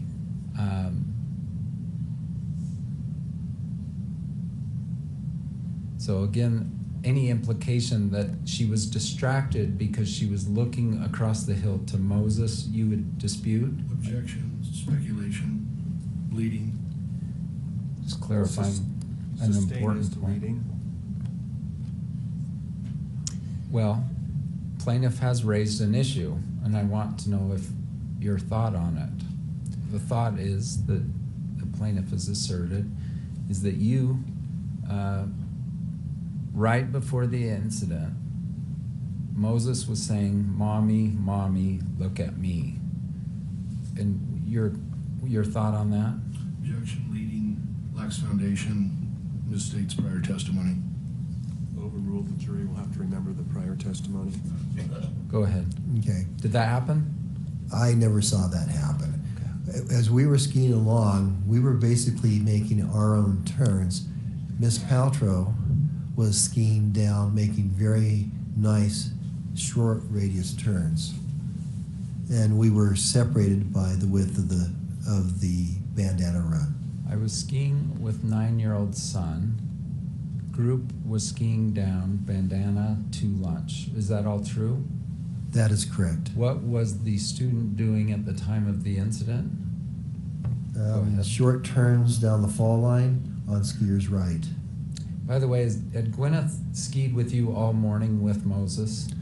I think we took one initial run together and then we split up with the intention of meeting at the top of Flagstaff Hill at a certain time to go to lunch. All right. And had you and Moses already been on some ski runs without Gwyneth? Yes. And how many about? Probably in that time span, about 4 or 5. Short turns down, fall line. Is that what that says, fall line? Yes, fall line. What does that mean again? The fall line is if you were to take a round object like a ball, set it down, it's the path that it would follow down the hill. So it's basically the most correct downhill line. On skier's right. So the reference is where on the run? Correct. Skier's right would be, as you're facing down the hill, would be here. Skier's left, of course, over here. Next portion. Chief complaint, would you read your answer? Male skier took her out from behind. I didn't see it, but heard her scream as she went down. I skied directly to her. The man was behind her. Both were in discomfort. During lunch, she talked of being stiff and sore. All right, let's just talk about that. Male skier took her out from behind. Why did you say that? Because of the positioning of their bodies on the ground, but also I clearly observed him as the uphill skier.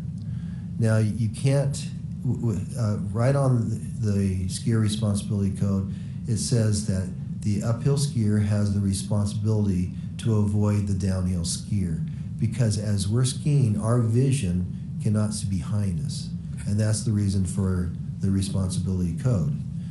And since I observed him moving very rapidly down the hill and only missed a few moments before the contact, I can clearly say that he was the uphill skier. Did you determine one of them violated the skier responsibility code?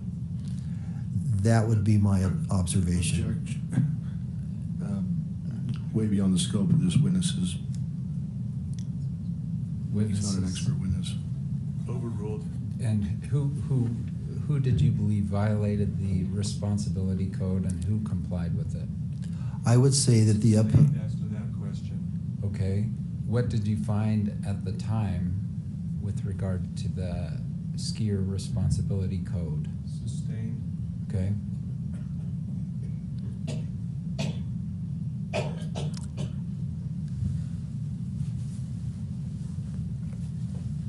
May I consult with my counsel? Just one sec.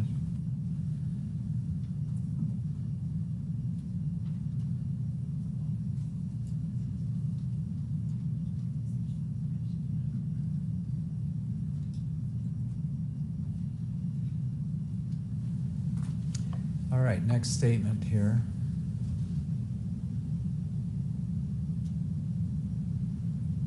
First of you all, want is me to this a read it? true statement? Is what you said, were you speaking the truth when you prepared this report? Okay. Where were you in relationship to the student at the time of the incident? I was above the student. Okay. Did you witness the incident? I said no, because I did not see the impact. If not, how did you become aware of the incident? I saw the immediate aftermath. Okay. Was ski patrol called or first aid visited? You marked what? I marked no, because we did not call patrol, because patrol came along very soon after that. And to the right there, what did you write? Name of patroller. I did not catch the name. I wish that I had. But once again, if there had been comments of, oh, I'm hurt, something's wrong, things like that, things would have changed very quickly. But what happened was I was in the process of helping Mr. Sanderson get his skis back on. I had my skis off, and both he and Mr. Ramon were there together. The patrollers came by, and one of them came up to us and asked if they needed any assistance. Objection, hearsay. Hearsay? This is what He is explaining a story. This is exactly what I observed. I guess for limited purpose, not necessarily as to the truth of what this person said, but as to why he acted the way he did. So it's limited purpose evidence. Okay, thank Okay. you. Keep going. Okay, so- The controller said. So the patroller asked if they needed assistance. Mr. Sanderson and Mr. Ramon spoke to each other. I was just kneeling on the snow. I did not hear what they said, but they turned to the patroller and said, "No, we're fine," or something to that effect. And so the two patrollers continued down the hill. And then it says student returned to skiing. That's Miss Paltrow. But comment, did you see Mr. Sanderson then ski away? I was the last one to put on my skis. So Mr. Sanderson, Mr. Ramon were already in their skis. I was the very last one to leave. And so I can't recall exactly how they skied off, but we basically either skied off together at the same time or they left slightly ahead of me. Okay, we're going to look at the end of this report and move on here. Additional information, you wrote Carrie Oakes, correct? Right, she was the other instructor that was there. Additional comments, first thing male skier. Stated. Ski stated. Oh, Male skier. stated. Should be male skier. Was that she appeared right in front of him. Thus admitting that he was the uphill skier. She never saw him because he came in from behind. Was that your finding on that day? That was my finding, yes. So there's, I think, a comment that because she was tipping you for your service, that you falsified your report. Is that true? That is ridiculous. It says this was reviewed by Liz Wright. Is that your supervisor or what? She is a supervisor. Okay. Not my direct supervisor, but a supervisor at the ski school, yes. And that's your signature, bottom right? It is. And so same day of the event, did you try to accurately represent everything? I did. In my mind at that point, I thought that all issues had been resolved. I never expected it to come to this type of a situation. And so I was simply writing down briefly what happened. If I had realized that this would come to this type of a situation, I would have written much more in detail. Did I hear you say that you never observed the Mr. Sanderson unconscious? Oh, absolutely not. And were you there within seconds? Probably within 10 to 15 seconds.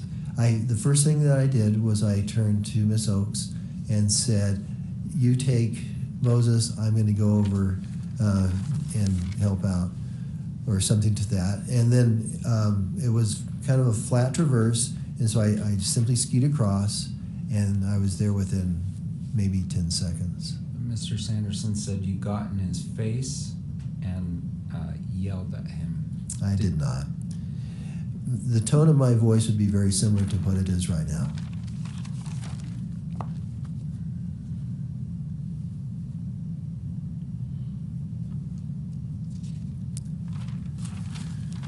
I think they're about to get up and suggest that you were sort of in Gwyneth's agent in making a cover-up.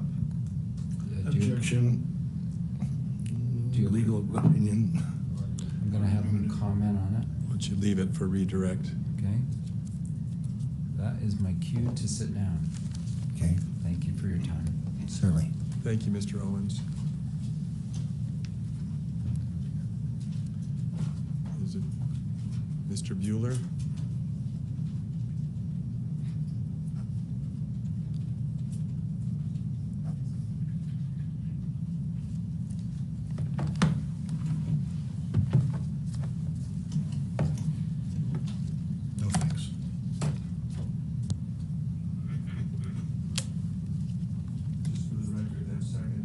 third animation went from 0 to 8 and then from 16 to 22.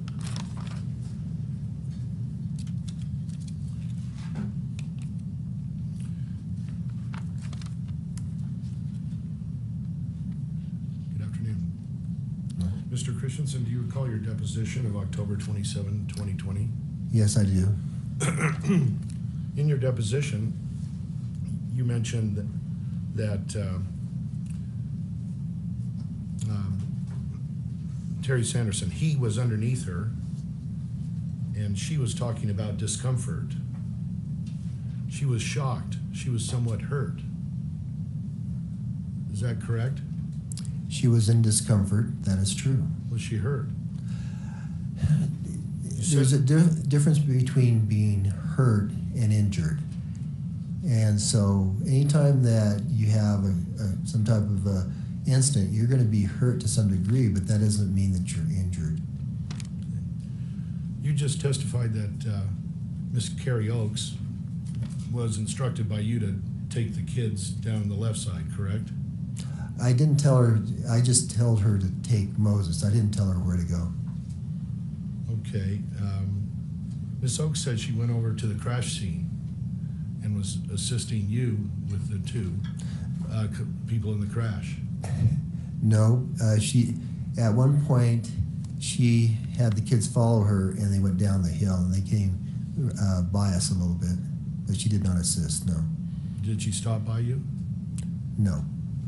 Did she also say that one of the kids said, "Mommy, watch us ski"? That would have happened at the very top of the hill, not at the time of the incident. Yeah, but before, just before. No, it didn't happen while it was just before the incident. It would have happened Let's say at the top. within 10 seconds. No. Well, how long would it take to go from, when you say the top of the hill, do you mean when you get off the chairlift? Yeah, as you get off the chairlift, you have to push yourself a little bit to the top of the bandana run, and it would have been in that area. So it would have been, a minute or so ahead. So the viewpoint of those animations, those demonstrative, like a cartoon, it was that where Miss Oakes would have heard one of the children say, "Mommy, watch us ski"? It would have been before we started to get to that point. Well, how do you know that? You testified that didn't happen. What I'm saying is it didn't happen during that time. Okay, so you agree then that one of the children said, "Mommy, watch us ski"? I cannot speak to that. All I know is it didn't happen while we were skiing down the hill. It could have happened with Miss Oakes. She could have heard it. Maybe she did. Miss Paltrow, why would the kids say that but for they wanted their mother to hear them and watch them ski? At the time of the incident, there was nothing said. We were busy making our own turns. But just before the incident, there was some seconds that elapsed, maybe 10, 15. That's when Miss Paltrow would have heard one of her children say, "Mommy, watch us ski." I never observed hearing that. Okay. You never saw the ski crash, right? I didn't see the impact. No, I did not. You said she screamed before the crash, right? Well, I heard her scream, which would possibly be when the contact was made. Could the scream have occurred before the contact? No. You have no basis of knowing that because you didn't see it. Miss Paltrow doesn't go down the hill screaming. There would be no reason for her to scream, just to scream. That's your speculation because you didn't see it, right? I did not see the point of impact, no.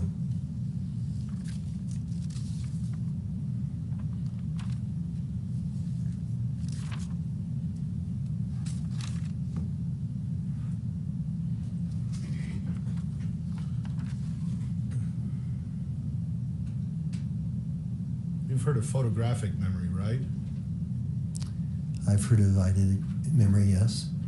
I don't know if this is a word, but it sounds like you have a videographic memory. You've got a view of everything in front of you and to the side and behind, and it lasts for several minutes. Mr. Bueller, when an incident like this occurs, it is very much in your mind, and you remember the things very clearly. Now, this was about your third time instructing for Miss Paltrow's family on her third vacation for her. Isn't that true? That is correct. And isn't it true that you got so close to the family, maybe not close friends, but close enough that you sent Moses, her son, some handmade pottery that you made? I didn't send them. I gave them to him on their last day. On this trip? Not on this trip, but I'm not sure, to be honest with you. The trip before? I think 2 trips I gave him some things. Did you give out candy to the kids? No.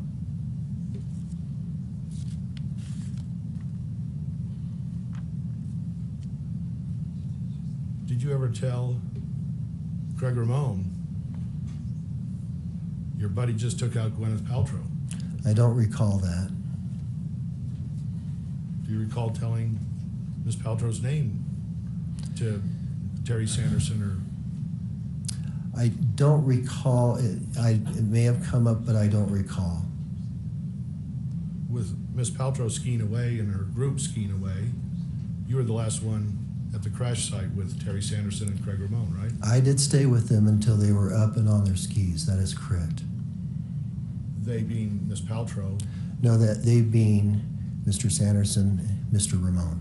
Well, Mr. Ramon wasn't on he didn't take off his skis, or he wasn't on the ground. No, he never took off his skis but Mr. Sanderson had his skis off because I took them off. And so I was helping him put his skis back on. And that was what was going on when the patrol came by. You never got the name of the patrol.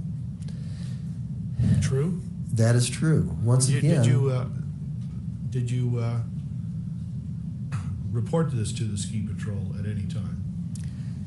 If people say they are not hurt. I know, I just wanted to. But no, I did not report it because once again, we heard your patrol reason. came and he refused. The plaintiff's counsel is interrupting the witness. Okay. Point well taken, counsel. Did you finish your response? My response is that they were offered help from patrol and they refused.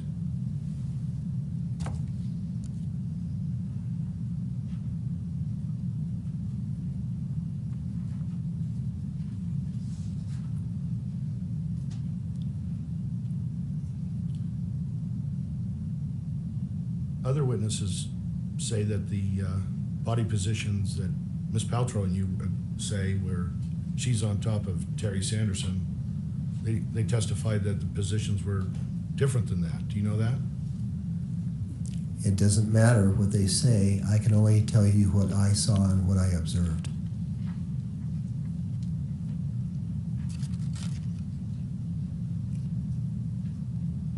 You've talked about the importance of filling out an incident report accurately, right?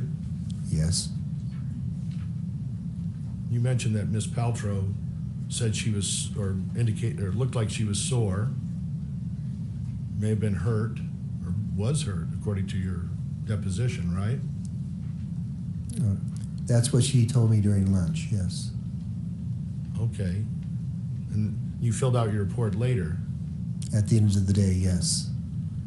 But in your report, you never got the names of Terry Sanderson, right? I did not. You never got the name of the only eyewitness we know of, Craig Ramon, right? I did not, because once again, when people say, I'm fine, I'm sorry, and when I ask them if they're hurt and they say no, you know, they went their way, we went our way.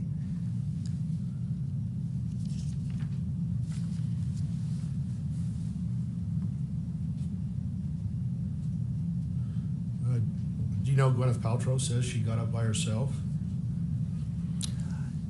All I can say is I helped everybody get their skis off, and she may have gotten up by herself. I may have helped her with an arm.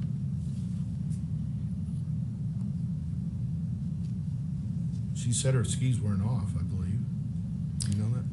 And they never came off. Well, no, they never came off during the incident. I removed them so that they could get untangled. And just backing up, right after you heard the scream, you didn't see the collision. You skied over, and you yelled at Terry Sanderson, "What did you do? What did you do?" True? That is not true. You don't yell at all in your life? I did not yell. First of all, I was trying to observe what was happening, and I took off my skis. I came around to try to untangle them. I did not yell at Mr. Sanderson. Do you ever teach group lessons? I do. And do sometimes the students spread out? At Deer Valley, private rotation instructors teach max 4s, which means there's no more than 4 people in your group. So I do teach those. As far as spreading out, you try to keep your group as close together as possible, but there are tasks where they may go down one at a time and things like that. Well, if a student goes far away, don't you yell at that student to come get back in line? Don't you have to holler at them? I don't yell. I don't have How would they hear you then? We ski down to them. Well, then the other students go another direction. You never raise your voice at Deer Valley? Is that your policy? If I raise my voice, I lose my voice very quickly. I can't yell. You know, as far as talking to students, you try to maintain a class situation where we will stop at certain places. We'll gather together. We try to always gather at the edge of the run so we're out of the line of traffic. But no, I don't go around yelling all over the resort. I didn't say that. I just said, do you ever yell once at a student who might be too far away from your group and you want them to come back? No, they can't come back. If they're below you, you have to go to them. They're not going to come up the hill. You can't say, hey, come back over here, Bill. Oh, I might, if they're just across the run, I will say things like that, but I'm not yelling. You're whispering? Or no, I'm talking in a normal voice. But if there's a lift machinery or there's noise or something, you never raise your voice at all while you're ski instructing? This is getting a little silly, don't you think? I don't know. You're the one that says you never yell while you're ski instructing. I find that hard to believe. So you didn't see the crash, but you saw injury and soreness, and you didn't get the plaintiff's name, even though Ms. Paltrow may have been hurt. Doesn't that seem like a violation of what you're supposed to do as a ski instructor at Deer Valley?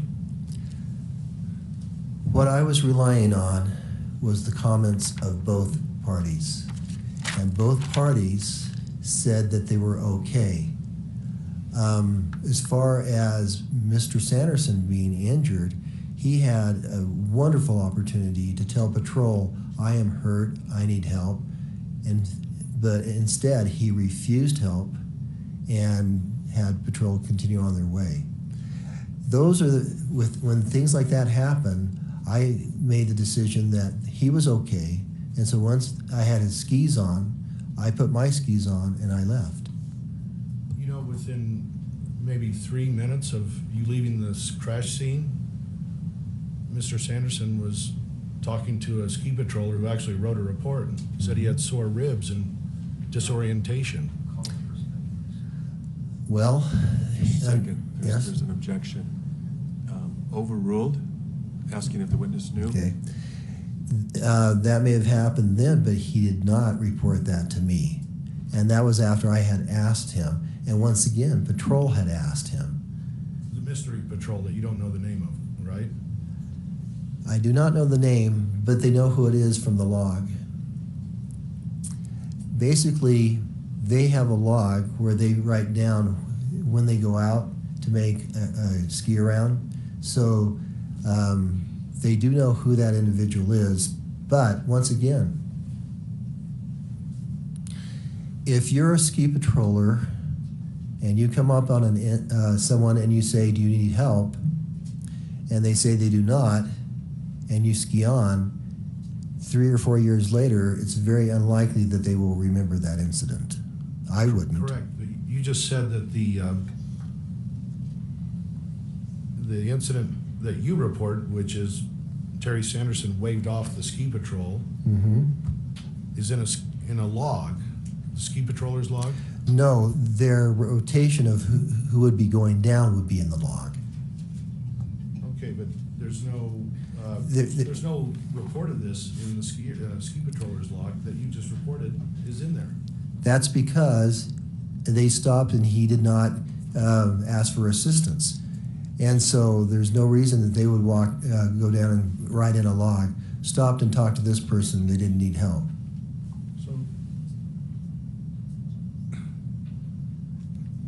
So you're saying then your testimony from about 1 minute ago is incorrect, that it's there should be a log report of Terry Sanderson waving off? No, that's not what I said. That's what I thought you said. That may be what you thought I said. What I said was that when ski patrol goes out and takes a run and just observes things, they put in a log that when they leave and make that run. So they do know who was on the hill at that time. So are you speculating about this? The skier's log? That it No. should show this?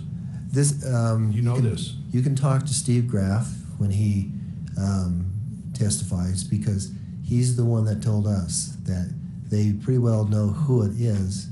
But once again, if somebody stops and talks to somebody for just a few moments and then skis off, they're not going to remember that 4 or 5 years later because it was such a minor incident. They stop and talk to people constantly, and unless there's an incident where they have to respond, it's not going to be something that they keep in their memory. Right, but the 4 broken ribs, severely broken ribs, my client Terry Sanderson had, they're the kind that make it hard to breathe, let alone talk. And and you're speculating that he was not injured, correct? No, I'm not speculating. I'm saying that he never said he was injured. There's a difference. Because he couldn't speak? No, he was speaking. Normally? I have no knowledge of that because I don't know the man. I don't know how he speaks normally. Just give me a moment. Hmm?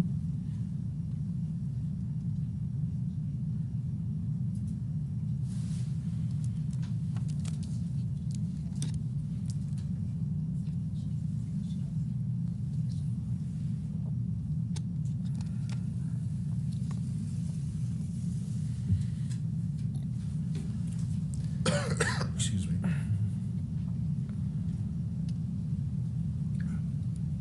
You say if kind of implies to me that you're speculating, or it's not necessarily true. If the patrol log had information about who was skiing down at the time of this crash, we don't have that information. Remember, these. I don't think there's any question right now. Yeah. Okay. Move to strike What- the statement. Sustained. Was Brad Falchuk at the scene of the crash? He was slightly downhill.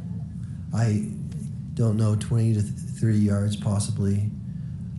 That's slightly 20 to 30 yards. He was ahead of us. Did you say, is that your testimony, 20 or 30 yards approximately? I'd be speculating at this point, but I know that he was ahead of us. Well, you knew that Craig Ramon was maybe 60, 80 yards, maybe out of the picture No, above you. I didn't say that. I said that he was, time-wise, it took him about 45 seconds to get to us. I never said anything about distance. what if Greg Ramon was right behind you and you don't have eyes behind your head, do you? I do know that when I responded and came over, I took off my skis. I was helping both parties. I was over the edge just slightly on skier's right. I could see the whole ski area, ski run in front of me. Mr. Ramon didn't show up for approximately 45 seconds. So all I am saying is that it took him longer to come down the run. I have no idea how far up the hill he was, but he was not close enough to be right on the scene. So the animation where it depicts Mr. Ramon way up the hill is based on not your testimony. I never saw Mr. Ramon on the animation, did I? Are you looking to counsel to answer for you? I don't remember seeing Mr. Ramon on the animation. So that part of the animation is fiction. It's not supported by your opinion. I do not know where Mr. Ramon was, no. That's all for right now, unless... Oh, wait.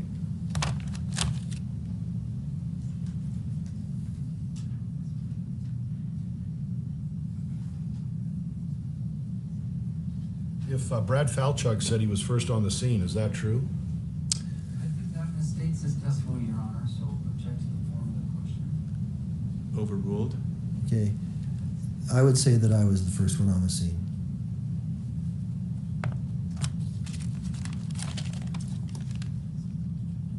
That's all for right now, thank you. Thank you, Mr. Bueller. Mr. Owens?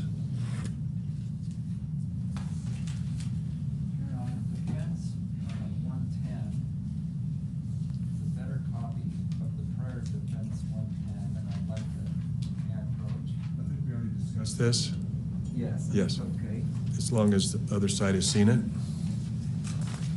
Oh, are these my copies? Yes, for Okay. your binder, and may I put this, give Sure. this to the witness? Yes. And James, can you bring this up?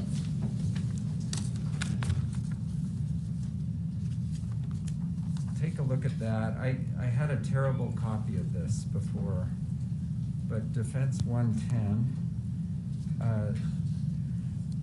are texts between you and Gwyneth. Do you recognize them? Yes, they're on my phone. They're better quality on your phone than my photographing Gwyneth's phone. Are these true and accurate documents? Yes, they are. And so they're 110A and B, and let's just go through them really quick. Friday, February 26th, that's the day of the event, true? The accident? Yes. We went? Yes. And are you the dark color on the right or the lighter color on the left? No, I'm the one that's in dark color. We went down Bandana. Why are you saying that to Gwyneth? Okay. Okay.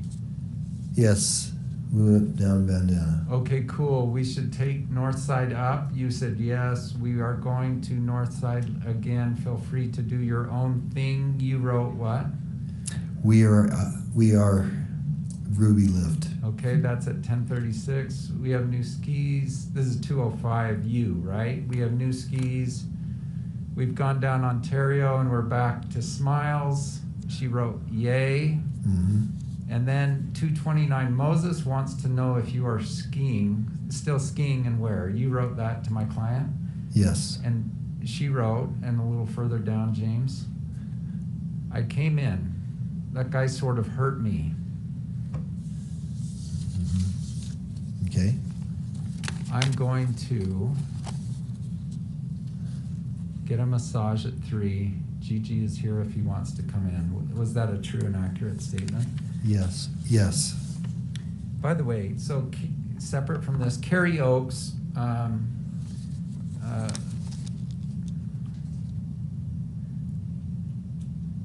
she has some memories. Would you defer to her on what she remembers? I know that she could testify about Mr. Sanderson's turns because we both observed him making fast wide turns down the hill. And Brad Falchuk has some memories, and he's gonna, would you defer to his memories? I don't really know Brad at all, so, and I've never talked to him really, so I can't say anything to that. Yeah, I'm just saying, But, yeah. like, were you focused on what Carrie was doing and what Brad Falchuk was doing, or were you focused on the two people who had a collision? I was actually focused on Moses, but part of focusing on Moses is being aware of everything around me. Okay. Those are all my questions, thank you. Okay. Thank you, Mr. Owens.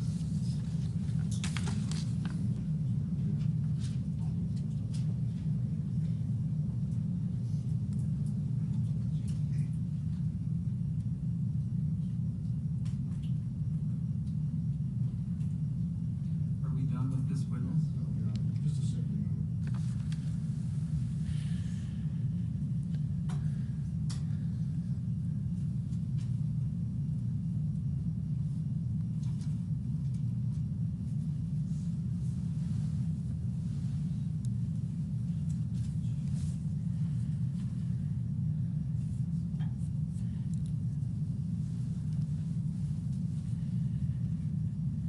Just good time for a short break. For a little bit. Sure. Let's take a short break now.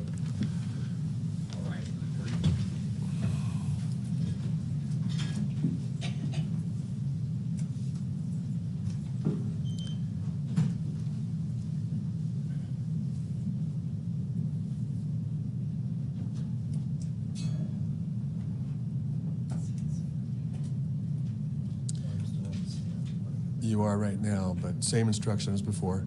You're welcome to step down. Just for courtesy of the witness and for our witness who's about to come, can we just get a sense for how many minutes left? 5 or less. So I had a very narrow redirect, but proceed we will. Okay. Thank you.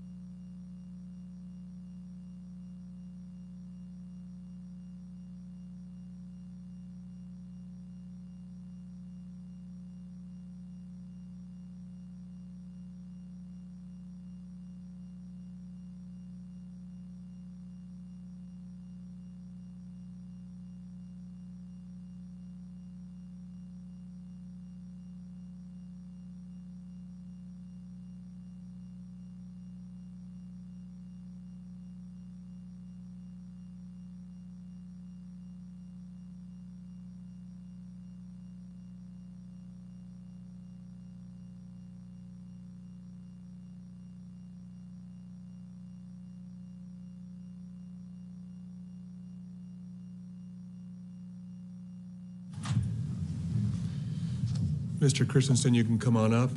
Jury's on their way in. Could you verify that they are? Your Honor, I'm sorry, no more questions for Harry Christensen. Okay. He doesn't have to stay up there. Did you have any redirect? No, I mean, there'd be a small possibility we'd call him later in the week if something new comes up. But Okay. I'll just excuse you in front of the jury then. Okay. Next witness in the courtroom? Yeah, go ahead. We didn't know. Right.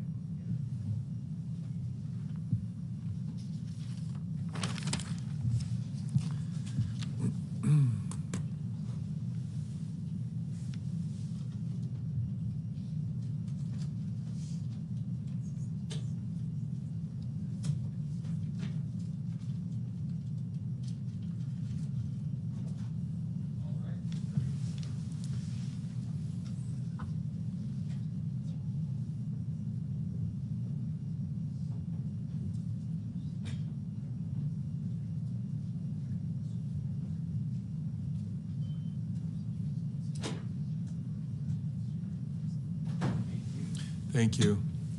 So, Mr. Christensen, there are no more questions for you from the lawyers, so you're excused for today, but you may be called back. Thank you. Thank you. Do you swear that the testimony you are about to give in the case now before the court will be the truth, the whole truth, and nothing but the truth, so help you God? I do. Thank you. You can have a seat. Good afternoon. Yes. And maybe once you get up to the microphone, if you could state your full name and spell it. Thank you.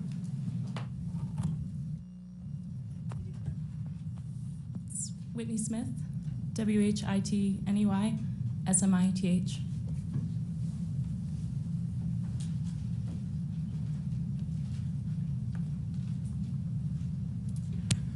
Whitney, thank you for being here, and we will try to get through you quickly. We're at the end of the day, and we want to make sure that we're respectful of your time here. We, again, appreciate you coming. Let's begin by asking you where you're from. I'm from Michigan. And have you ever met Gwyneth Paltrow? No, Have you ever met Terry Sanderson? I have. How did you meet him? I met him at Deer Valley, I believe it was in 2016. And what was the nature of that interaction? I responded to an incident on the bandana run where he was injured. Okay, and do you have memories of that day and those events? I do. Okay, and as I understand it, you also created a report about that? Yes. Okay, and we'll look at that report. But you were in, I think, the capacity of a ski patrol person when you came upon him, or when you were called to the scene, is that correct? Correct. And can you give the jury just a sense of your experience and training that got you to that point that you could be a ski patrol person? Sure. At that point, I had my EMT basic, which is our level, and I think that was my second year patrolling. So we had some medical training, and we set up ropes, pads, boundaries, everything around the mountain, and respond to incidents. Do you have any EMT training? I do, yes. I'm an emergency medical technician. Okay. And can you give the jury just a sense of what that means? Sure. It's sort of basic first aid that we're able to render there on the slopes, deal with any kind of life threats, and then our main deal with ski patrol is stabilize the patient and remove them from a cold environment down to somewhere where we can reassess. Okay. And did you have that training at the time of the accident? I did. Okay. How many years had you been an EMT before then, do you recall? I think it was about 2 years at that point. So you had seen other accidents like that, or you had come upon other accidents with that EMT training to respond? I had responded to more than several incidents at that point. Okay. Do you have any rough estimate as to how many? No, I don't, sorry. That's fine. Let's go with your memories first, and then we'll go to your report real briefly. What do you recall caused you to go to that scene where Mr. Sanderson had called you? I don't have a specific recollection of the radio call, but I know that Flagstaff Mountain, which was where Bandana is, was called and notified that there was potentially an incident on Bandana, and then I was sent to respond to that. And what was your understanding at the time of what the incident was that needed a response? I wasn't sure at that point what it was. It just came in as probably, we call it a possible 1050, a possible incident, and the location. Got it. And then what do you remember seeing when you got to that point? Sure. When I came up, I saw Mr. Sanderson standing on the side of the run. You know, there's a mountain host present who I believe was the one made the radio call, and a friend was there. And then I skied up and began talking with them. Okay. And what's your role? What are the things that you typically do when you respond to an incident like this? Sure. So as I come into a scene, I'm already doing a bit of a scene size up. Sometimes there's clues, right? If there had been like skis up the run and someone's way down them, you can tell something happened. So a size up to maybe get a feel for what's going on, and then I go in and I usually introduce myself, ask them their name, and just sort of, hey, what's happened, what's going on today, and then from there, do you have any pain or anything like that? And was it your understanding that there had been a collision? Not offhand, but once I had gotten there, when I asked what had happened, they said there was a collision. And who reported that to you? Mr. Sanderson. And what did he tell you? I don't recall specifically. I think when I asked, like, hey, what happened, they just said there was a collision up higher, and then they had skied down and decided that they couldn't keep skiing down and needed assistance. Got it. So you got to a site that was different from the collision site? Yes. Okay. And do you remember hearing anything from Mr. Ramon, the friend that was there? While I was doing my assessment, I don't remember specific words, but I know that he had mentioned a couple of times that there was a collision beforehand and who may have been involved. Did he ever tell you that he had witnessed the collision? No, he was mostly talking to Mr. Sanderson, and I was kind of overhearing while I was assessing. Okay. And what was your assessment in terms of the potential for physical injury? So as I was talking with him, I was asking him if he had pain. I do recall he was talking about some right-sided rib pain, so we went through and made sure breathing and whatnot was okay. And then he said he was able to answer all my questions appropriately, but did seem a bit rattled. Okay. Do you remember him complaining about anything related to his brain or his head? I don't recall. Did you observe him to have any cognitive disability or limitations? Per my assessment, he was alert and oriented by 4, which is part of our assessment there, which means he's 4 out of 4. Okay, and explain that to the jury, the 4x4 idea. Yeah, so it's to see if you're oriented to person, place, time, and event. So I'll ask, do they know who they are? Do they know what day it is? Event, do they know what happened? And then person, place, time. And I usually give them sort of a general, politics question, like who's the president? If they can answer that, then they're usually doing that. Got it. So you're just trying to test that they're cognitively aware and able to speak to you, communicate with you. Yes. And you do that every time as a matter of course, just any time you are on a scene and assessing a person? Yeah, you can typically just kind of throw those in for conversation and get a feel of how someone is cognitive. So you feel confident that you did that? I did do that. Did you do anything to assess the rib pain at that point? I don't recall specifically doing that. I can tell you how I would do that, so I can tell with confidence if that's what I wrote in my report, that is what I did. Okay. And speaking of the report, what's the reason that you actually wrote out a report in this case? When we go on an incident with someone who has an injury, we just fill out paperwork for everyone's liability and future needs. Okay. Just trying to get down what the facts that were reported to you and that you observed. Sure. Yeah. Okay, so you assessed Mr. Sanderson on the hill, and at that point, did he know who hit him? No, he never said who hit him. He just was like, yes, I was in a collision. Did he know what had happened? He, aside from saying, I believe, according to my paperwork, he said he was hit from behind. So that was what he told me in a collision, but beyond that, he didn't have much in the way of specifics. Okay. And then what about Mr. Ramon? Did he report to you any details about what he had seen? He mentioned a couple times that the skier involved had been Ms. Paltrow, but beyond that, there were no specifics of like how it happened. And do you know how he knew it was Ms. Paltrow? I do not. I hazarded a guess that he had seen, but I don't know for sure. Was it a little surprising that a name that you knew, like a celebrity name, had come up? Sure. I mean, it wasn't what I expected for the day.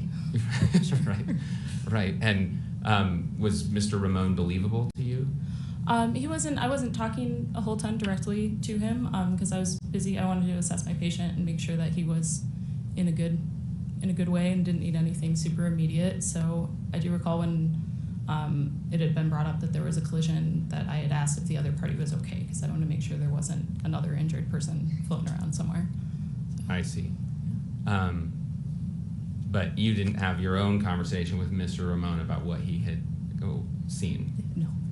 And what about, did you hear anything about someone being unconscious, Mr. Sanderson being unconscious for a few minutes? No, I didn't get that reported. That would have upped the seriousness of that call for me really fast. Yeah, so that's my next question. If you had heard Mr. Sanderson was unconscious for 2 minutes or a long time, what would you have done? That would have been, if you're reporting a loss of consciousness, typically you get to leave the resort in an ambulance. That's kind of where that goes. Even if you're mentating correctly for me there, if I hear you were out cold on the snow for 2 minutes, I'm gonna call an ambulance and let you refuse them directly. And what about loss of consciousness for a shorter period of time than that, even 5 seconds? Sure. It's kind of any loss of consciousness. If someone said, hey, this person was out, I'm gonna start looking at that. Okay, and you feel confident that you did not hear about anything like that? I don't recall ever hearing that, no.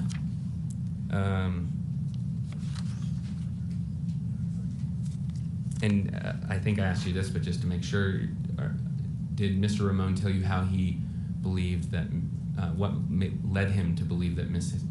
Paltrow had been the other person in the collision? No, aside from saying the name, he didn't expound. Okay, so then once you've done that assessment, have we covered that assessment, I should ask, that on the Hill? I'm sorry, could you repeat the question? Yeah, have we covered what you did in that assessment, what you remember in that assessment on the Hill? Yes, I mean, there's a bit more to it probably. Okay, then than please tell the jury. over. Yes, I don't want to cut you off. Sure, there's, it's a head to toe, right? It's not just, if you tell me your ribs hurt, I'm absolutely gonna look at that, but they can distract from other things. So it's a head to toe assessment to make sure that there's nothing sneaky happening elsewhere. And then I would have palpated the ribs, have them breathe in, make sure that's all going properly. Got it, okay. And what were your findings after that head-to-toe assessment? Sure. The majority was that rib pain. He wasn't having trouble breathing, so I was comfortable with that. But he definitely had something going on in that vicinity. Okay, got it. Then, as I understand it, I think Mr. Sanderson has spoken to this, that he was taken on a toboggan, is that right? Correct, yeah. I packaged him in the sled and took him down to our first aid area. Okay, and what happened after that? We would have gone into first aid and I think sort of reassess once we're in a place where, okay, pull your jacket off, pull your helmet off. Does anything else hurt now that it's been a few minutes? And then from there, I do recall I spent a fair amount of time waiting for his friend to bring the car around. So we chatted for a bit. And when you say a bit, an estimate of how long that actually happened? Around 2 hours. Okay, and how long was the assessment on the Hill? It was probably 10 minutes. That's a rough estimate, but 10 to 15 before we were packaged and moving. So you spent a lot more time with him in the first aid clinic? Yeah.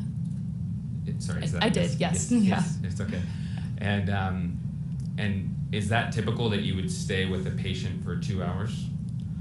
It's a bit abnormal. We do try and get back up into rotation, but also DRAS customer service says that we stay with the patient until the end, make sure, A to B, they're on their way and are in a good spot. And it's also just good medical care to not say, see you, bye. Right. That makes sense. And was there any reason, aside from waiting for this car, that you needed to stay with him for 2 hours? I wanted to keep assessing and make sure that he didn't trend downward in any of his symptoms, which he did not. So that was the main reason, was just to make sure he got on his way.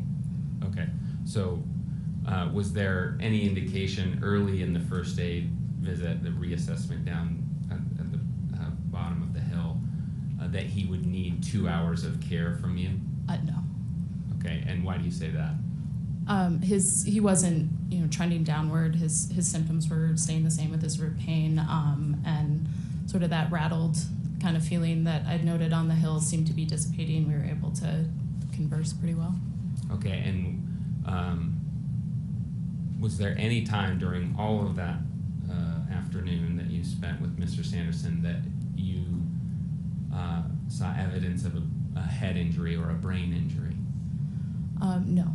As time went on, I said this guy is ANO4, so I felt comfortable releasing him private vehicle. And was that ANO4? Is that what you just said? Yes. Okay, and again, that means that he was alert to those 4 different categories you mentioned earlier. Correct. And I think he earlier told the jury that you gave him some things to remember. Yes, do you recall that? There's a handful of sort of head assessments you can do, and that's one of them. I'll usually give somebody 3 words, and then sort of periodically throughout the scene time, I'll ask him to repeat that for me. Right, and was one of them your horse's name? No, that's not usually one I use. Oh, okay. I use Blue Snow 24 without fail the whole time I've patrolled. Okay. So. And let's see, so you were doing various tests to make sure that he was fully alert and his cognitive facilities were intact, is that correct? Correct. And you found no concern? He was not trending downward. He was solid. But did you encourage him to go get further care at all? I did, yeah. And what was that for? He had the rib pain, and I told him if any other concerns came up, then you should talk to whoever sees you at the clinic. Okay, got it. So let's go to your report. Well, actually, let's finish the day. So you finished with him once he got a ride and you knew that he was okay, that he had someone to take him. What did you do after that? I would have rotated back to the top. I don't have a specific memory of that, but I would have rotated back to the top of a mountain and checked in. Okay, got it. And then did you talk to anybody else during the day after you had been with Mr. Sanderson about what had happened? Sure. When I came in for the evening, he was then our patrol director, Steve Graf. I just sort of mentioned, like, oh, hey, it's kind of a interesting sidebar. Somebody said they saw Ms. Paltrow on the slopes today, may have had something to do with my incident. And it was sort of just a 3-minute conversation, and then... And what was there any discussion about the injuries, or was it just the fact that it was Ms. Paltrow involved? Just the fact that maybe she was involved. I see. And you obviously were not there. I think you've made it clear you weren't there at the actual collision and you didn't see what happened, correct? Correct. And you never saw Ms. Paltrow that day? I did not. You didn't talk to her? No. Okay, I'm gonna put your report on the screen here. It will also come up on that screen. Okay. I believe it has already been published to the jury. This is Defense 24A. Is that correct? Yes, and it's also Plaintiff's Exhibit 1. Okay, thank you. Okay, so let's see, this is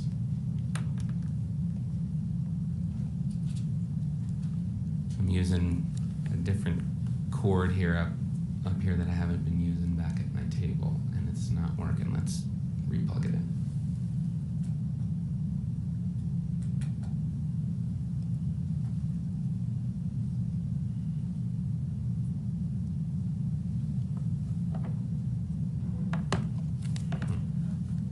Sorry for that. Let's wait. It had been working. If you need a drink, let me know.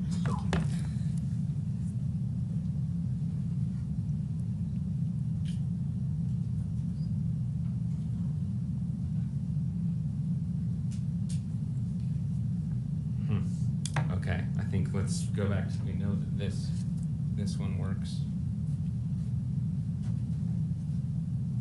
Just pull it up here.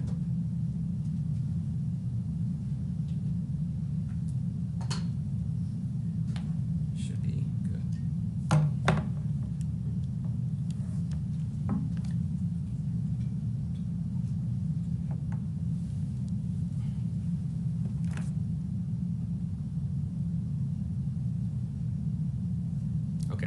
sorry for that wait. Thank you for your patience. Okay, so is this your report? It is. And when did you create it? The date on it is the 26th of February 2016, so that's when I would have done it. Okay, do you remember what time in the day?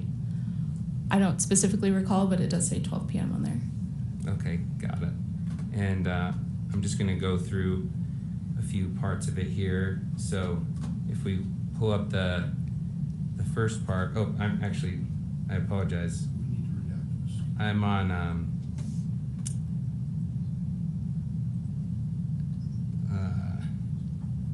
yeah, should I redact that first part?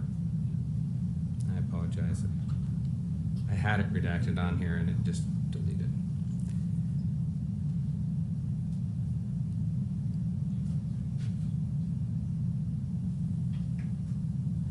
Okay. So, my apologies. Okay.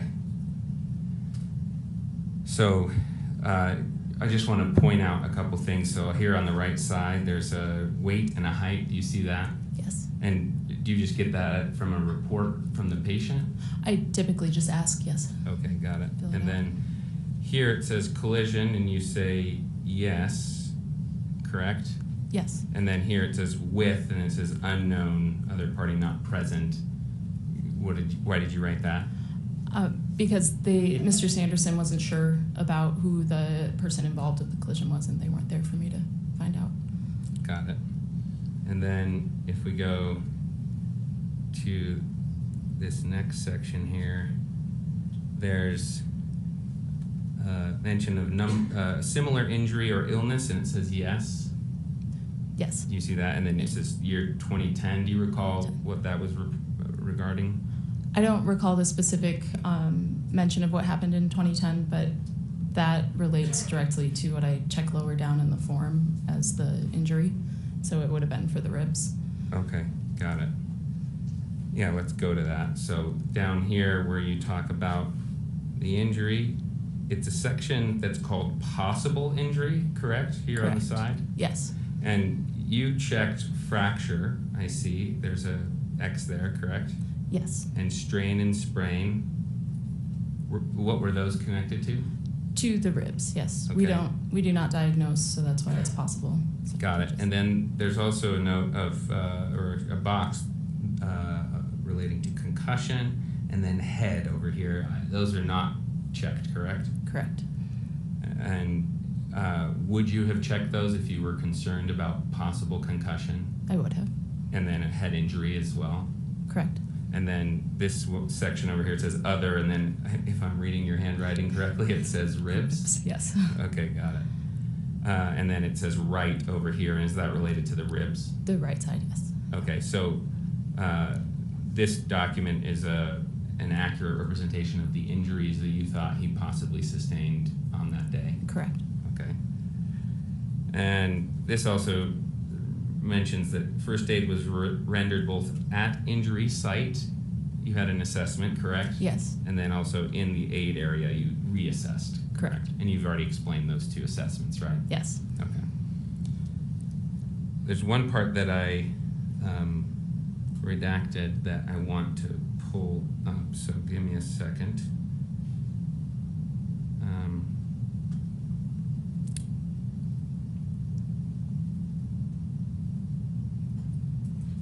Okay, so this section here says corrective lenses required, and it says yes. Do you see that? Oh, whoops. It's gone, sorry. Yep, sorry. There it Go is. ahead. Yeah. Corrective lenses required. Yes. Yes. And then it says worn, and you check no, correct? Correct. And why would you have done that? I'll ask them the corrective lenses question if they do need them. If they tell me yes and I don't visibly see glasses, I'll ask if they have contacts in. And if they tell me no, then I'll check no. Okay, got it. The second page of your report is Defendant's Exhibit 24B, and I think we've already published this, correct? No objections? No, we have Plaintiff's Exhibit 1, which is the exact same document. Similar, right? Okay, thanks. And then here I just wanted to point out there's various places where you get to kind of describe a little more detail, correct? Yes. And here's a section where you get to talk about what you did. And it says assessment, do you see that? Yes. And then mild disorientation. What did you mean by that? So I put assessment, and then those would be my findings on that assessment. His mild disorientation when I was there was the lack of specificity for what had happened during the collision. He was able to tell me that there was a collision and not much beyond that, or who was involved, and then the rib pain that we found. Okay, so that mild disorientation, and when you wrote it, you didn't mean that to indicate any cognitive problems or concern for concussion, anything like that? I think it did originally spike my concern for a head injury because he wasn't able to tell me how he fell. But then as time went on, I became less concerned about that, as I noted later. Right, and are you referring to the reassessment that says disorientation lessened? Yes. Got it, okay. I also note on this page that there's a section down here that says witness, and there's contact information, identifying information you could have put here, but you didn't put anything. Is that correct? Correct. And why didn't you put anything? No one seemed to be a direct witness to what happened. Okay. If Mr. Ramon had told you, I saw this and here's what happened, you would have put his name here? Yes. Okay. And at the bottom, you can't see it that well with what I called out, but is that your signature at the bottom? Yes. Whoops. So sorry about that. If you go here, right at the bottom, it says, I carefully read the above statement and it is true and accurate. Yes. And then that's your signature That's after my that? signature, correct. Okay, and you stand by that signature? I do. Okay. Let's go back to 24A real quickly because there's one part I want to hit that I missed. Actually, I need more than that. There's this section that says injured's description of incident. And it says was hit from behind, correct? Correct. And am I reading this correctly that this was Mr. Sanderson Mr. Sanderson's description because he was the injured? Yes. Okay. Yeah. Typically, I ask the injured party what happened, and then I'll write down exactly what they tell me. Got it. Okay. There's also an addendum to your report, right? There is. And can you tell the jury why you made an addendum to your report? Sure. And I forget who exactly made the request, but it was just requested that I fill out an extra form with anything else I might have remembered. Okay, and this is Defendant's Exhibit 25B, and I think it has been published. No objection, correct? No objection. It's also part of Plaintiff's Exhibit 1. Great. Okay, so is this the additional comments that you made? It is. Okay, and there's a date down at the bottom I note that's 3/18/2016, which is obviously after the accident, correct? Correct. And so, again, why did you do this a few weeks later? Sure. To my knowledge, it had come to note that maybe Ms. Paltrow had been present on the mountain, and with all the different information coming to the office, I wasn't privileged to that. They thought that maybe they would want some more information for that, so they asked me to write it down. Okay, so was there a question in your mind initially about whether Ms. Paltrow actually was involved? No, it wasn't something I was really thinking about. Okay, so you weren't sure whether what Mr. Ramon said was true? Yes, I was just focused on patient care at that point. Okay. And if we go to the actual comments here, let's do your first paragraph. Do you mind reading it for us? Sure. I recall that upon arriving on scene on Bandana at the bridge, I found the patient, Terry, standing on the right side of the run in his skis. The mountain host that had radioed patrol was above doing traffic control. A friend of Terry's was also present, a large man, blue jacket, black pants, dark hair, hereby referred to as large male friend. Terry said that he was uncertain what had happened. LMF told Terry that a woman had struck him from behind, knocking him down. LMF stated he had believed that the woman had been Gwyneth Paltrow. Okay, so there's this note, I think you've already described this, but I want to make sure I understand. Terry said that he was uncertain what had happened. He actually told you that? Correct. Okay, and then LMF, who you understand is Craig Ramon, is that right? Yes. And told Terry that a woman had struck him from behind, knocking him down. So that was something you heard Ramon tell Terry? Yes. He didn't tell you that? No. Okay. Let's go to the next section here. Do you mind reading it for us? I asked if anyone had spoken to the woman. Can I call him Craig in this? Is that all right? Sure, I mean, you know who it is that Craig you met. said he had asked her if she was all right. He said she had told him she was fine and skied away. During assessment, transport, and time in first aid, Craig continued to say that the woman involved in the collision was Gwyneth Paltrow. So you remember that he kept bringing up this point of Miss Paltrow's involvement? I do. And you don't know how he knew it was her? No, I don't. Okay.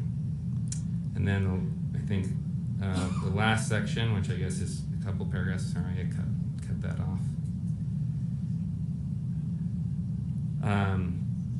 So at Empire First Aid, we were met by 3 others from Terry's skiing group. Do you remember that? I do. And who were those? According to this, it was a blonde woman, a man, and Debbie. Okay, and you didn't have any interaction with them, or did you? I don't specifically recall it. I do know they came into first aid to check on their friend, but that's the extent of my recollection there. Okay, and did they stay with Terry the whole time he was there? No, after, and I don't know how long, everybody went back out skiing and one went to go get the car. Okay, and left Terry with you alone? Correct. Okay. And then there's another sentence here that seems like similar things you said before. I recall LMF or Craig reiterating to the group his identification of the woman to have been Gwyneth Paltrow. Do you see that? I do. And when you write his identification of the woman, does that mean that it was your understanding that he personally identified the person as Miss Paltrow? That was, yes. I guess I probably made the assumption that it was a sight thing, and that's what he had come up with. Okay. And then eventually Debbie, who had left to retrieve the car, came back and picked him up. Is that correct? Correct. Okay. And then at the bottom, you identify LMF as Craig. It came back to me, yes. Okay. When you say it came back, you couldn't remember his name at the start, but then later remembered it? Correct. Okay. As you were writing out and bringing these memories back? Yes. Okay. Thank you.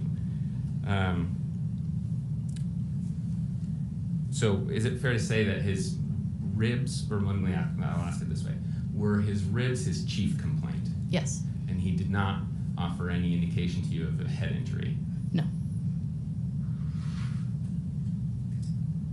Oh, whoops. Sorry.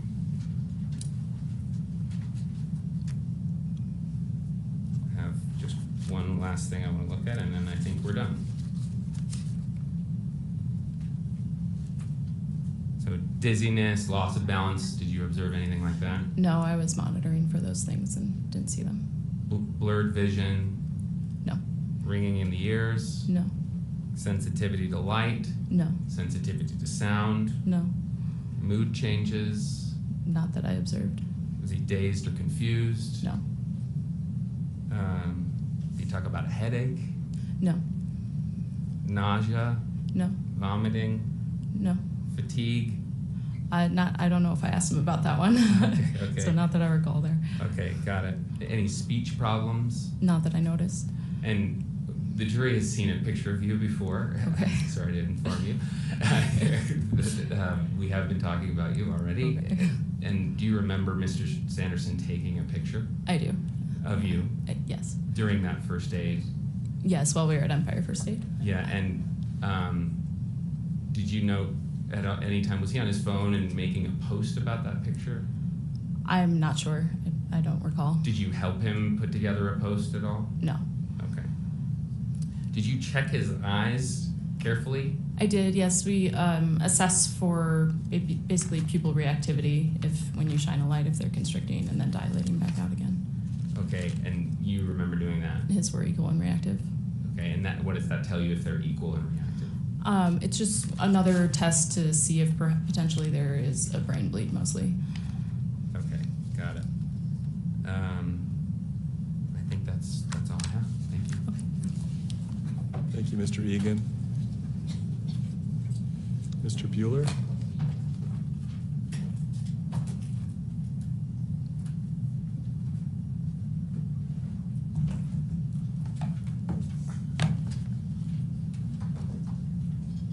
I think the plaintiff's or defendant's exhibit of your report is a little bit clearer. The one we have is a little less clear on page 3. What was that exhibit number for defendant? Which part of it? The first page. Is it each one a separate exhibit? Yeah, 26. It's around. So 24A is the first page of the incident. B, C. Yeah, it was slightly out of order. The supplemental report is 25B. Yeah, if that's what Okay. if that's what you're looking for. Okay. Are you qualified to diagnose TBI or brain injury? No, I do not diagnose. You noted on your report that there was, under assessment, the first thing you wrote was mild disorientation, correct? Correct. And then, and rib pain right side, correct? Correct. And then transport via toboggan to EFA, that's Empire First Aid. It is. And then reassessment, disorientation lessened, but the disorientation was still apparent at the first aid station, right? Not by the time Mr. Sanderson left, no. But before, when he got there at the first aid station, he had mild disorientation. I do not recall that being down there. Okay. And you did not believe Craig Ramon, the large male friend, LMF, when he told you or told in your presence that it was Gwyneth Paltrow who had hit Terry from behind? It seemed like sort of an unbelievable statement at the time. Kind of like that man appeared on the scene, that strange? Similar. Okay. And it was the supervisor that asked you to write that report that you hand wrote 3 weeks later, correct? Correct. Okay. Was Terry Sanderson very appreciative of your assistance that day? Yes, I remember him being very kind. Yeah, do you understand he still is very appreciative of what you did? I'm glad. Glad I could help him. Okay. You said he was rattled on the hill. Yes. What is rattle? Well, does rattle mean disorientation? That is my version of it, yes. That is how I would present that.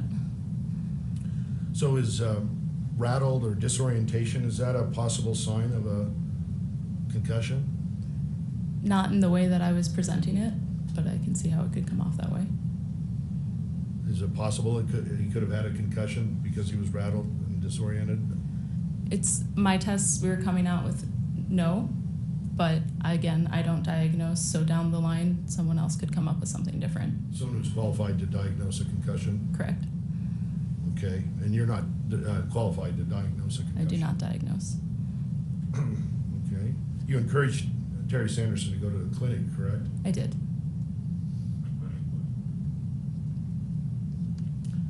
Can you, let's see. So your main goal was to stabilize him and focus on him. You did not investigate the collision matters, even though Craig Ramon said it was Gwyneth Paltrow who hit him from behind. I did not chase that down, no. You did not believe Craig Ramon. When I come up on a collision that one party is gone from, I'm not gonna go try and find that person. It's pretty impossible. Unless it's someone's famous. It could be, but it's sort of a hearsay thing at that point.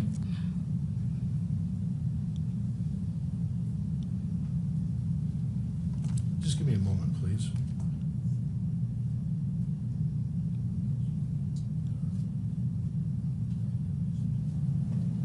Thank you, Ms. Smith. That's all I have. Hold on one second.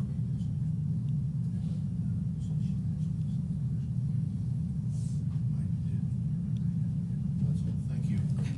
I just have one more, Your Honor. Sure. Ms. Smith, there was a question about you being asked to write those additional comments. Do you recall that? I do.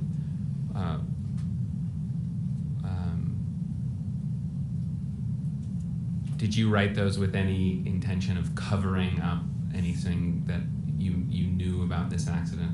No. Or covering for Ms. Paltrow because she's a celebrity? No. Okay, thanks. Mr. Bueller?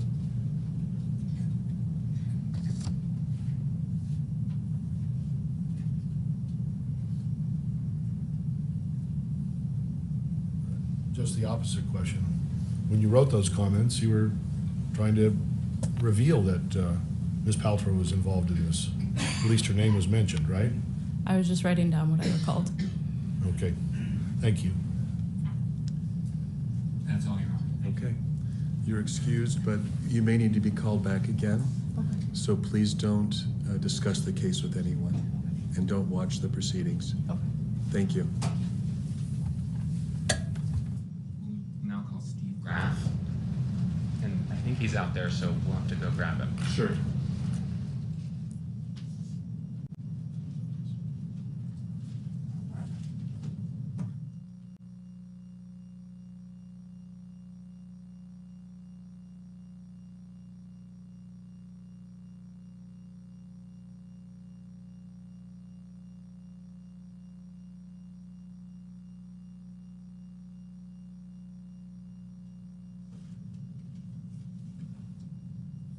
Good afternoon, Mr. Graf. If you could walk right up here and be sworn in as a witness.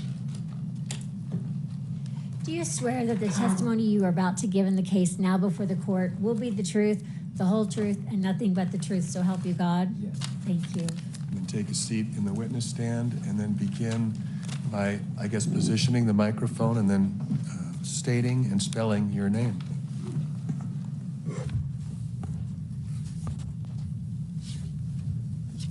I'm Steve Graf, Graff. Thank you.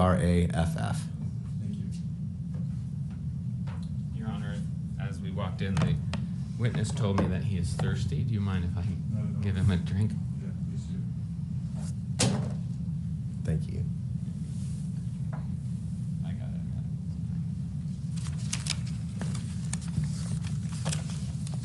it. All right, Mr. Graf. Thank you for being here. We don't have much time, so you'll be quick. I first want to ask you whether you know about a man named Mr. Sanderson, Terry Sanderson. I do. And how do you know about him? I know he was involved in a ski accident at Deer Valley in February of 16, and he has subsequently filed suit against originally Deer Valley and Gwyneth Paltrow. And how do you know about this? Well, I know about the accident beginning the day of the accident and have been involved in it off and on for the last 6 years. Okay, and in what capacity did you learn about this accident in terms of professional life? Well, my professional life, the day of the accident,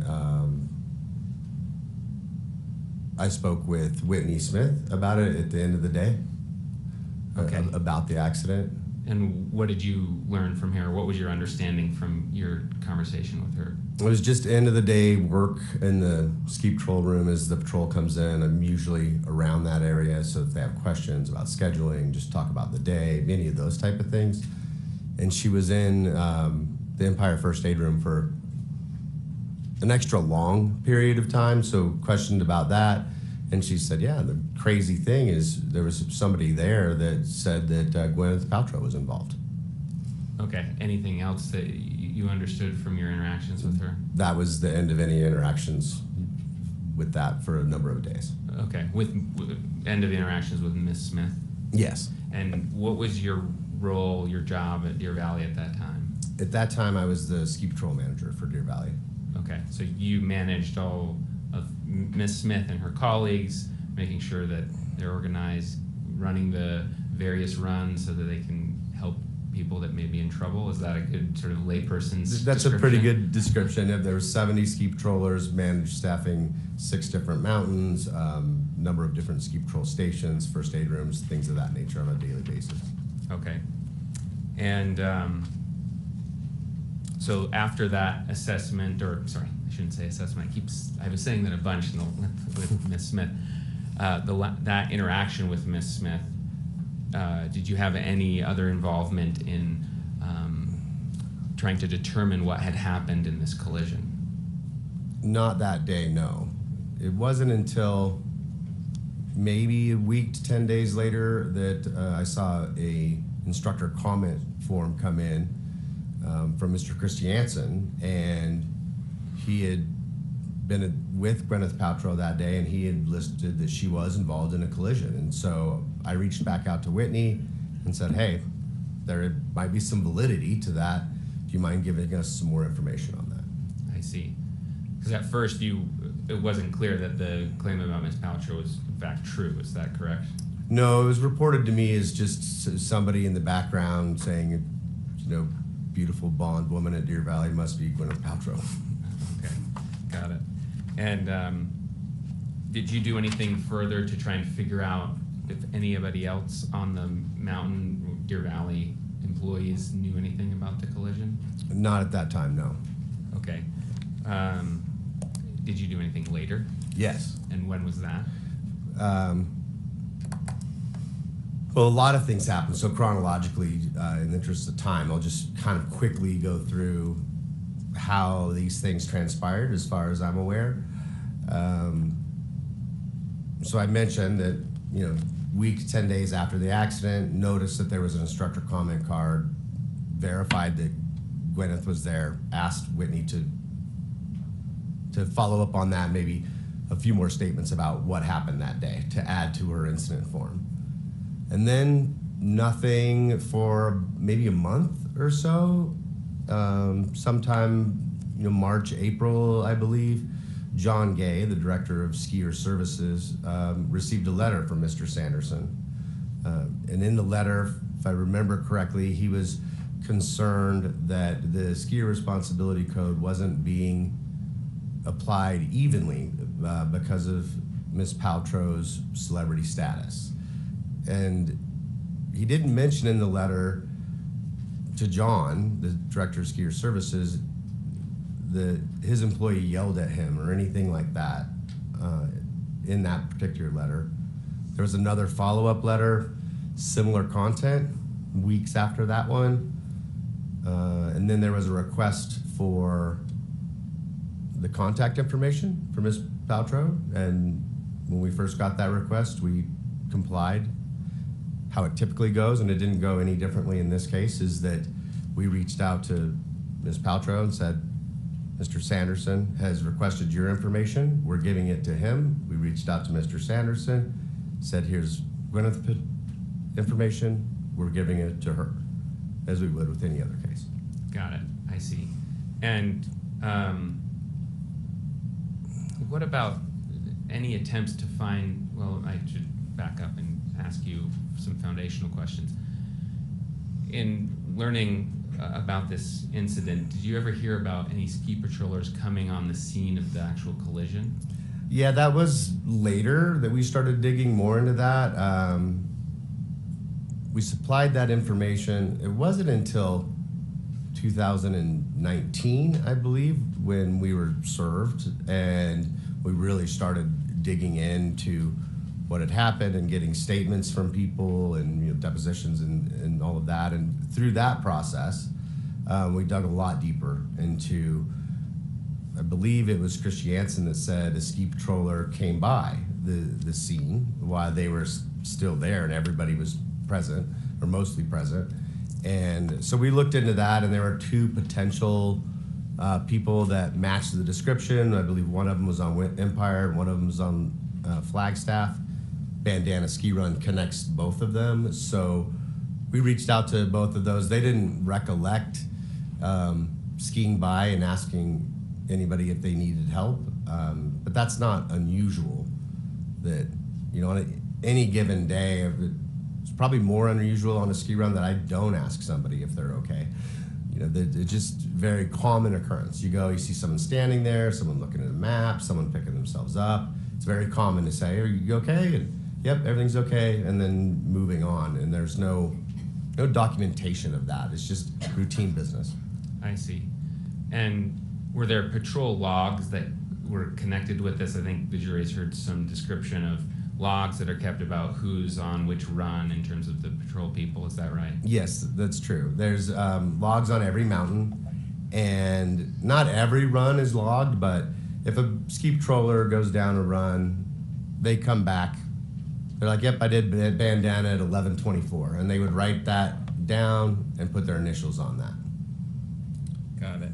I believe I have those logs, which are defendants exhibit 26A and through C, and I don't believe that we have published these, so I would ask for permission to publish these and admit them. And how have they been marked for identification? Defendants exhibit 26A through C.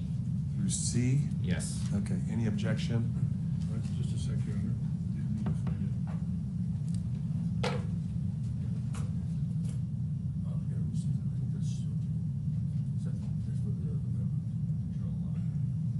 No objection. 26A through C, defense exhibit is received.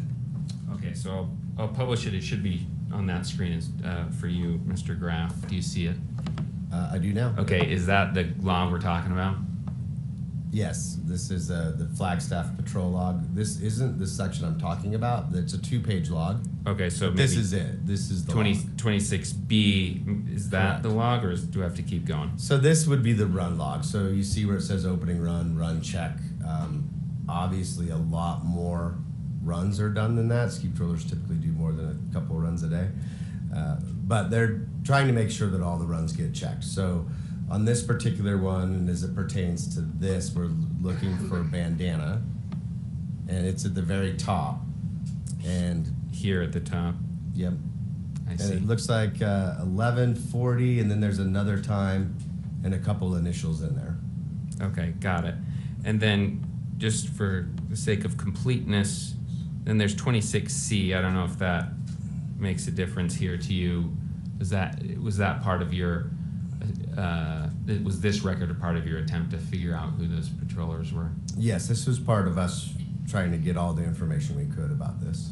And this 26C document, does it offer anything additional? If you I can go zoom I can in, go down out, to zoom out, yeah. So this is sweep, so that's after the accident, so it doesn't offer anything additional there. The page that you showed previously has names of the people that were on the mountain that day. Is that this page? That's this page, correct. I see. So at the top there. At the top here, okay. Yep. So Caleb, Jess, Whitney, and Tom were there. Steve Campbell was the snowmobiler. And if you I remember correctly, I asked Tom specifically because I saw his initials in that log. But not only did I look at Flagstaff, but knowing that Bandana is a connecting run to Lady Morgan and Empire, we looked at those patrollers as well and asked them if anybody on the mountain that day recalls saying, "Are you okay?" to some people on Bandana, and we didn't get any affirmative response to that. Given your experience with managing patrollers and responding to various incidents, if there had been an incident where someone was unconscious for a long time, would you expect to have heard about it?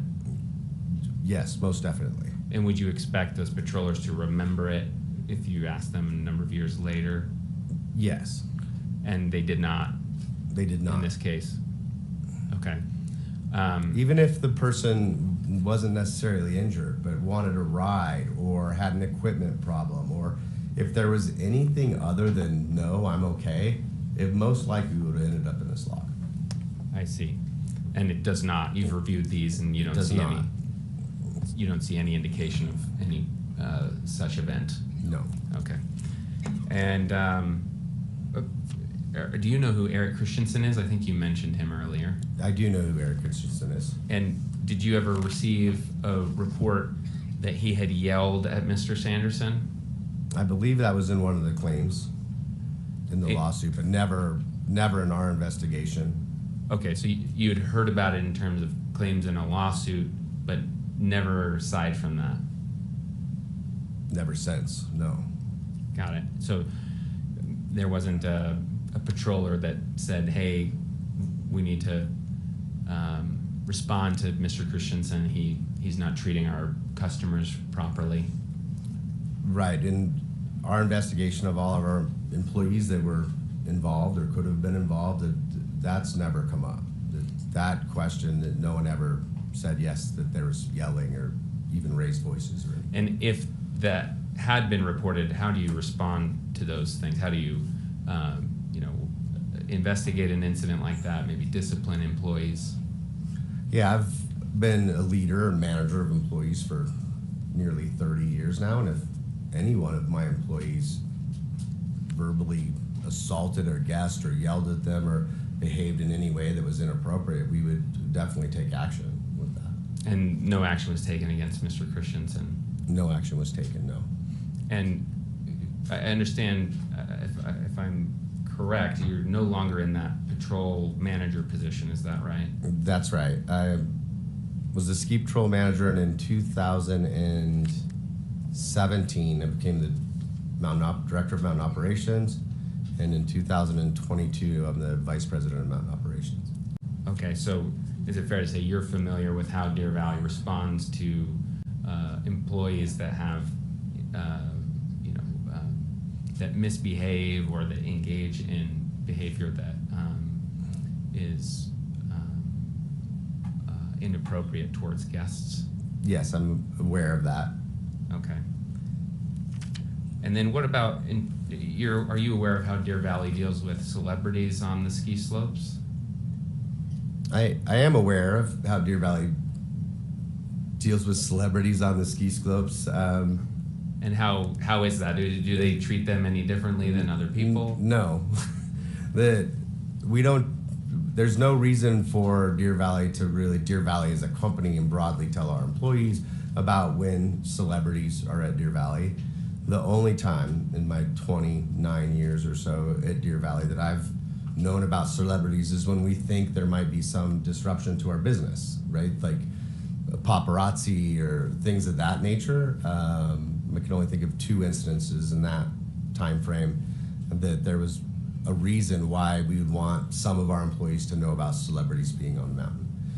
If it was, heads of state or members of Congress or sitting presidents or past presidents, with security details, we're usually informed of those things, but not celebrities. To your knowledge, did Deer Valley employees, executives, anyone involved with Deer Valley do anything to cover up the facts of this case to protect Gwyneth Paltrow? Absolutely not. And were you even aware that Ms. Paltrow was on the slopes that day? I wasn't aware of it until I read the instructor comments that just happened to mention that my student was Gwyneth Paltrow and was involved in a collision. And I recalled that, hey, Whitney was on an accident a week or so ago, and there was somebody there that said the same thing. So that's when those 2 pieces came together for me.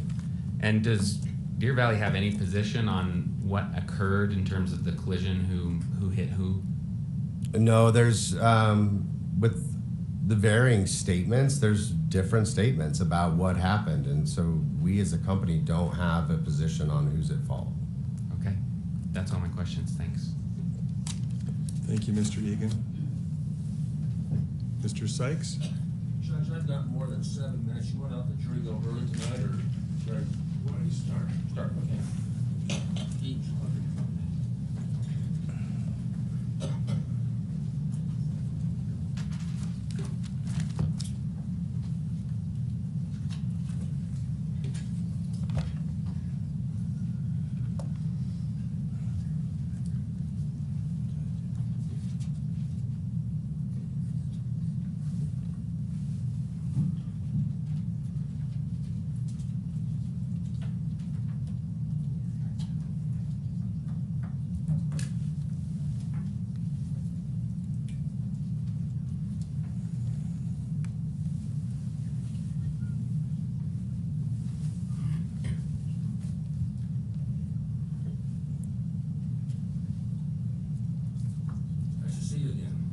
Nice to see you, Mr. Sykes. We know each other from other cases, don't we? We know each other, yes. Excuse me. This is the log that was referred to a minute ago, 26A. Can you see it there? I do.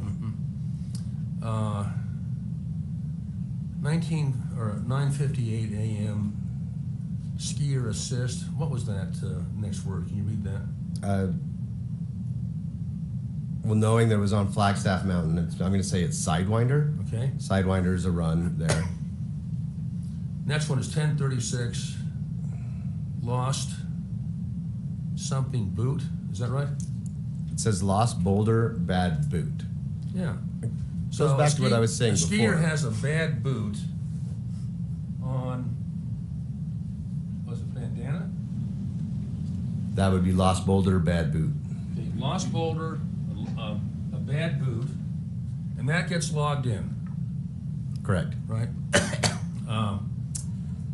And a skier collision on bandana doesn't merit a login at, let's say, 11:55 a.m. A collision doesn't even mention get a mention. Yeah, that goes back to what I said before, that if it was equipment like bad boot or somebody needed an assist, like maybe they needed a ride down, it would get logged. But if the people said, I'm okay, it wouldn't. Okay, at 12:02 p.m. now, Whitney Smith, it says Whitney there, is, and a possible 1050 is a collision, right? Possible 1050 is an accident. An accident, okay. And bandana, okay? And she notes skier collision, disorientation. Correct. Now, you investigate these things for Deer Valley. Is it your position that maybe 7 minutes, just 7 minutes or so, after that collision, he's disoriented, but at the time of the collision, he's not disoriented? Is that your position?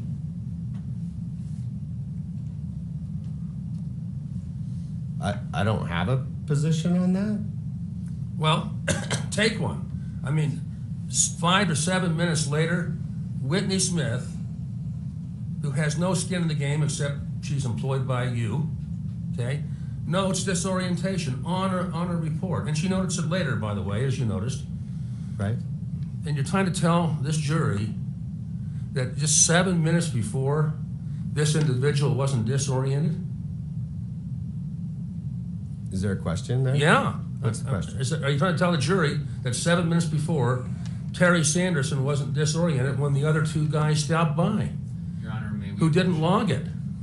I wasn't trying to tell the jury anything. I've got a request. Yes.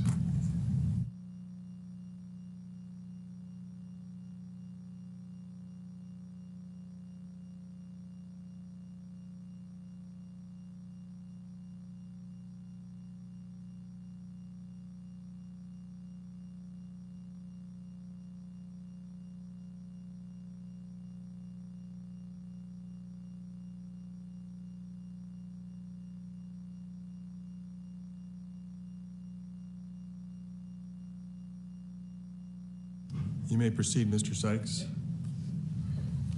You remember the question? No. Okay. Are you telling this jury of the good men and women of Summit County that maybe 5 to 7 minutes after this collision, it's noted here, I assume by Whitney Smith, or someone noted it, that there was a collision and there was disorientation, and that 5 to 7 minutes before that, there was no disorientation. Is that what you're saying? I'm not saying that. On this form at 12:04, Whitney said there was a skier collision and the person presented with disorientation. I don't know where you're getting the 5 to 7 minutes earlier. What are you referring to? Well, the accident was logged, and the crash was logged at 11:55. By who? Well, it's in one of the records. I think it was Eric Christensen. 11:55. You weren't aware of that? There's a time frame there. I know that at 12:02, Whitney was dispatched, and I don't see the screen anymore, but I believe it was 12:04. She was on scene. Well, okay. So Christensen said he was on scene. Yeah, that was right. 5 minutes before then, and he didn't notice disorientation. Yeah. All right. And you're no. Have you ever had a broken rib? Yes. It's pretty painful, isn't it? Incredibly. Very painful. Incredibly painful. Have you ever had 4 broken ribs? 4. No. Okay. Terry was diagnosed at the VA with 4 broken ribs the very next day. Okay? Now, is it reasonable, and you've had a long history in skiing and with Deer Valley, long illustrious history, right? Yes. Okay?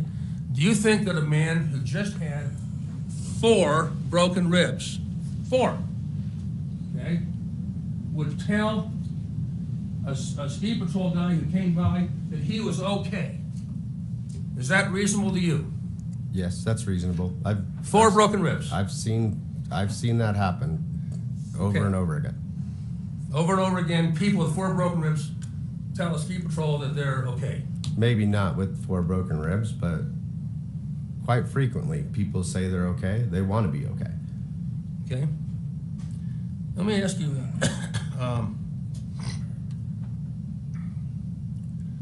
Pete, would you find the fourth? Which is the 3? Okay, now, you didn't see the crash, did you? No, I did not. Okay. And you have no personal knowledge of how serious it was? No, I don't. You're aware that Terry Sanderson has a witness who's not even a close friend, just a meetup buddy, that says that Gwyneth Paltrow hit him in the back. You aware of that? I'm aware of that, yes. Okay. Does that count for anything in your opinion? It's part of all of this, part Right. of this investigation. Deer Valley, however, takes no position one way or the other on how the collision occurred. No, there's differing opinions or statements on what happened. But that Deer Valley takes no position. we don't take any position, no. And you don't give celebrities any advantage. No. in these kinds of- Okay, now, you aware that she paid almost $9,000 for 2 days of skiing? You aware of that? I believe I saw that somewhere in the records. I think it might be overly inflated, but somewhere in there. That doesn't Well, sound that's what she unreasonable. Okay. Now, that's a lot of money to pay for 2 days, isn't it? It's, All right. Deer Valley costs a lot of money. Mr. Sykes, I hate to interrupt you, but we can either recess now, or if you just have a few minutes of questioning, you could finish. Well, I think, I hate to hold the jury late. Why don't we recess and I'll finish tomorrow? All right. Is that okay? I have an objection to finishing tomorrow. Why don't we address that after the jury's excused? Thank you. Members of the jury, we're going to recess now until 9 a.m. tomorrow morning. So remember my admonition not to talk about the case with anyone, not to do any of your own investigation. And if you happen to look at the television or listen to the radio or go online, please avoid or do avoid reading anything or listening to anything about the case. So thank you. Hopefully we won't have a storm in the morning. All right.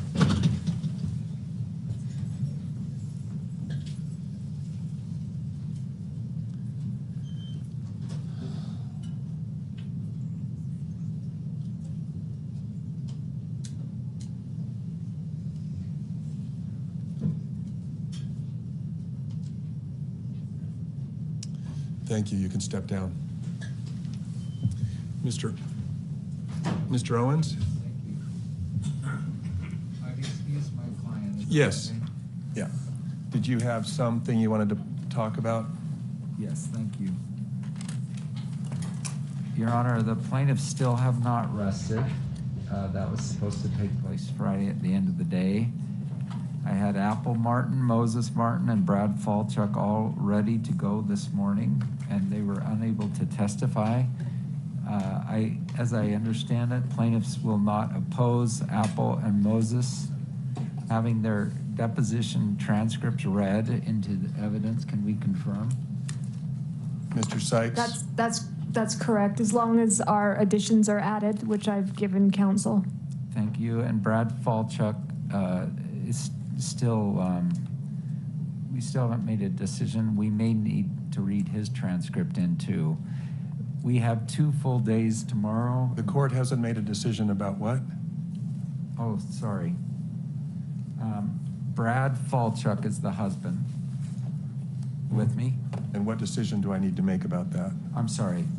We, You need to make a decision. Okay. you, I'm speaking through a mask, which makes it hard. Tomorrow, Tuesday, can I give my lineup? What's the lineup for tomorrow? McMahon. Well, that's Oh, for you're them to giving the tell us. lineup. You're giving the lineup. Okay, go ahead. We're starting with, finish up Mr. Graf. Graf, we're gonna nod. My, Is he available? my objection to, we're already terribly behind. Just a minute. Is Mr. Graf in the room here? Maybe you better run out and grab him and make sure he's going to be here at 9 o'clock in the morning. Somebody from the plaintiff's side. So 4 of our witnesses have been thrown off, just to let you know, because we had 7 planned for today. And We that's can't- your choice, counsel, to throw them off. So each side gets 50% of the trial time, and you're making a decision about how to allocate that time. Based on the assumption that plaintiffs would be done on Friday. And that's between the two of you. Okay, I'm not complaining, I'm just putting this on the record. And so we have 8 experts, 4 tomorrow, most out of state, 4 on Wednesday. So we're lumping in now people onto Thursday morning. Anyway. You see that I've got in the time for Thursday morning, it's 2 hours and 2.75 hours or something like that. That includes closing arguments. Wow. That means 0.75 hours on Tuesday morning, or Thursday morning. It's just an estimate of what's available. If we take up a lot of time in out of jury hearings, that'll get smaller. And you're running an excellent court, but I'm just saying an hour for closing on both sides means essentially no evidence on Thursday morning. Well, you can start your closings earlier than that. It just depends on when you rest your case and when the plaintiff rests their case. But your half time includes your closing argument. See, thank you for telling me that. I hadn't focused on that. So you envision the jury commencing deliberations at about noon? That would be in a perfect world. Okay. And I understand, we don't live in a perfect world. And so if they have to be charged a little bit later than that, they have to be charged a little bit later than that. Thank you. But that would be in a perfect world.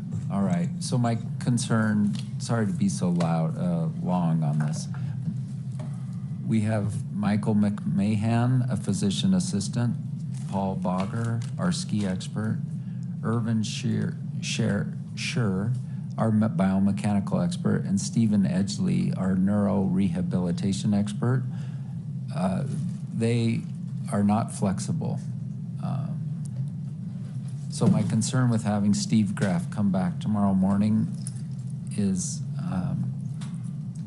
that it's going to throw off these folks that are not flexible. Okay. I would rather Steve Graf come back, for instance, Thursday morning, so that we can get our experts who are time. Sure. Thanks. So you've got an expert that's ready to go at 9 a.m. in the morning? So Michael McCahan is actually not our expert, so I may have misspoken. He was the treating physician assistant at the Instacare. Sure. And he is... ready at 9 a.m.? Yes. Okay. All right. Well, Your Honor, I'll probably only have about 10 to 12 minutes to finish this up. Why don't I could we- wait, but I'd rather just get it done. I realize that, but we do have some professionals that we need to make some accommodation for, and so why don't we wait with completing Mr. Graf's testimony until we can fit it in sometime a little bit later. Maybe later tomorrow, or if you want to schedule him for a specific time, we can do that as well. So, Steve Graf has flexibility to show up anytime. I don't know. He's not. I don't it's only control the Steve best Graf. snow season in the world. This year of Salt Lake City, but And I would add that Michael McMahon doesn't remember the treating Terry Sanderson. It's just a record review, and there's very little he would have to offer because he has no recollection of ever seeing the plaintiff. I think he will be short. So why don't you speak with counsel for Deer Valley and find out when you can schedule Mr. Graf? When makes sense to schedule him? Can you give him some blocks of time when he could schedule that? Yes, I mean, So if we can hold them to 10 minutes, we can live with it. In the What we morning, can't- tomorrow morning? Yes. What we can't live with is it's 10 minutes and now it's 2 hours. Well, are you gonna do another 10 or 15 of redirect? James is on it. Probably not. I will commit to 10 minutes. All right, then we'll call him in the morning. Mr. Graf did say that he's available. Okay, so why don't we get him back in the morning, and we'll start as soon as the jury's here. If they're all assembled at 10:02, we'll start. And Judge, just for the record, I've been in lots of trials, lots of jury trials. I've never seen so many sidebars in a case as this one. Is that a Requested by compliment? the defense. Is that a compliment or a criticism? It's a compliment. You're working very hard, Judge. Thanks. Anything else, counsel? Thank you, Judge. All right, so come early. The jury has been asked to be here at 8:45. If they're all assembled, we'll start. 8:45? Yeah, Yeah. let's start it then. Okay. Thank you. Thank you.